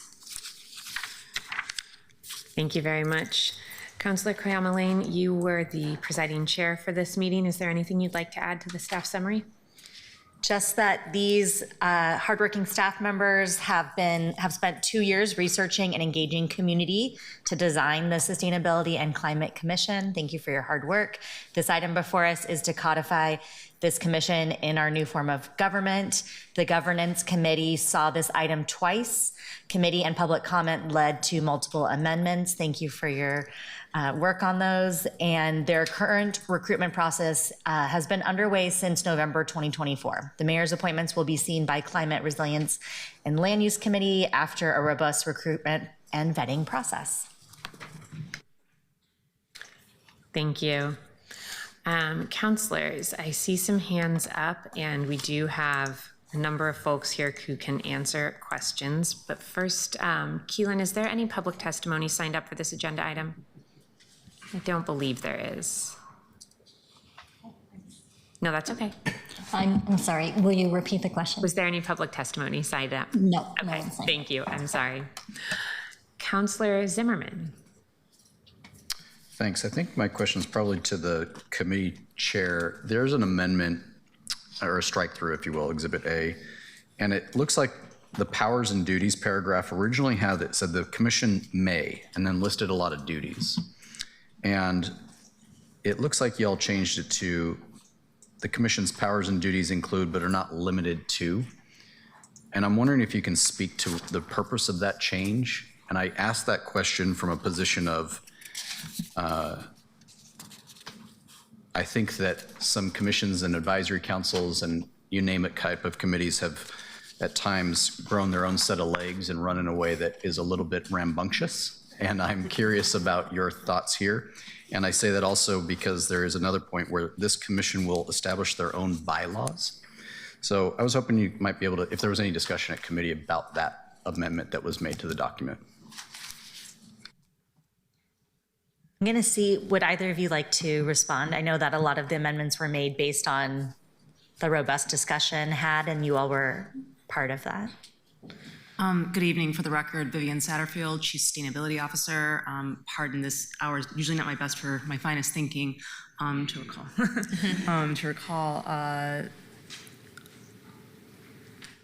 The commission's powers and duties will be, the commission advises the mayor, city council, and city administrator, but the agenda is ultimately set by, in working with me. And so to the question of the striking of the may. It's more to the point of adding but not limited to that is giving me concern, because I think that the best practice would be to define the role of the committees and not write a blank check. And so I'm trying to understand if there was a reason to this or if it was a politeness in our current form of English. I cannot recall precisely without looking at further notes from that time. I apologize. That's okay. I appreciate it because it kind of sounds like something we say, but we don't necessarily understand always what the meaning of it is. But it is giving me a little bit of pause, Chair, and I'm just, if there are strong feelings about it, I would welcome hearing those. But given the other one, and I'm not sure if this question will go to Robert Taylor, and I'm saying his name so he knows I'm about to ask him a question. Do most of our commissions, committees, advisory panels, et cetera, write their own bylaws as members, or do we provide those to those organizations when we create them? Thank you, Counselor. For the record, Robert Taylor. It's 10:30 at night. It's past my bedtime. I agree. So I'm gonna do my best to answer that question. They do. The Office of Community and Civic Life has template bylaws that we give to them to try to help guide, but they have the ability, I think, usually to make adjustments to that to help guide their work. Okay, thanks for that clarification. That was helpful. Counselor, if I may, Vivian Satterfield, CSO. Looking back at the notes, this was a direct suggestion as a result of public comment. A member of the GTAC committee did offer public comment and suggested that The original language, the commission may, was a rather narrow reading, that was all they could do, and suggested that we add this additional language so it could reflect that the other duties could be vested by, and in this case, it would be myself, since the commission would be directly attached to my position. So that's from a member of the public. That's helpful. Thanks for looking it up on the fly, not knowing that question was coming. You know, I think that this council is who vests duties, and so I'm not particularly comfortable with that train of thought, and I think I understand where it looks like this kind of came from a GTAC side of things, but I do have a lot of concerns in how we use our volunteer commissions and keeping the scope of work within the scope of work, and not in a world where I think mission creep has really defined so much of Portland civic engagement. And so I'm not a big fan of that first sentence on powers and duties, and I think it would be good for us to actually ensure that only this body gives duties and powers to the groups who advise us, and not individual staff members. But that's it for my comments. Thank you. Councillor Smith. I just want to say ditto, ditto, ditto to what Councillor Zimmerman just said. And let's take a vote. Are you calling the question, or shall we continue with the discussion in the queue? We can finish with discussion people have. Okay. Councillor Canal. First, I'd like to point out that in a previous agenda item, we were told that the people who weren't on the committee can't ask the questions, and evidently that's not going to be applied equally. And that's something concerning to me because that was told in an earlier item. Having said that, I actually agree with Councillor Zimmerman. I think we should be evaluating things here. I completely agree with all of your points, actually, on the question around the powers and duties. And I'm glad that we're having this conversation here. So with that said, I did propose an amendment to this, and I will formally propose it here. It strikes 3 words, a maximum of, under 3.136020 members and terms, Part A, first line. So it would change it from the commission consists of a maximum of 20 active members to the commission consists of 20 active members. And although I am proposing that one amendment, I'm very open if there's any others that anyone would like to. I'm very happy to hear them and discuss them. That's our job, and I'm very happy to do it. I believe that was a proposed amendment. Is there a second? Second. Okay, that moves us into discussion on the amendment. There are a number of hands in the queue. Councillor Smith, is your hand up from your previous comment? Okay.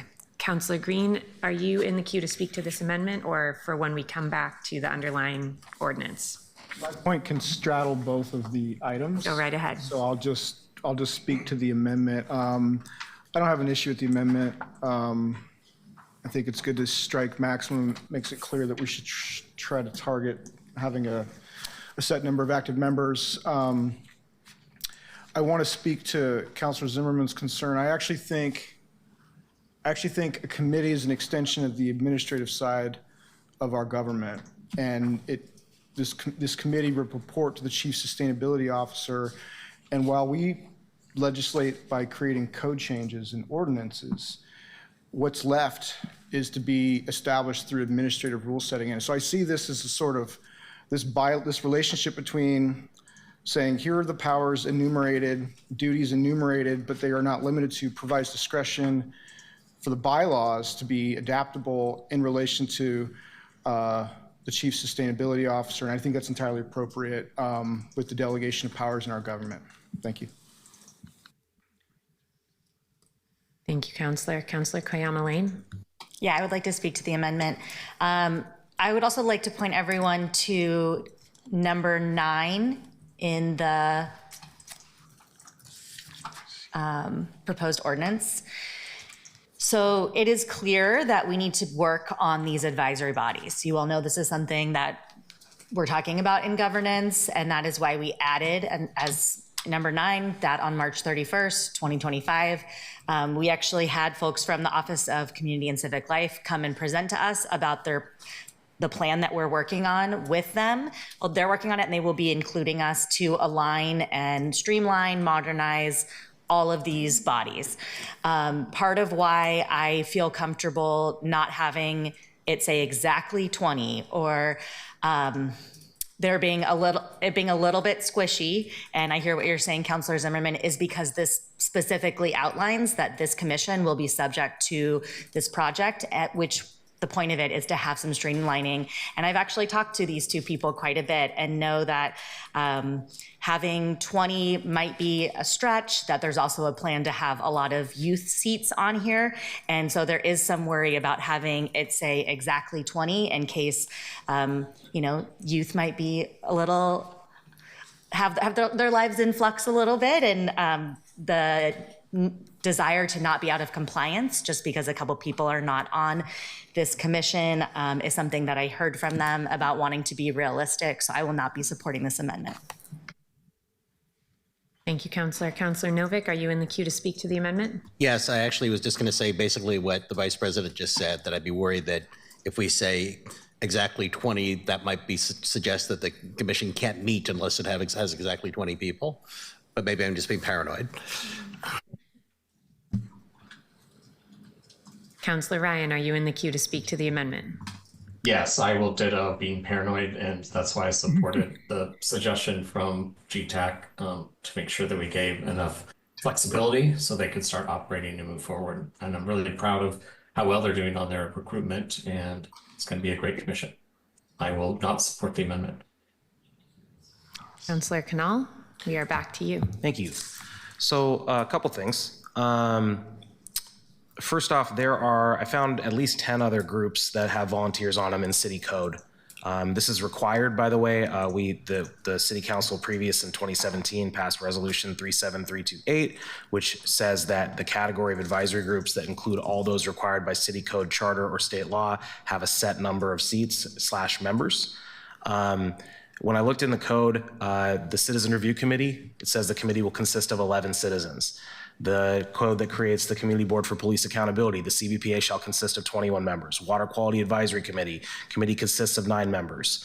Public Utility Board will have 11 permanent members. The Urban Forestry Commission consists of 11 members. The New Portlanders Policy Commission will consist of 25 voting members. There are vast majority of them have a set number. In none of those cases have they ever said, oh, it says 11 people on the Citizen Review Committee, 1 seat is vacant, they can't meet.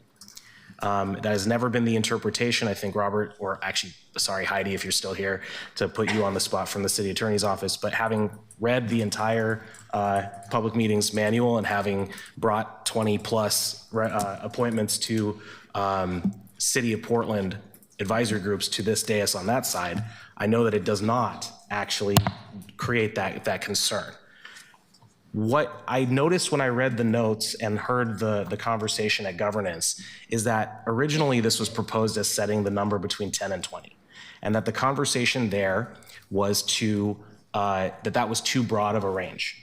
By removing the lower end, that 10, and saying a maximum of, although it does not say a minimum number in any way, there is actually, if you read the rest of that section, a minimum of 8, because it says for a reserve for youth that can overlap with the membership must include at least 2 individuals from each of the city's 4 council districts. So it actually has created a broader range, changing from 10 to 20 to a maximum of 20. I can also say that recruiting youth, if one focuses on it, and by the way, we're not talking about the resolution that's going to come forward, but I'll just preview my statement that they did such a fantastic job at recruitment for this. It rivals only the Charter Commission in terms of how well they did recruiting it.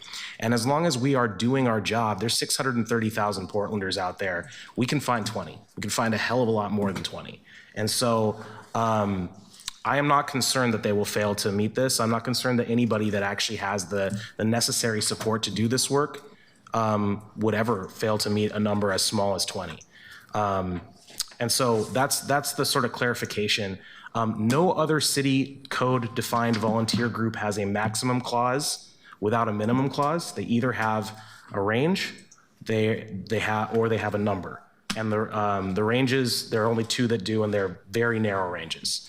I mentioned the resolution that requires this, which is part of what establishes best practices for advisory committees. It allows for staff to predict the size and nature of their conversations. As we all know, a group of 5 is very different than a group of 12 and how the dynamics of that conversation go. As you can imagine, 8 and 20 are very different from each other. And finally, it gives certainty to the public that there will be a dynamic representative SCC, because it shows that the city will commit to trying to achieve 20. And if a person resigns and there's 19, it can keep going while we strive to achieve 20.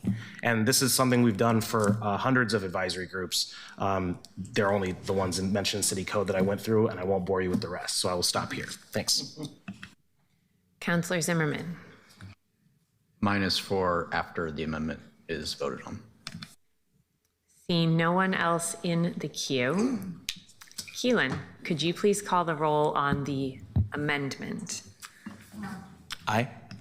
Ryan. No. Cleamaline. No. Murillo. No. Novick.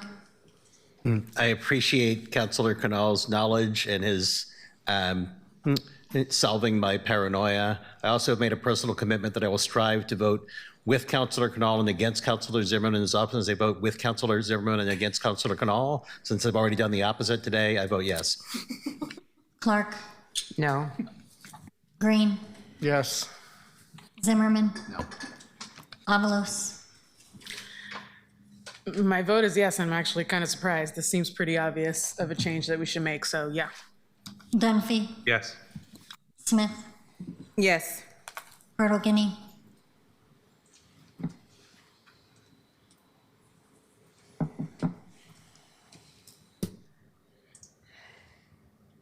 No. The amendment is split vote and the motion fails. I was worried that's what was happening there again. Councillor Zimmerman, you are in the queue for the underlying ordinance. So I was looking at the financial impact. Are you able to describe, so it looks like PSEF funding is being used for staffing here and some commission work. What is that? What are you envisioning there? It looks like $450,000 of PSEF funds will be used for this program, I guess, inside civic life or inside sustainability. Thank you for the question, Councillor Zimmerman. My position as a result of an ordinance that was passed by the prior City Council moves me from the Bureau of Planning and Sustainability to the City Administrator's Office, myself, and this is Elaine Visca-Livingstone, the Sustainability and Climate Commission Coordinator. Those resources are for the 2 of our positions and our associated resources. For the Sustainability Sustainability and Climate Commission, we have been proactive and actually secured some outside resources through some grant funding through My Memorial Trust for the first year of its operations. But the PSEF funding specifically is for our 2 positions. Thanks, that's helpful. Mr. Jordan, off the top of your head, do you know how much of the city administrator's team is supported by PSEF funds? I don't off the top of my head, but I would... Is it more than just those 2? I would suspect that it's not much more than just those 2, if it's any more. Okay, thanks. Yep. Councillor Canal.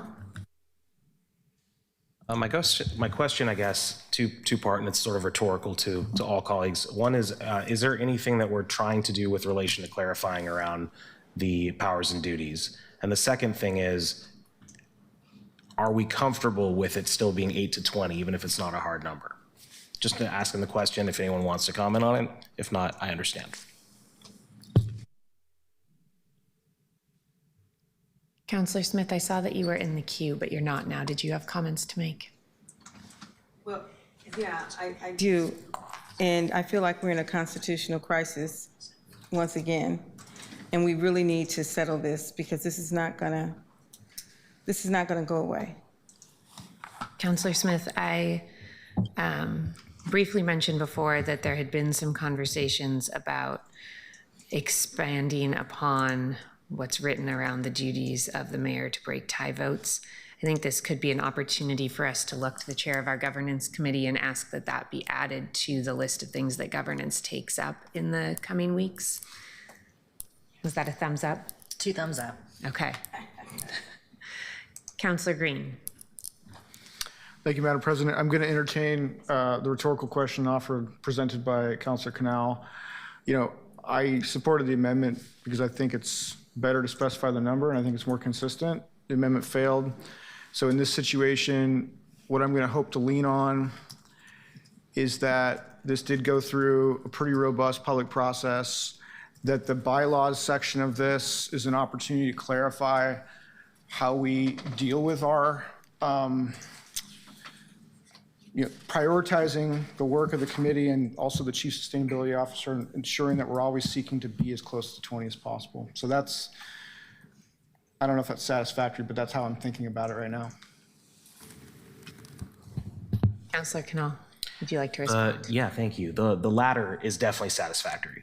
There is a lot of research that's been done around and conversations, including at this dais, about why it's not a good idea to have it be clarified in the bylaws.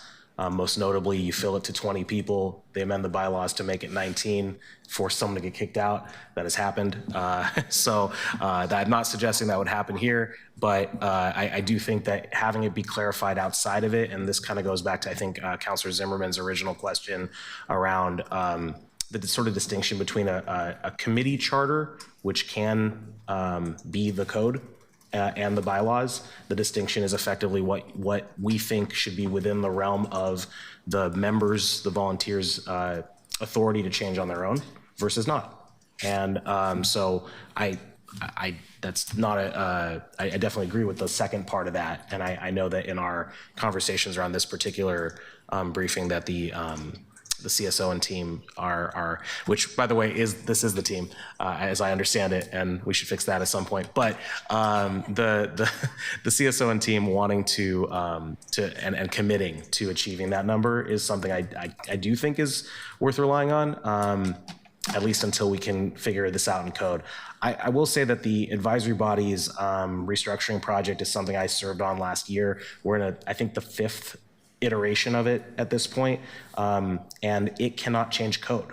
Only council can change code. So at some point we will be deciding on this again, and that's just an important thing for us all to keep in mind. Thank you. Councilors, I don't see anybody else in the queue. We did have a few people hint at other changes they might want to make, so I'm just giving us a few seconds here in case anybody else wants to get in the queue to propose additional amendments. Otherwise, Keelan, I think we could call the roll on the ordinance as introduced.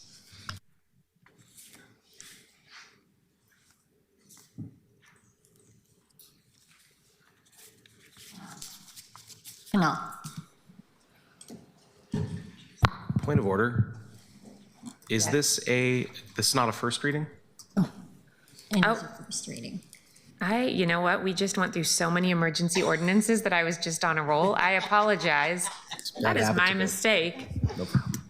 Thank you, Councillor Canal. I got caught up in our roll with emergency ordinances. This is not an emergency ordinance, so this will move to the second reading calendar at our next council meeting. Councilors, we are nearing 11 o'clock. Next agenda item, I suspect, is going to take a little bit more time. It was originally scheduled as a short agenda item, but since then we've had some folks raise concerns.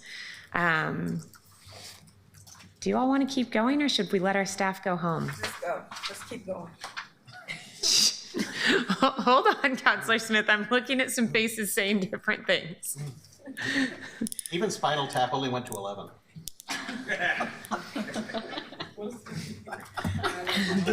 Can I get a thumbs? Well, actually, let me say this first. We can choose to continue our conversation at a special meeting. To schedule a special meeting, we need 7 councilors to sign a request to the auditor for a date that has not been previously scheduled. I want to have time, if we're going to move things, to talk to the clerk about the best time to do that. So I would suggest that if we don't get through our whole agenda today, folks allow me until Friday to get you a proposal for a special meeting for sometime next week. but that Friday I would ask for an additional 6 of you to sign on to something with me to schedule that. So we do have a means to schedule something next week. Councillor Clark. Don't we have an extra week, some time on the week of is the 28th? We do. We have an extra week this month, so we could do that as well. And that might be easier for our staff. Yes, but Councillor Clark, don't forget that week, a lot of us are going to be at that conference.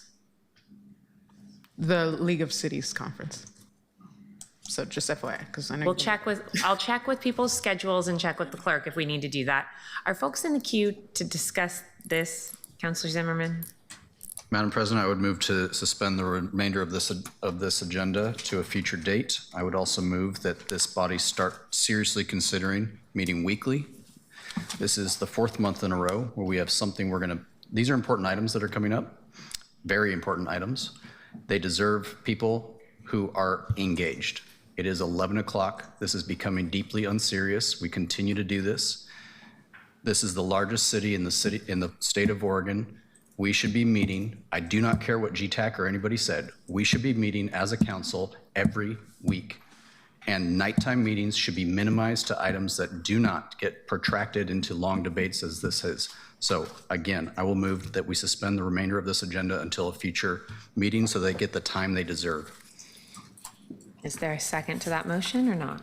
I'll second it, though I don't agree with all the analysis, but I agree with all the proposals. Whereas is and therefores. Councilors, any discussion or should we move to discussion, Councillor Green? Are we going to take a vote? I will ask for unanimous consent once we get through discussion. Yeah. Councillor Green? Briefly, I'm going to agree that there is no way we can take up these items in any reasonable measure at this hour and beyond. But I agree that we need to have weekly council meetings. We just need to do what it takes to figure that out. And then finally, this bonding ordinance, I'll just say this is probably going to create the need for an emergency ordinance that by kicking this down the road. And I only say that because it's a strategy for freeing up general fund resources that we're going to need to fund our programs in the next fiscal year. So that's what I'll say. I'm going to support tabling this. Councillor, I believe if we have an interim meeting, this would still be second read at the same meeting that it would be if we did it today, so we wouldn't need to move to an emergency ordinance. But if instead we bump things to the next agenda, you're right, we likely would. Councillor Smith, are you in the queue there? Yeah, I am in the queue. I agree that we need to be in a more coherent kind of state. I mean, I can go as long as people can go, but I want people to be, I think people have made their decisions on what they want to do too, in that part. But I think that other folks want to have a conversation, a longer conversation. And I am for that longer conversation, but if we start this, we're probably not going to get finished until about 1 o'clock in the morning. Councillor, that's... And I want to be assured that we're going to get this done within the next week, because this has been hanging for far too long. Thank you, Councillor. I assure you that between the next 2 weeks, I will find us a time. The next 2 weeks, because that still allows us to put things on the next council agenda for second reading. It won't slow down the final work on these. Councilors, we have a motion and a second, and I think we can do this by unanimous consent. Sure. What do our attorneys think? Are there any objections to, I believe this would be, this is not, are we ending the meeting and then scheduling a special meeting? I think it is. I think we would be adjourning the meeting to schedule a special meeting. Are there any objections? Okay, without objection, I will adjourn the meeting. And councilors, I will get you a proposal by Friday on an additional date to add a special meeting so that we can continue this work.